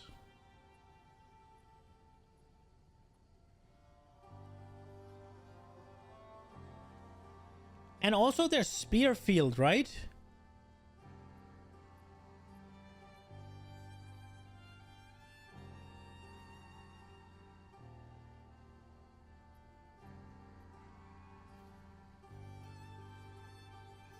What about barrage? Ready a volley of arrows or spears. It has to be arrows or spears, yeah.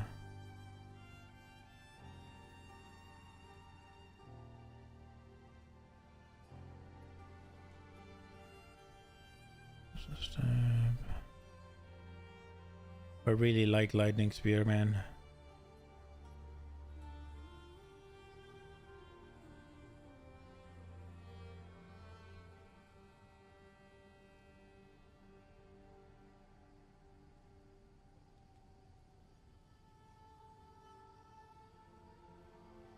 You're just going to have a boss setup and a map setup? Yeah, but I'm gonna try and have I'm gonna try and have them work together to combo around. So one of the things I was thinking about is Tempest Bell.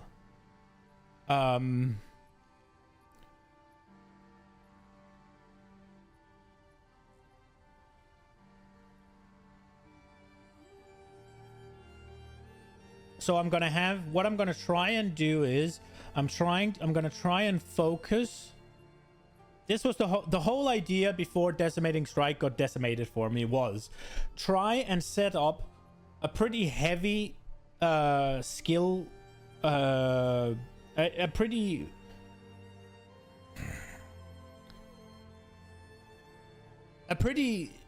like number of skill gems, like a amount of buttons available, a pretty heavy cost to single target. Wonder if a ballista boss swap could be good. You mean throwing in a ballista, or I'm trying to set it up so that I have a pretty like skill intensive in terms of just number of skills used, single target rotation, and then through Decimating Strike being what it is, trying to then simplify the AoE clear.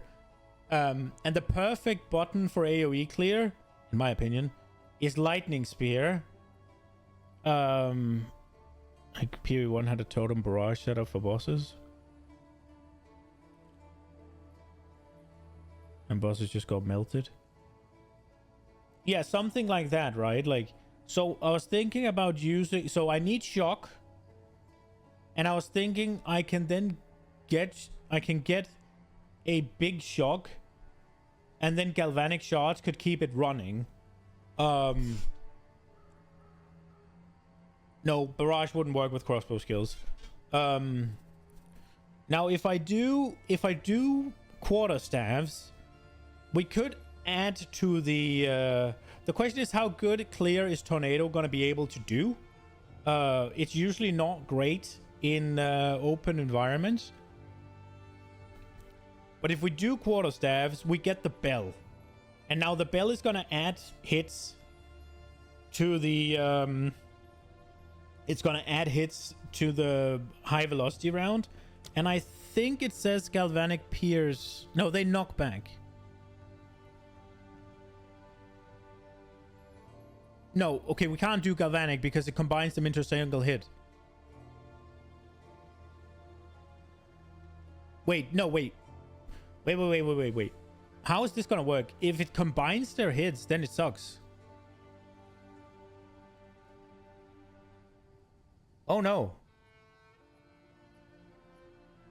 But it also depends, right? Because if they combine their damage, is it then going to say this one pellet does 10 damage plus 5% of high velocity, so 1,000, and all of the pellets do that? Or is it going to be these all do 10 damage plus 5%?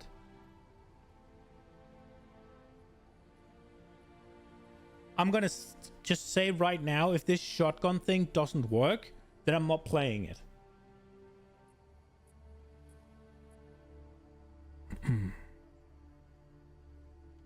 I think Mark specifically said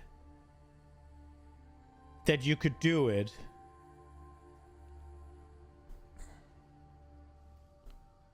But then it's fragmentation rounds, because it is 10 and it pierces.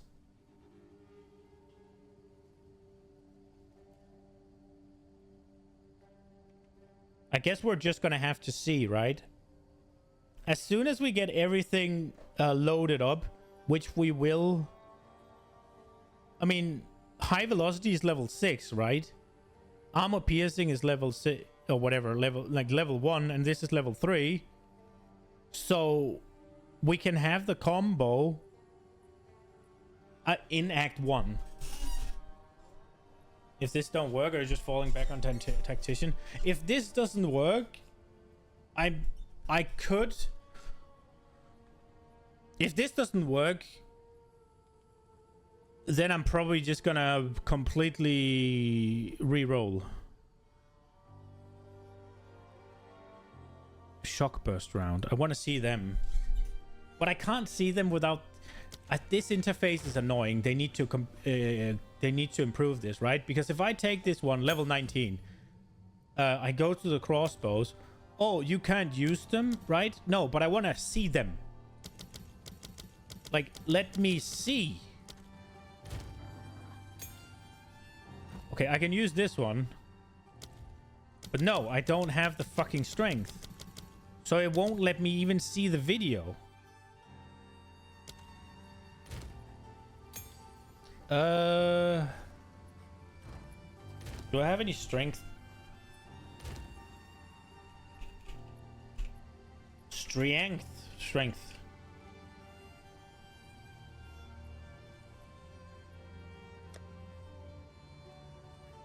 That's not enough.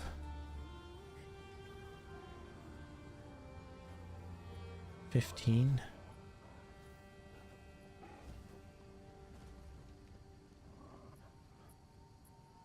How much strength do I have? 38.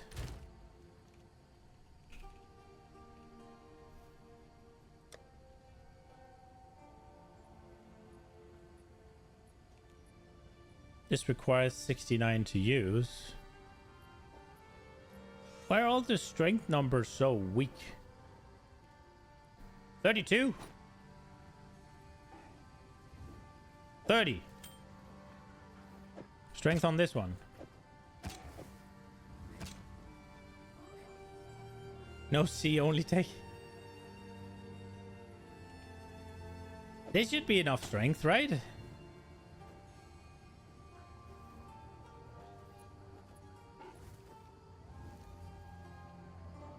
With a bit more muscle, maybe.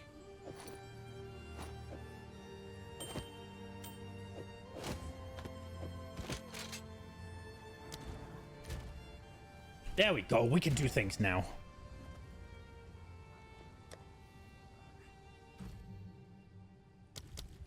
Ah!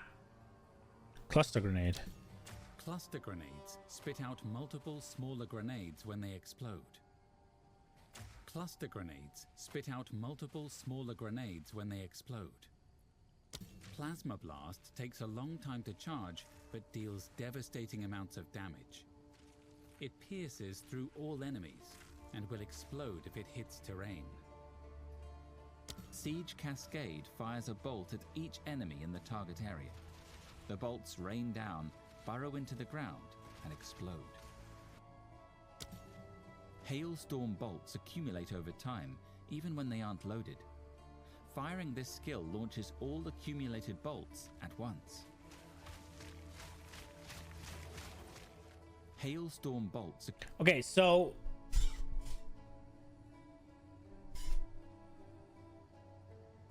this class makes your head hurt. 100 skill points was enough. So what I'm kind of thinking is, I just want to see this one. Storm blast bolts stick into the ground.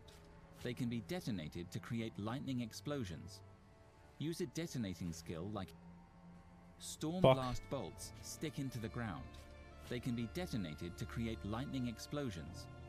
Use a detonating skill like explosive grenade to set them off. Okay, so what I'm thinking is we use armor-piercing rounds to break their armor. So sad Siege Cascade is nerfed. You want to do that with Ballista? It's cool. We do armor-piercing rounds. We hit them with high-velocity rounds. Then we set off the hailstorm rounds just for 23 of them, and we blast fragmentations that we scaled the shit out of the projectiles on. That's my current thinking. That is 4 skills. How many do we have? 1, 2, 3, 4, 5, 6, 7, 8, 9. So we have 9. So that's half of them. And I'd still need to do the clear.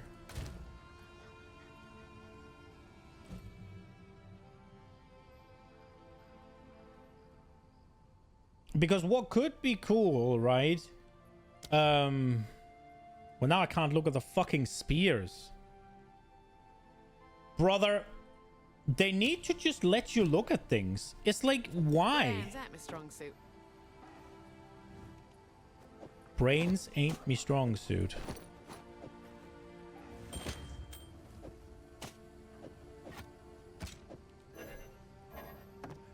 What?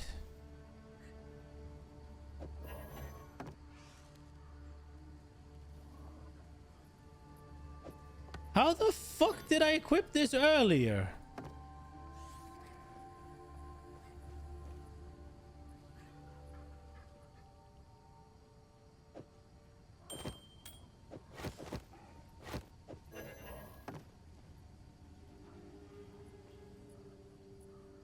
What the fuck am I witnessing?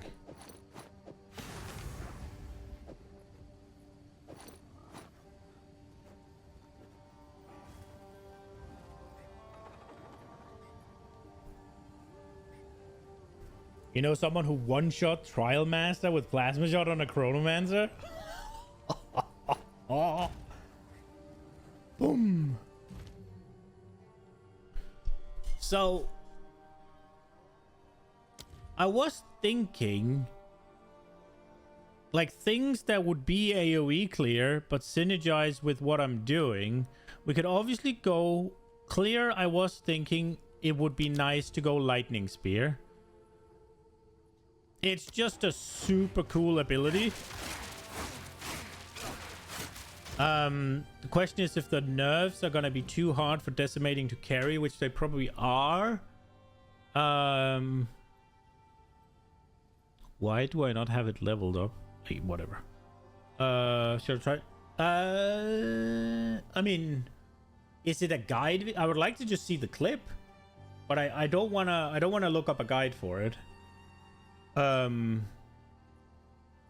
was it Stormlance does again? Sticks into the ground, periodically zapping enemies with lightning. It can also consume a frenzy charge to overcharge and create a patch of shocked ground. Ooh, this was decent clear, wasn't it? Stormlance sticks into the ground. Oh, we used it for single target, didn't we? Enemies with lightning. It can also consume a... See, this is one of those things, right? If we can make this into the clear, if we can make this into a clear ability, then this also works for the single target. So if we could go like the Storm into the Thunderous Leap, right? Performs a lightning charged jump and slam. This skill is a detonator and can be used to detonate spears that are stuck in the ground, like Explosive Spear, or in enemies, like with Rapid Assault. Thunderous Leap. So these would work together and it would still add to my single target, where I could drop them down first and then go in my single target situation, and these things would still be zapping, right? Sticks into the ground, periodically zapping enemies with lightning. It can also consume a frenzy charge. Can you have the Chocobo as a Witch Hunter? Yeah. You can have the Roa on anything, right? I don't know if it works with the... I don't know if it works with the crossbows.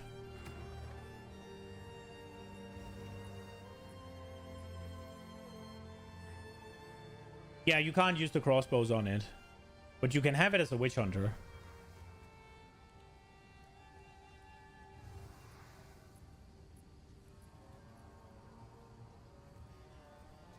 Yeah, I'm gonna be honest. I do think it's lame. I think they're playing it a bit too safe with these things.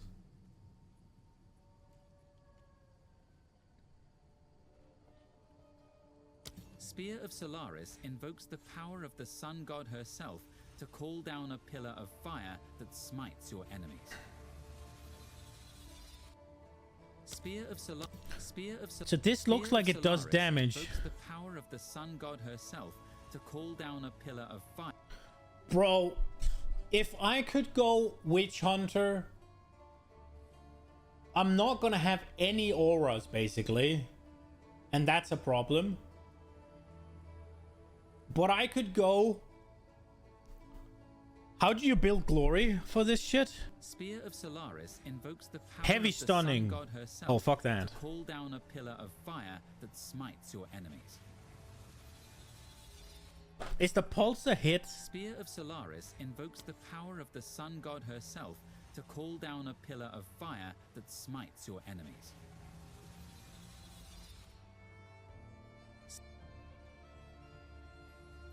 Now if you download on Steam, can you log in? Do you know if you download pt.2 on Steam, can you log into another account from another PoE? Can you log into another account from another PoE account because you tried on PoE 1 and you just kept auto login? If I download pt.2 on Steam, can you log into another account from another PoE account?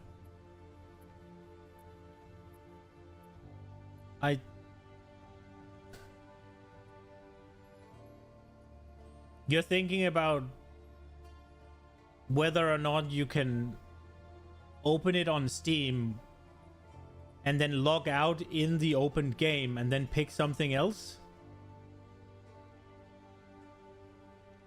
I don't know if you can, but even if you can, the thing you're trying to log into will be checked if it has access to PoE2. So you can't have, like, say your account has access to PoE2 and your little brother's account doesn't have access to PoE2. So you can't download then PoE2 on your PC and then log out of your PoE2 account and log into his. That's not gonna work. I am pretty sure. You activated your key on wrong Steam account a while ago. So I would imagine that that's just lost. But you could try customer support. Maybe they can do something. You're probably gonna have to show that it's your account, both of them, or something. But I doubt. I think you're just lost, man. I think it's just 30 euros for a new one. Oh, you can merge them. Oh, do that.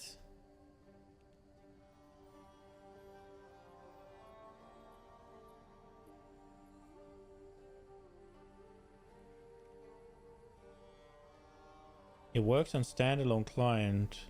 Works for PoE2, but it keeps downloading PoE1.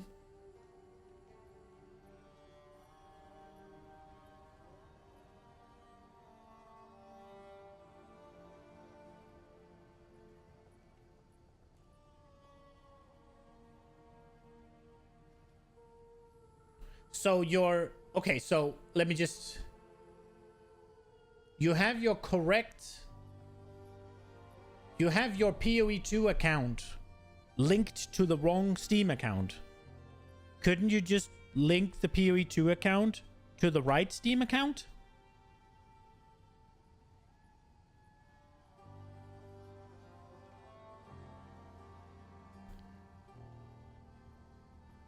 Couldn't you just do that?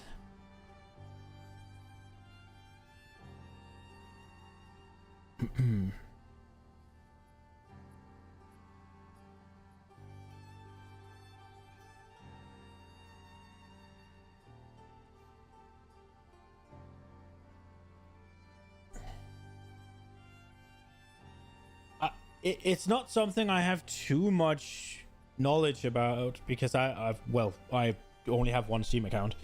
But couldn't you just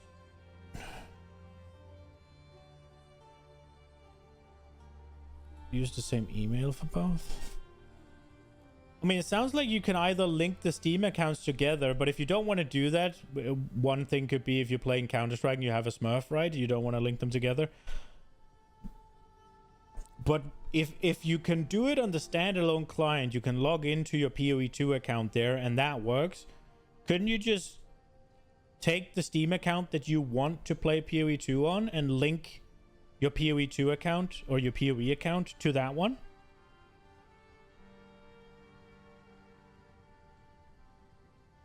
I would assume that would be possible.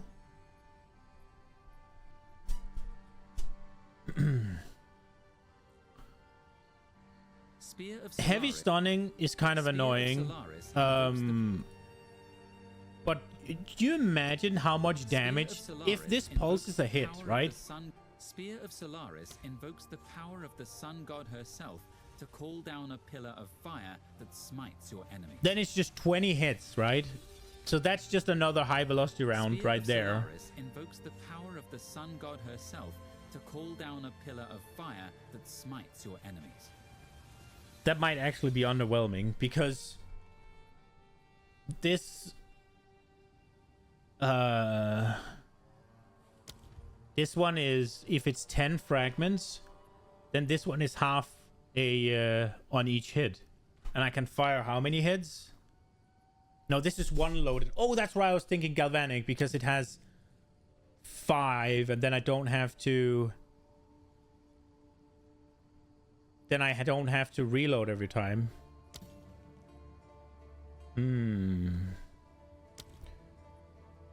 Spear is cool. We do also have to think a little bit about attribute requirements, and these require full dex, and the crossbows require hybrid dex. They are gonna come down though, the requirements.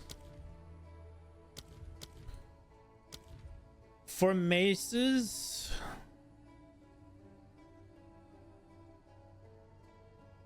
if we were to go mace, we would need big AoE.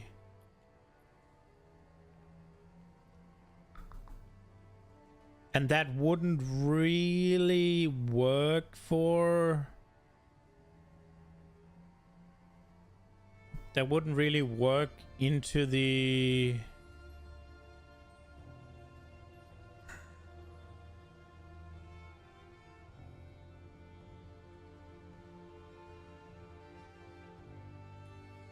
Hits ignore enemy monster physical.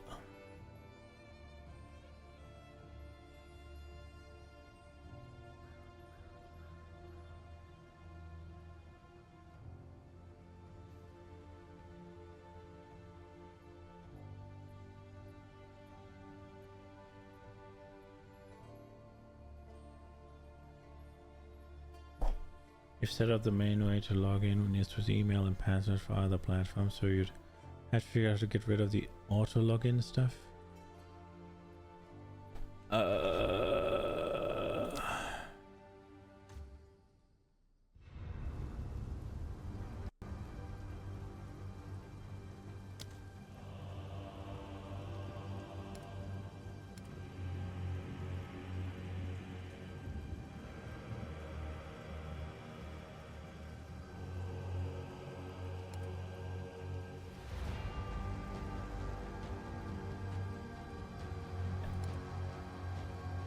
I don't... Fucking hell. I don't think you can. Do we know if the block to damage conversion nodes are changing? What are those? We know block is getting massively nerfed. You're gonna have a lot less block.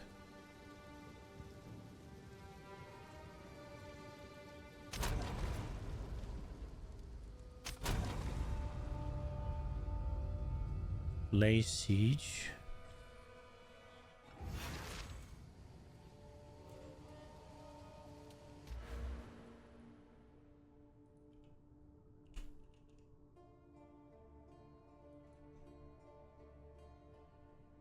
One % increased damage per 1% chance to block. No, I haven't read anything about this, but block is getting nerfed. You're gonna get significantly less chance to block from sources. So if you want to do this, you have to invest heavier into block than you did before. I appreciate the follow, Fideris. But other than that, no, I have no idea.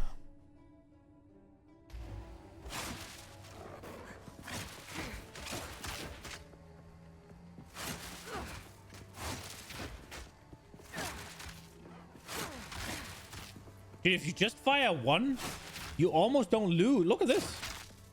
I didn't even know this. You can kind of keep going if you just fire one. It's if you try to fire two that it gets shit.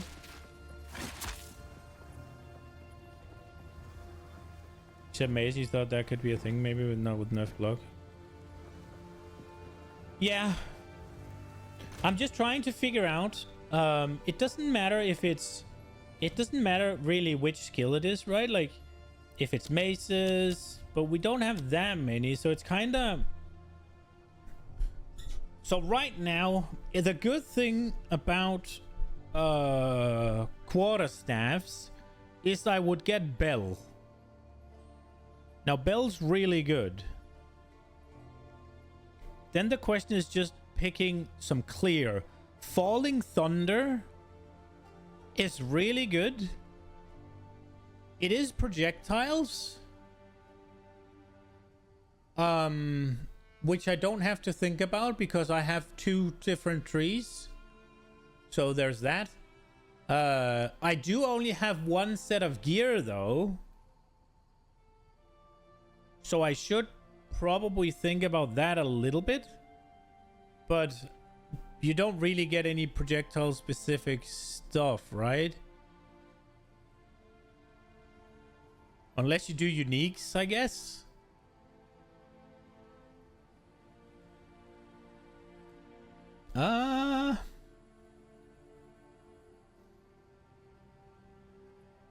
I wonder how the skill tree change works with gems.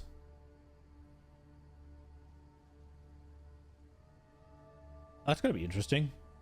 Can I have 2 different gems in 2 different sockets? Like in the sorry, can I have 2 different gems in the same socket depending on the skill tree? Just thinking that with requirements it would be easier for Javason etc. to equip high block shields like Swallin.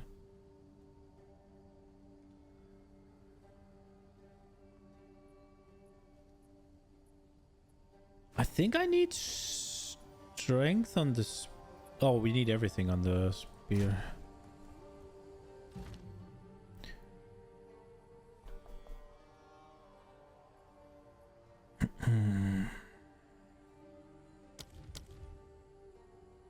If we were doing this, the benefit would be get Tempest Bell. We would need a way to generate power charges for that. So that is obviously a weakness.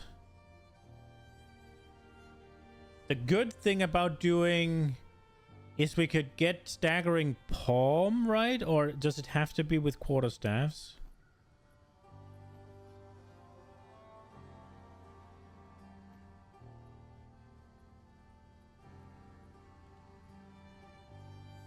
Staggering Palm can be used to stun an enemy with a nearly full stun meter. Enemies that are vulnerable to Staggering Palm have this indicator on them. If you successfully stun them, you will shoot wind projectiles from your attacks for a short time. Attacks. No. These are not attacks. Okay, that won't work. But the bell will work.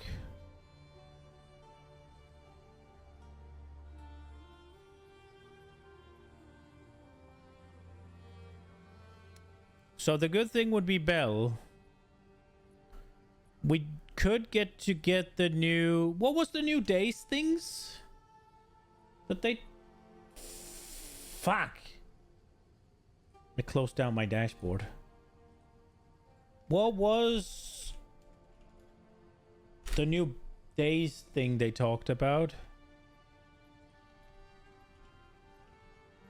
Oh.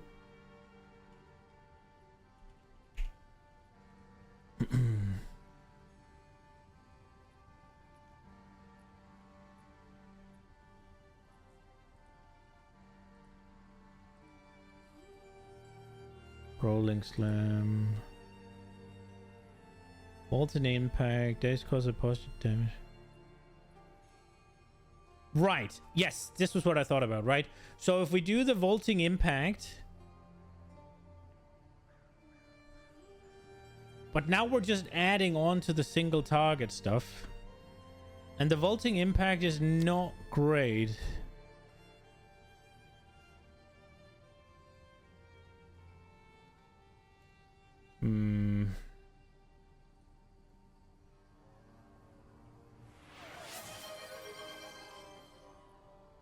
What the fuck was that? Yo, Canacam, I appreciate it. Did the drops just come live? They did. Lasting.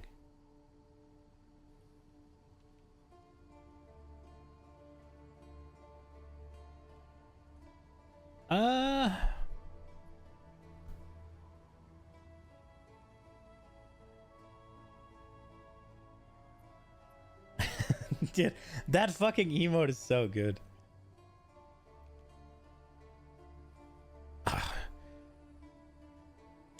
they need to sort this so that I don't have to freaking be able to equip the things in order to see the video of what it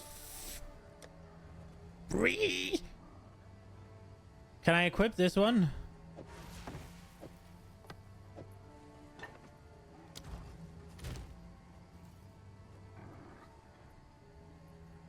You're welcome, you're welcome. Big orb. Gems. Looking forward to jumping in and grinding. It's gonna be good, man. I'm excited.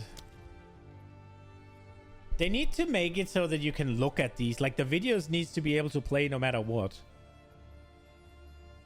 So the vaulting impact. Vaulting impact is an effective tool for closing in on enemies and stunning them.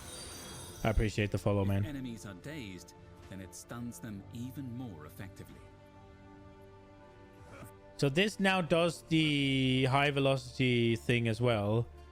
Vaulting impact is an effective Attack damage tool is for 3, closing- 6, 8. What about the crossbow here?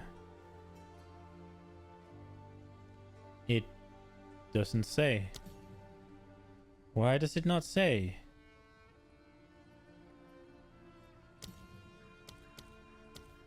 Oh, here. Oh my lord. Okay, that's that's the damage.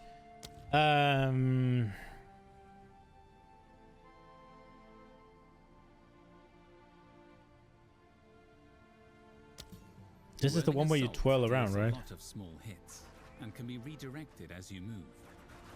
It's very effective when combined with skills that trigger off each attack, such as staggering palm.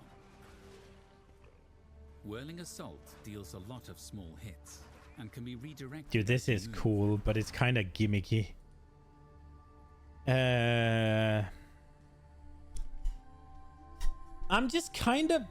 When I played Monk, the real clear tool was the freaking... What's it called? It was the... Herald Tech. Wind Blast knocks enemies away from you. And that doesn't work anymore. Ice Strike. This was what I Ice played. Strike is a combo of 3 cold attacks. This one's cool. Tempest Flurry is a combo of 4 lightning attacks. The third... Use Wave of Frost to dodge backwards and launch a cold... Like, realistically, the only thing that really produces any clear here Storm Wave is a lightning area attack that covers a lot of ground. is Fallen Thunder. Falling Thunder is a lightning area attack. If you have power charges, this skill will consume them to deal a lot more damage and create projectiles. Falling Thunder. So the way I would need to get a way to generate a lot of power charges. And again, we've already spent 3 or 4 skills doing single target. We're going to need at least a couple of auras, so we're down to not too many points. And if I am going quarterstaff, I would absolutely put on the bell. Must be charged up by striking enemies with melee attacks. Once placed, you can hit the bell with other skills to make it ring, dealing damage around it. This just doesn't really have the AoE now, does it?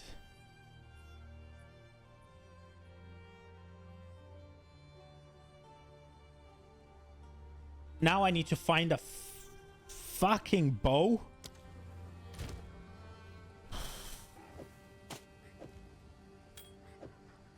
I'm not a fan of looking at things in PoE 2. Do I have a bow? I have a bow. Good thing I save everything. Okay, can I use them then?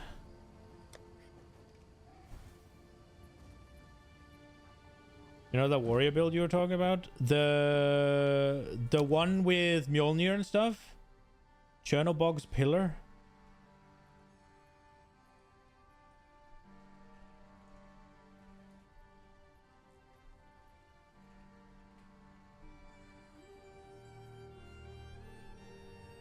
Increased armor, fire resistant, chaos resistance, Johnson. Gain 1% of fire damage per 1% chance to block.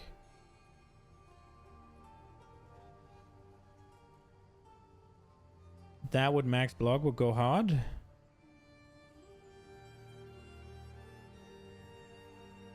Yeah.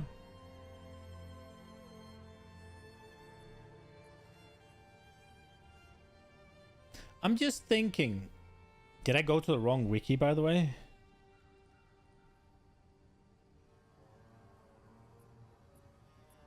I don't think so. But they're nerfing max block though, right? Like... What up, Tuma? Okay, what are the options here? Magnetic salvo. Magnetic salvo targets every lightning rod stuck into enemies or terrain from your other skills and fires a lobbed shot at each of them. The rods will explode for massive damage. Magnetic. Okay. Spiral volley spins around while firing a volley of arrows in all directions, aiming at enemies if possible. If you have any frenzy charges, Spiral Volley will consume them to deal more damage and chain to enemies. Okay. Spiral Volley spins.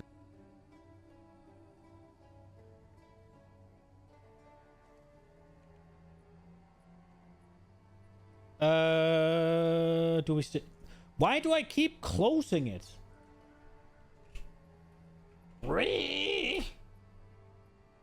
Get it up. Okay. What was it called? Chernobog?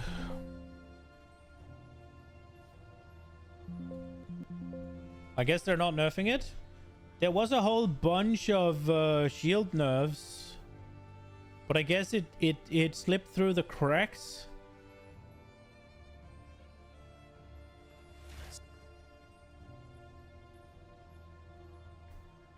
Oh, you guys can't see this.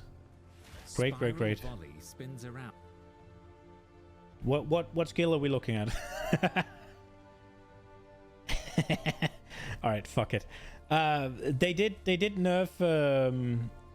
Shock chain arrow will hone in on shocked enemies. Upon hitting one, a shockwave will be released, and a lightning beam will chain to another target. This chain can continue as long as there are more shocked monsters to target. That's cool. Arrow will That's really cool. Tornado shot whips up a tornado where it lands, damaging and slowing enemies. Projectiles you shoot into tornado shot. Is that a Tornado degen? shot whips up a tornado where it lands, damaging and Yeah, it's slowing enemies. damage per second. Projectiles you shoot into the tornado are split up and spat out. Tornado shot whips up a tornado where it lands, damaging and slowing enemies. Projectiles you shoot into the tornado Aww. are split up and spat out. Tornado shot. That's cool.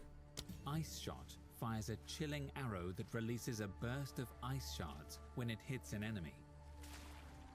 Okay. Ice shot. Hold down the button for detonating arrow to charge up a powerful shot. At full charge, the arrow will explode on impact. This So evasion just got a buff. Remember me mentioning about acrobatics? So acrobatics is gone, but evasion just evades all hits. Now, where do you get that from? They specifically said in the Q&A that they weren't doing that. Like, not just like verbatim, literally said, we chose deflection instead of giving evasion. Exactly that. Where do you got that from? Is it a new official post somewhere? Or...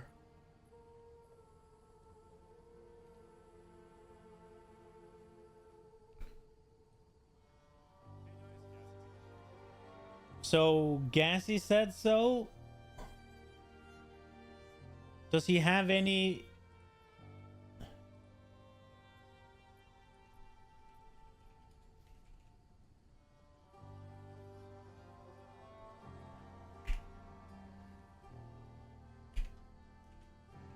where does he have it from? I'm not gonna go all the way through his video and see it. I don't. It's too much. Yeah, it's on the forums. Okay.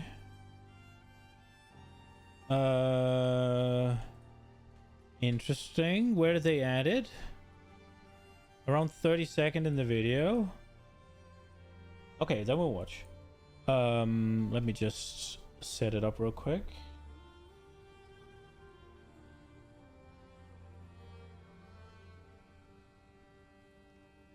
Let's see what he says. With another Path of Exile 2 video, and in this one I'm going to talk about some last minute changes to the patch notes that just dropped in, and there's some really good ones and some scary changes that's coming in as well. Let's have a look at it.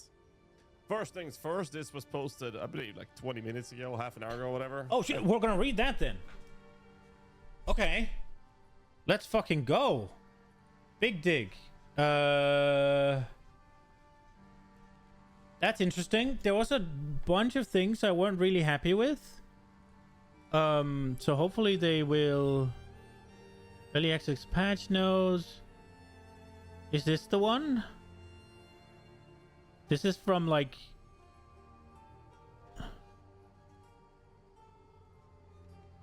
Is it this one? This is the one I was watching. Or reading, sorry. Hold down. Hold down. How do we do it again? Creation time.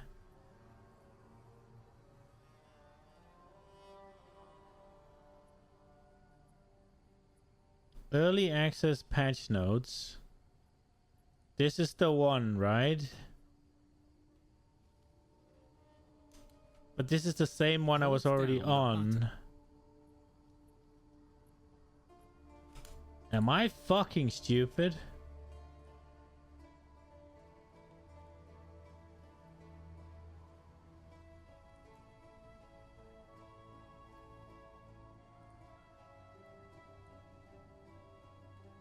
Three 3826682. 3826682. Updated patch notes. Why does it say hashtag bug fixes? Where's the update?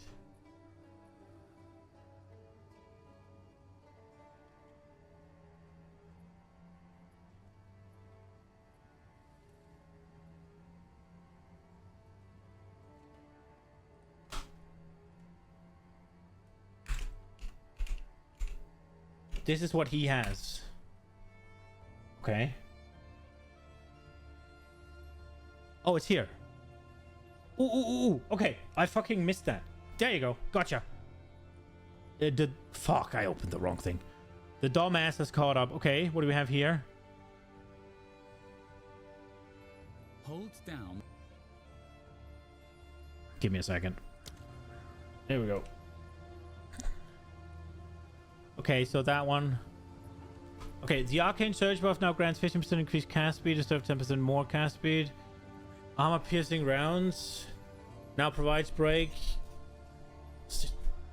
So a nerf. Blood Hunt explosion now causes life loss rather than unscalable damage. Combat frenzy quality now provides. Didn't we read these?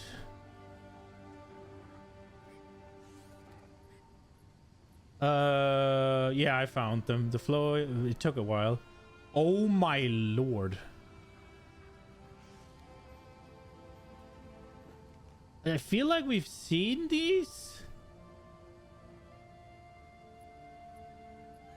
Falling Thunder provides more damage per power charge. Previously 10 chance to not remove. These, I think we've seen these. These seem like they've been written in. Right?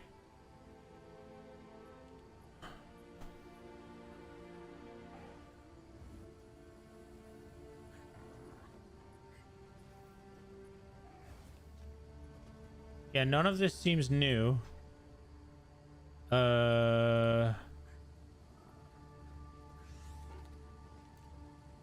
This was also in.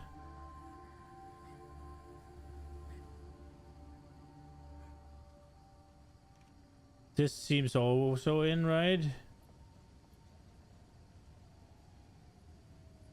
I haven't really read this. The Swalin unique shield no longer has -10 to -20 maximum block chance. Instead, you now take... I did read that. I did read the Sea Glass Spear.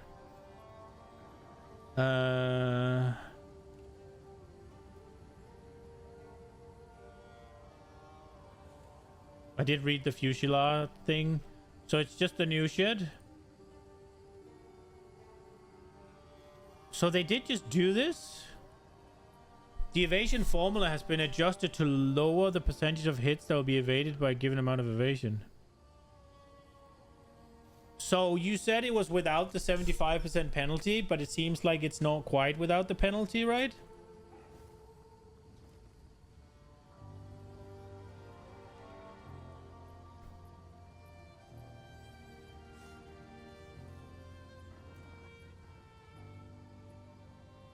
Monsters have 30% more build up against players after shield raise. Deadeye, the thrilling chase notable passive skill now has benefits from consuming frenzy charges for your skills. Have 50% chance to be doubled. Previously 100% chance. That sucks, bro. Why would that sucks? So it's just 50-50 whether it works? That sucks. That one, I was excited about that one. That sucks. Minions now deal 3% more damage with hits and ailments against non... This is gonna be powerful, right?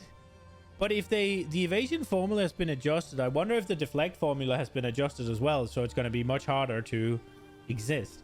But it does make sense that everything works the same.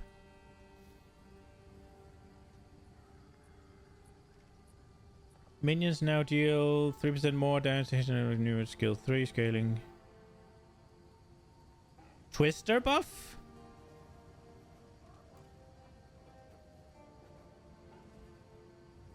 Yeah, that is really good.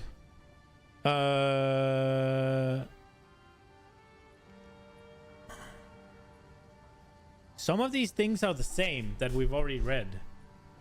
Poison construction, I don't really care about that. Overstorms.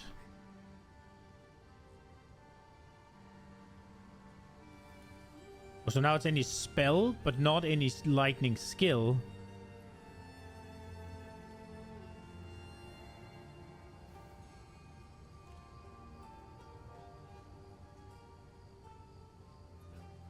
Okay. I'm very sad about this. So, honestly, these nodes were just worse. Yeah, the evasion buff is cool and all. I'm not, generally speaking, I'm not excited about defenses. Maybe that's weird, but defenses, generally speaking, don't excite me. But yeah. Let's keep looking at these bow gems. See what we can do. Right now, I'm kind of keen on going crossbow with spear. I was kind of thinking maybe I could get Twister to be a map clear. If I could make them to last long enough and stuff. Because that could also be a massive improvement to single target. If I then do the whole, like... I'm weird there. Because what I'm thinking, right, is I do anything I can do that will be persistent damage is just gonna be extra damage from the high velocity. So if I can make it so that my AoE ties into my single target in some way, like getting over something like blind, right? I'm thinking about putting blind on a massive AoE something, right? Sacrificing a bit of damage to get some defenses and hoping decimating strike's gonna carry that. If I can tie that over into the single target, it's gonna be really good. So I am leaning heavily towards the spears. Lightning spear, sorry, is really big AoE. If the explosions and the decimating strikes can carry the nerfs to lightning spear while still giving me roughly that insane map clear, that would be so quality of life. And obviously it doesn't have to do a lot of damage, because as soon as I see a rare monster, I can swap to the whole break armor blast single target. The good thing about lightning spear is I need to sort two things with lightning spear and frenzy charges. Now barrage would be nice, so I can add that maybe if I have room.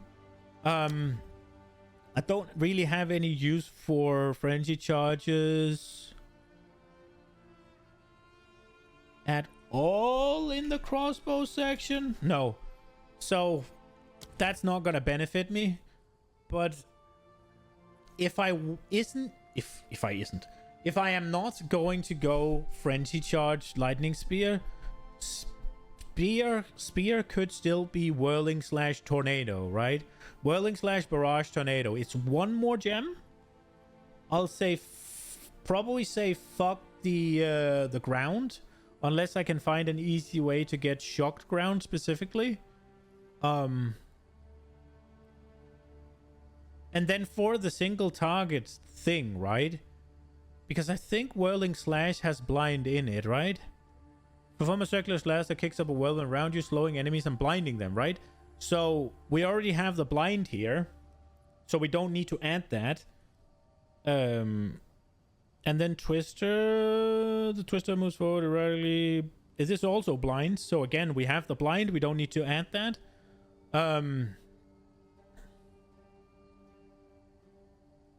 So then the question becomes whether or not we can create a ground somehow. The question also becomes whether or not we can get enough Twisters out to it be a good map clear option.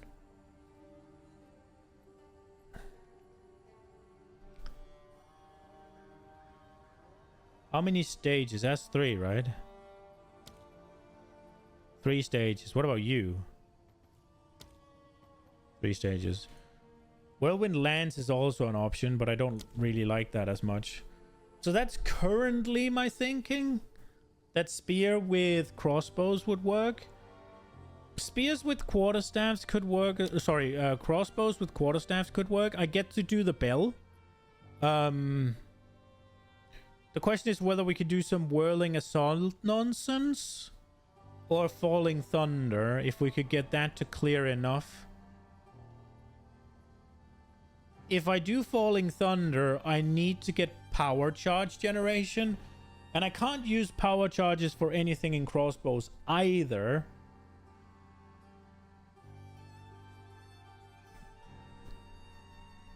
I guess I could do it with lightning spear. I could do it with electrocute, right? Electrocution. Then I'd need to wear a pair of gloves. Can I find those in POB?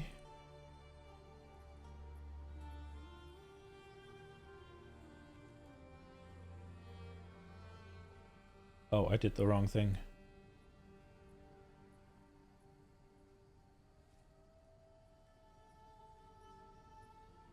Am I blind?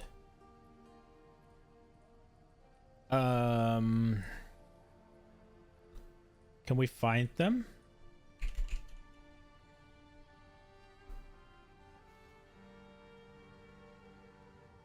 Is it these? Energy shield, dex, reduced cast and attack speed, lightning damage from hits contribute to electrocution buildup.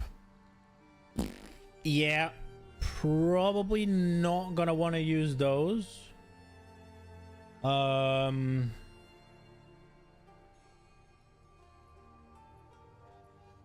But again, we are trying to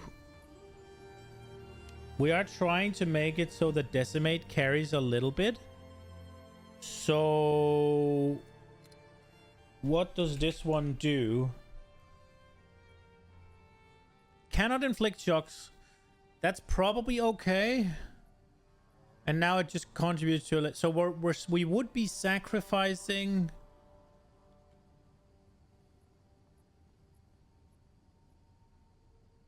How do you prime somebody for electrocution?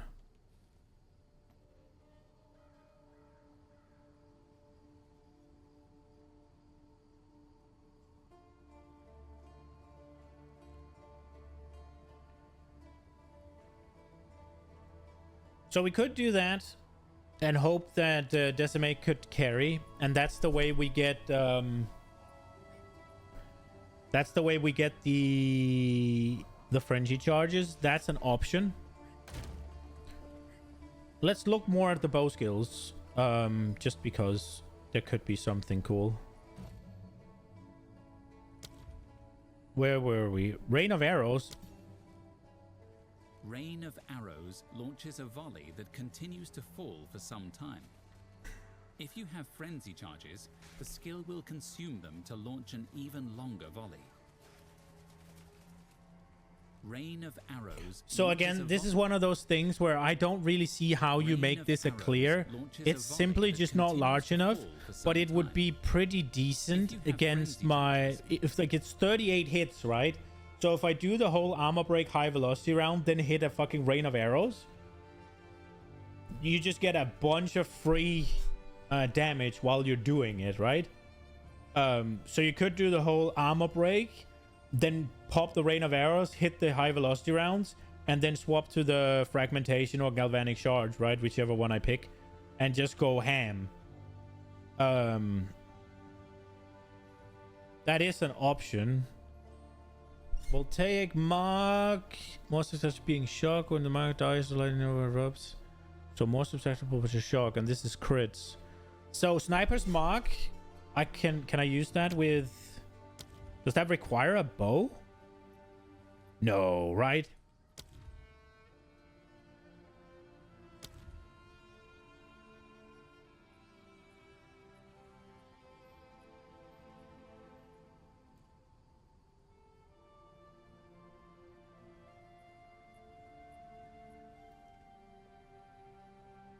So we could use that to get a bigger high velocity round. But we don't need to do bows for that. Use Electrocuting Arrow to leap over an enemy and fire a lightning projectile into them. From 2 seconds to 6? That's really nice. For what I'm thinking about doing, it doesn't matter. They're also doing it so that it's no longer a spell, so you can't really use it. Sorry, let me rephrase that. You can't really auto apply it anymore. But also for this thing, it doesn't matter, right? Like duration increase on Sniper's Mark. Other than the fact that, yeah, maybe you have some things that charge or something, the duration isn't really gonna matter because it's one hit, right? Next critical hit against marked enemy has 71% increased critical damage bonus. So it's just gonna be one big hit and then the mark's gone. Use Electrocuting Arrow to leap over an enemy and fire a lightning projectile into them. Hitting this enemy with enough lightning damage will electrocute them, paralyzing them for a time. So, if I do bows, right now it would be... Right now it's looking like it would be Spiral Volley for clear. Now I wonder if that's going to be good enough. But then it lets me add Electrocuting Arrow into the combo. So it would be Armor Break, Electrocuting Arrow, High Velocity Round, and then Galvanic Shards. Then the guy would be electrocuted. Wait, so it would be Armor Piercing Round, Galvanic... Sorry, Armor Piercing Round until he's down. Electrocuting Arrow to vault over. Sniper's Mark, High Velocity Rounds, Galvanic Shards. No more Blood Mage for you, why? this would work. But the question is Spiral Volley alone enough to clear? Spiral Volley spins around. I do like, it's kind of memey. Arrows in all directions, aiming at enemies if possible. If you have any frenzy charges, Spiral Volley will consume them to deal more damage and chain to enemies. So this also kind of works, right? Because if I do the whole single target version, then I would gain... I would gain a frenzy charge from here. Would I gain one from electrocuting? That would require me to use an aura, right? Oh, Sis did a video? Yeah, I mean, I knew he was gonna do a video, but like, it's not... If like the video he's doing is Blood Mage, is Blood Mage purple fire, right?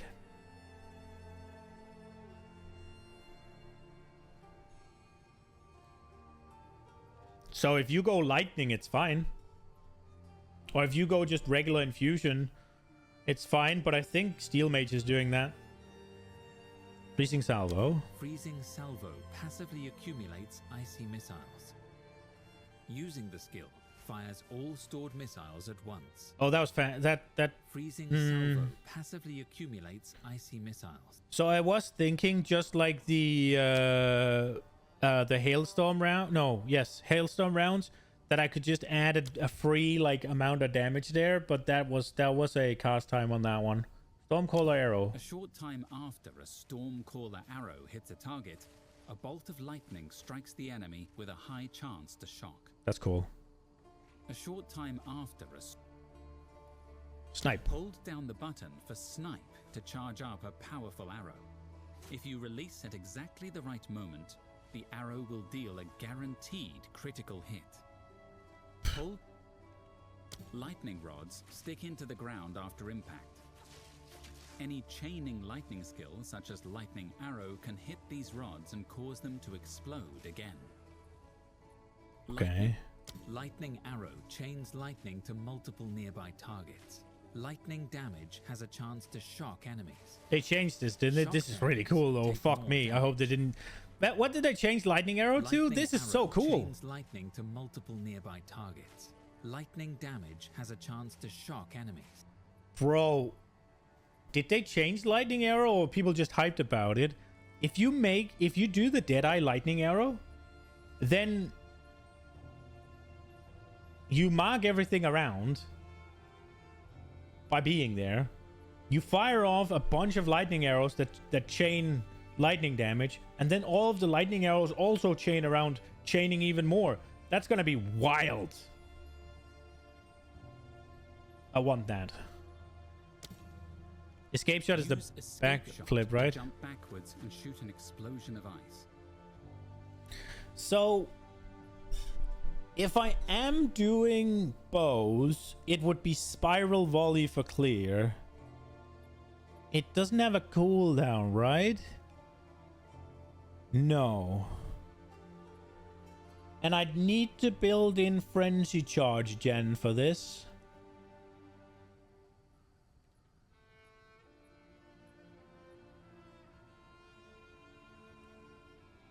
And getting that on its own doesn't seem super possible. Now, if I do go bow, I could go Rain of Arrows. Just to add 2 extra high velocity rounds for free, basically. And if I could get Frenzy Charges, it could be even more. Ooh,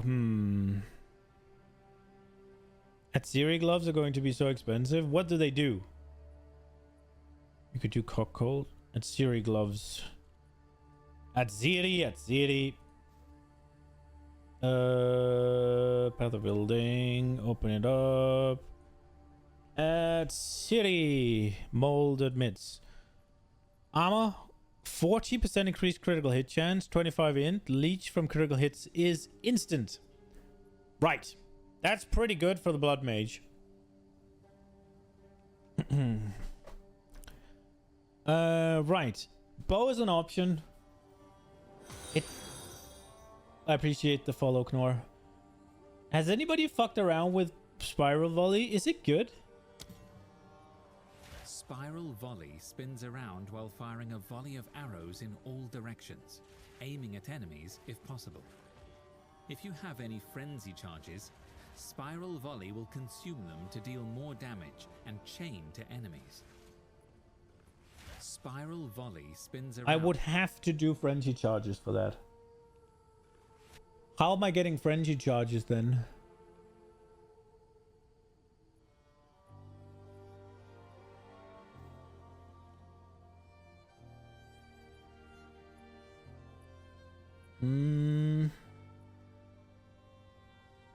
Spiral Volley got nerfed? Did it?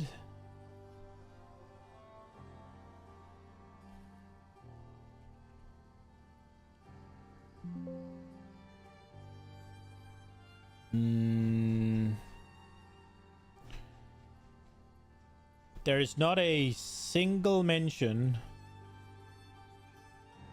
of Spiral Volley. Well, there's one spiral mention, and it's Molten Fissures.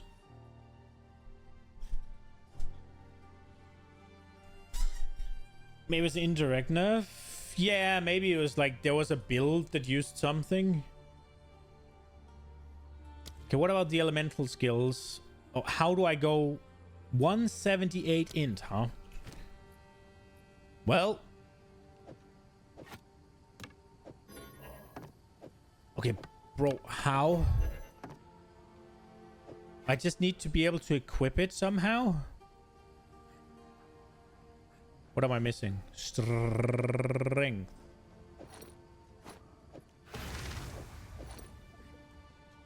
Brother man. How much int?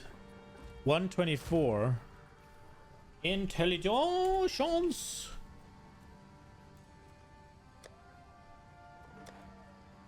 Not allowed. We don't have any. Unless I can't spell. They need to fix this system. Okay.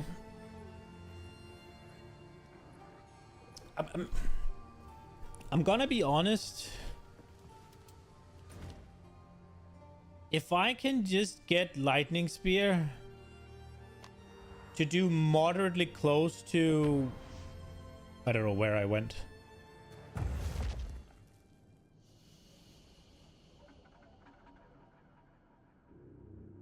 If I can get Lightning Spear to do just moderately close to this, right? Like,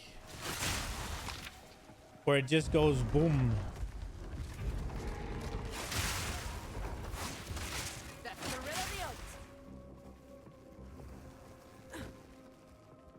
Now, obviously, this is... I was in maps, and this is whatever, right? But... Now, I wonder if Decimating Strike will have the... ability to make up for the issues.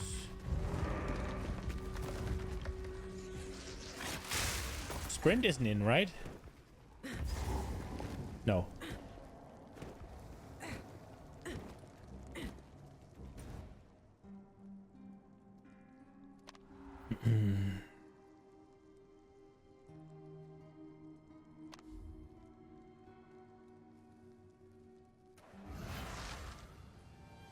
That explode node will go hard on breaches. Hope the payout is good. Yeah, I'm hoping that Decimating Strike and the explode can make up for the lack of damage on Lightning Spear, like the nerfs they took, right? And with spears, I just also get to do... If I want to, I can try Spear of Solaris, right? It's just a thing I can just make come down and go... Brrr. Spear Field might be an option as well, right?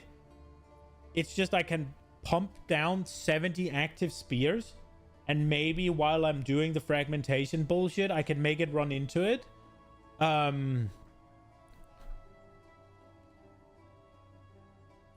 There is Stormlands is an option, right?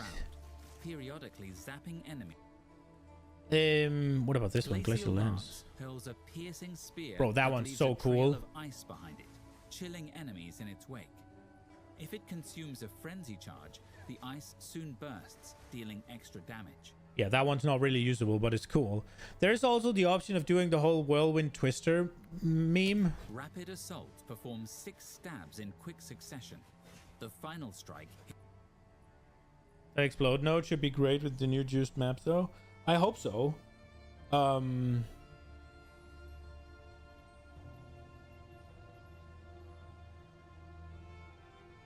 do also get Cull of the Week. Oh, but I can get that with anything. It's just an attack, right?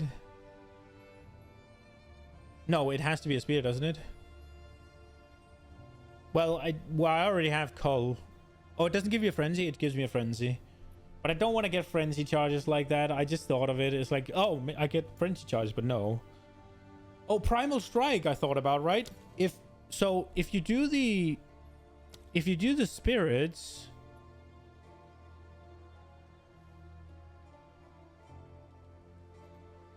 as if you conjure a Stampede of Spirits, that's also just gonna be getting the bonus.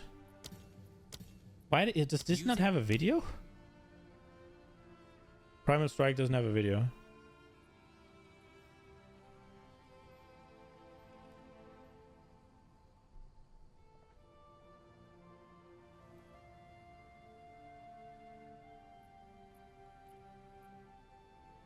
Yeah. Yeah. All right. I made you question whether you want to go warrior now.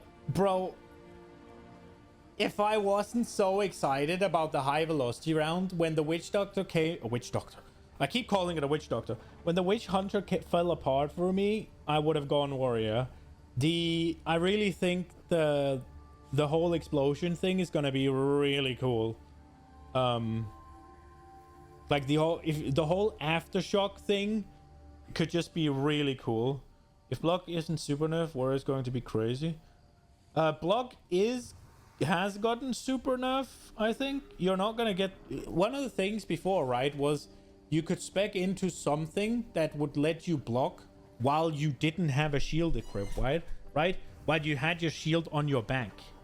So you could have a shield equipped in your other... maybe I'm misremembering, but I think so. Have a shield equipped in the other weapon slot or something, or whatever. Just maybe you had it equipped, but you didn't need to use it, and you just got to have perma block from everywhere. Won't affect you if you use shield. Nah, but you're not getting the passive one anymore, I don't think. The block is nerfed. It's probably still gonna be good.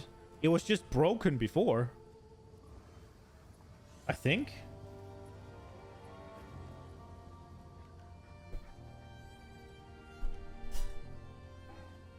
You just love Simulacrum? I like that I found out that you can shoot without losing. Look at how little movement speed I lose, right? If you just fire once. So you can get a lot out of doing it like this. Rather than...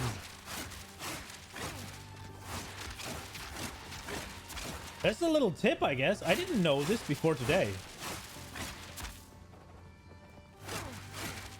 The difference is... And you shoot out basically the same speed, don't you? Let's see. 1, 2, 3. 1. Oh, I fucked it. 1. What is happening? 1, 2, 3. It's not...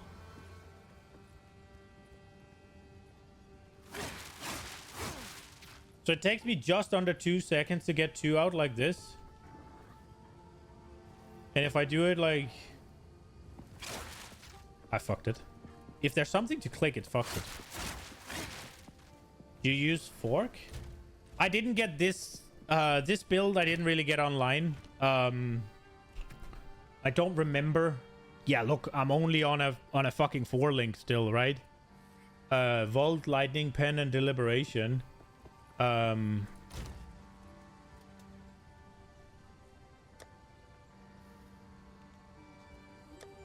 I never really, I didn't really get this build online at all. I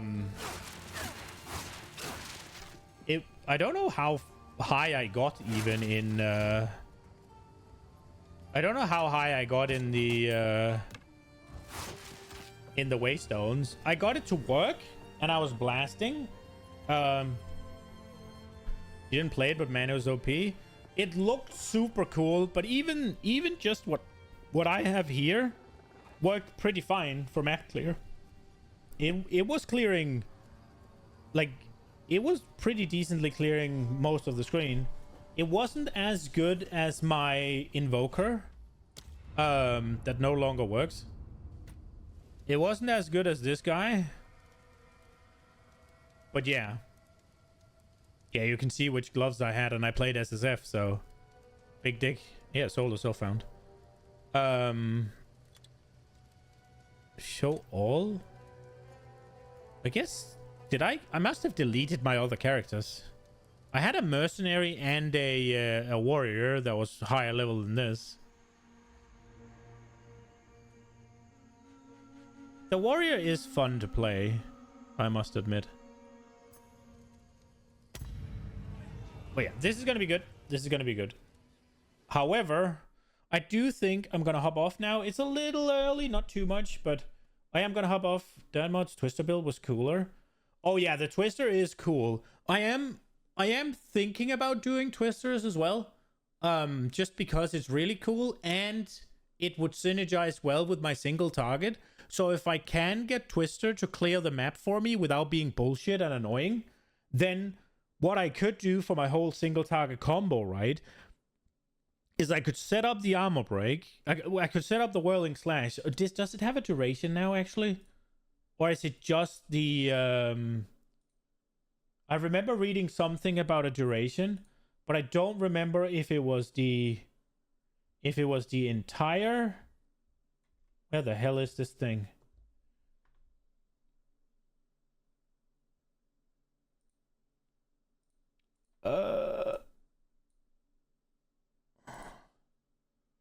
That didn't work.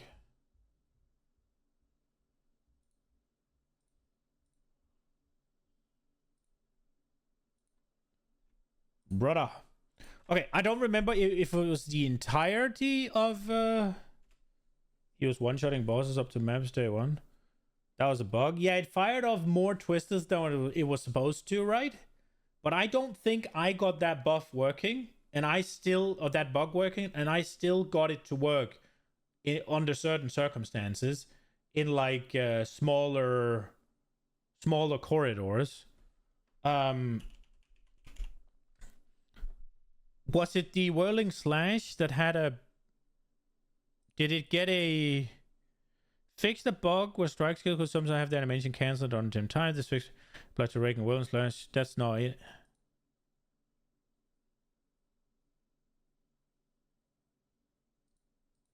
I am fairly certain that there was a change to the ground stuff that you sucked up with this Twister. There is a buff to Twister, right? Which is also one of the reasons I'm thinking about it, but that is probably fix the bug where Twister could become invisible when passing through an enemy. Oh, that's not it. I feel like there was something with whirling slash, how long it lasts, but I'm unsure. I think it was the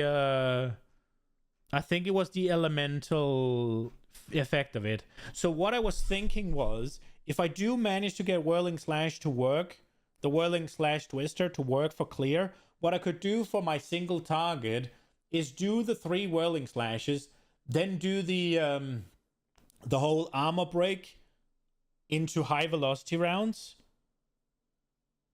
or the whole armor break. When the armor's broken, I send off the twisters, hit the high velocity round, and then the twisters hopefully converge in and hit a bunch of times there while I'm blasting off fragmentation rounds. And then hopefully there's an easy way of getting lightning ground, so that I can basically do whirling slash, armor break, lightning ground.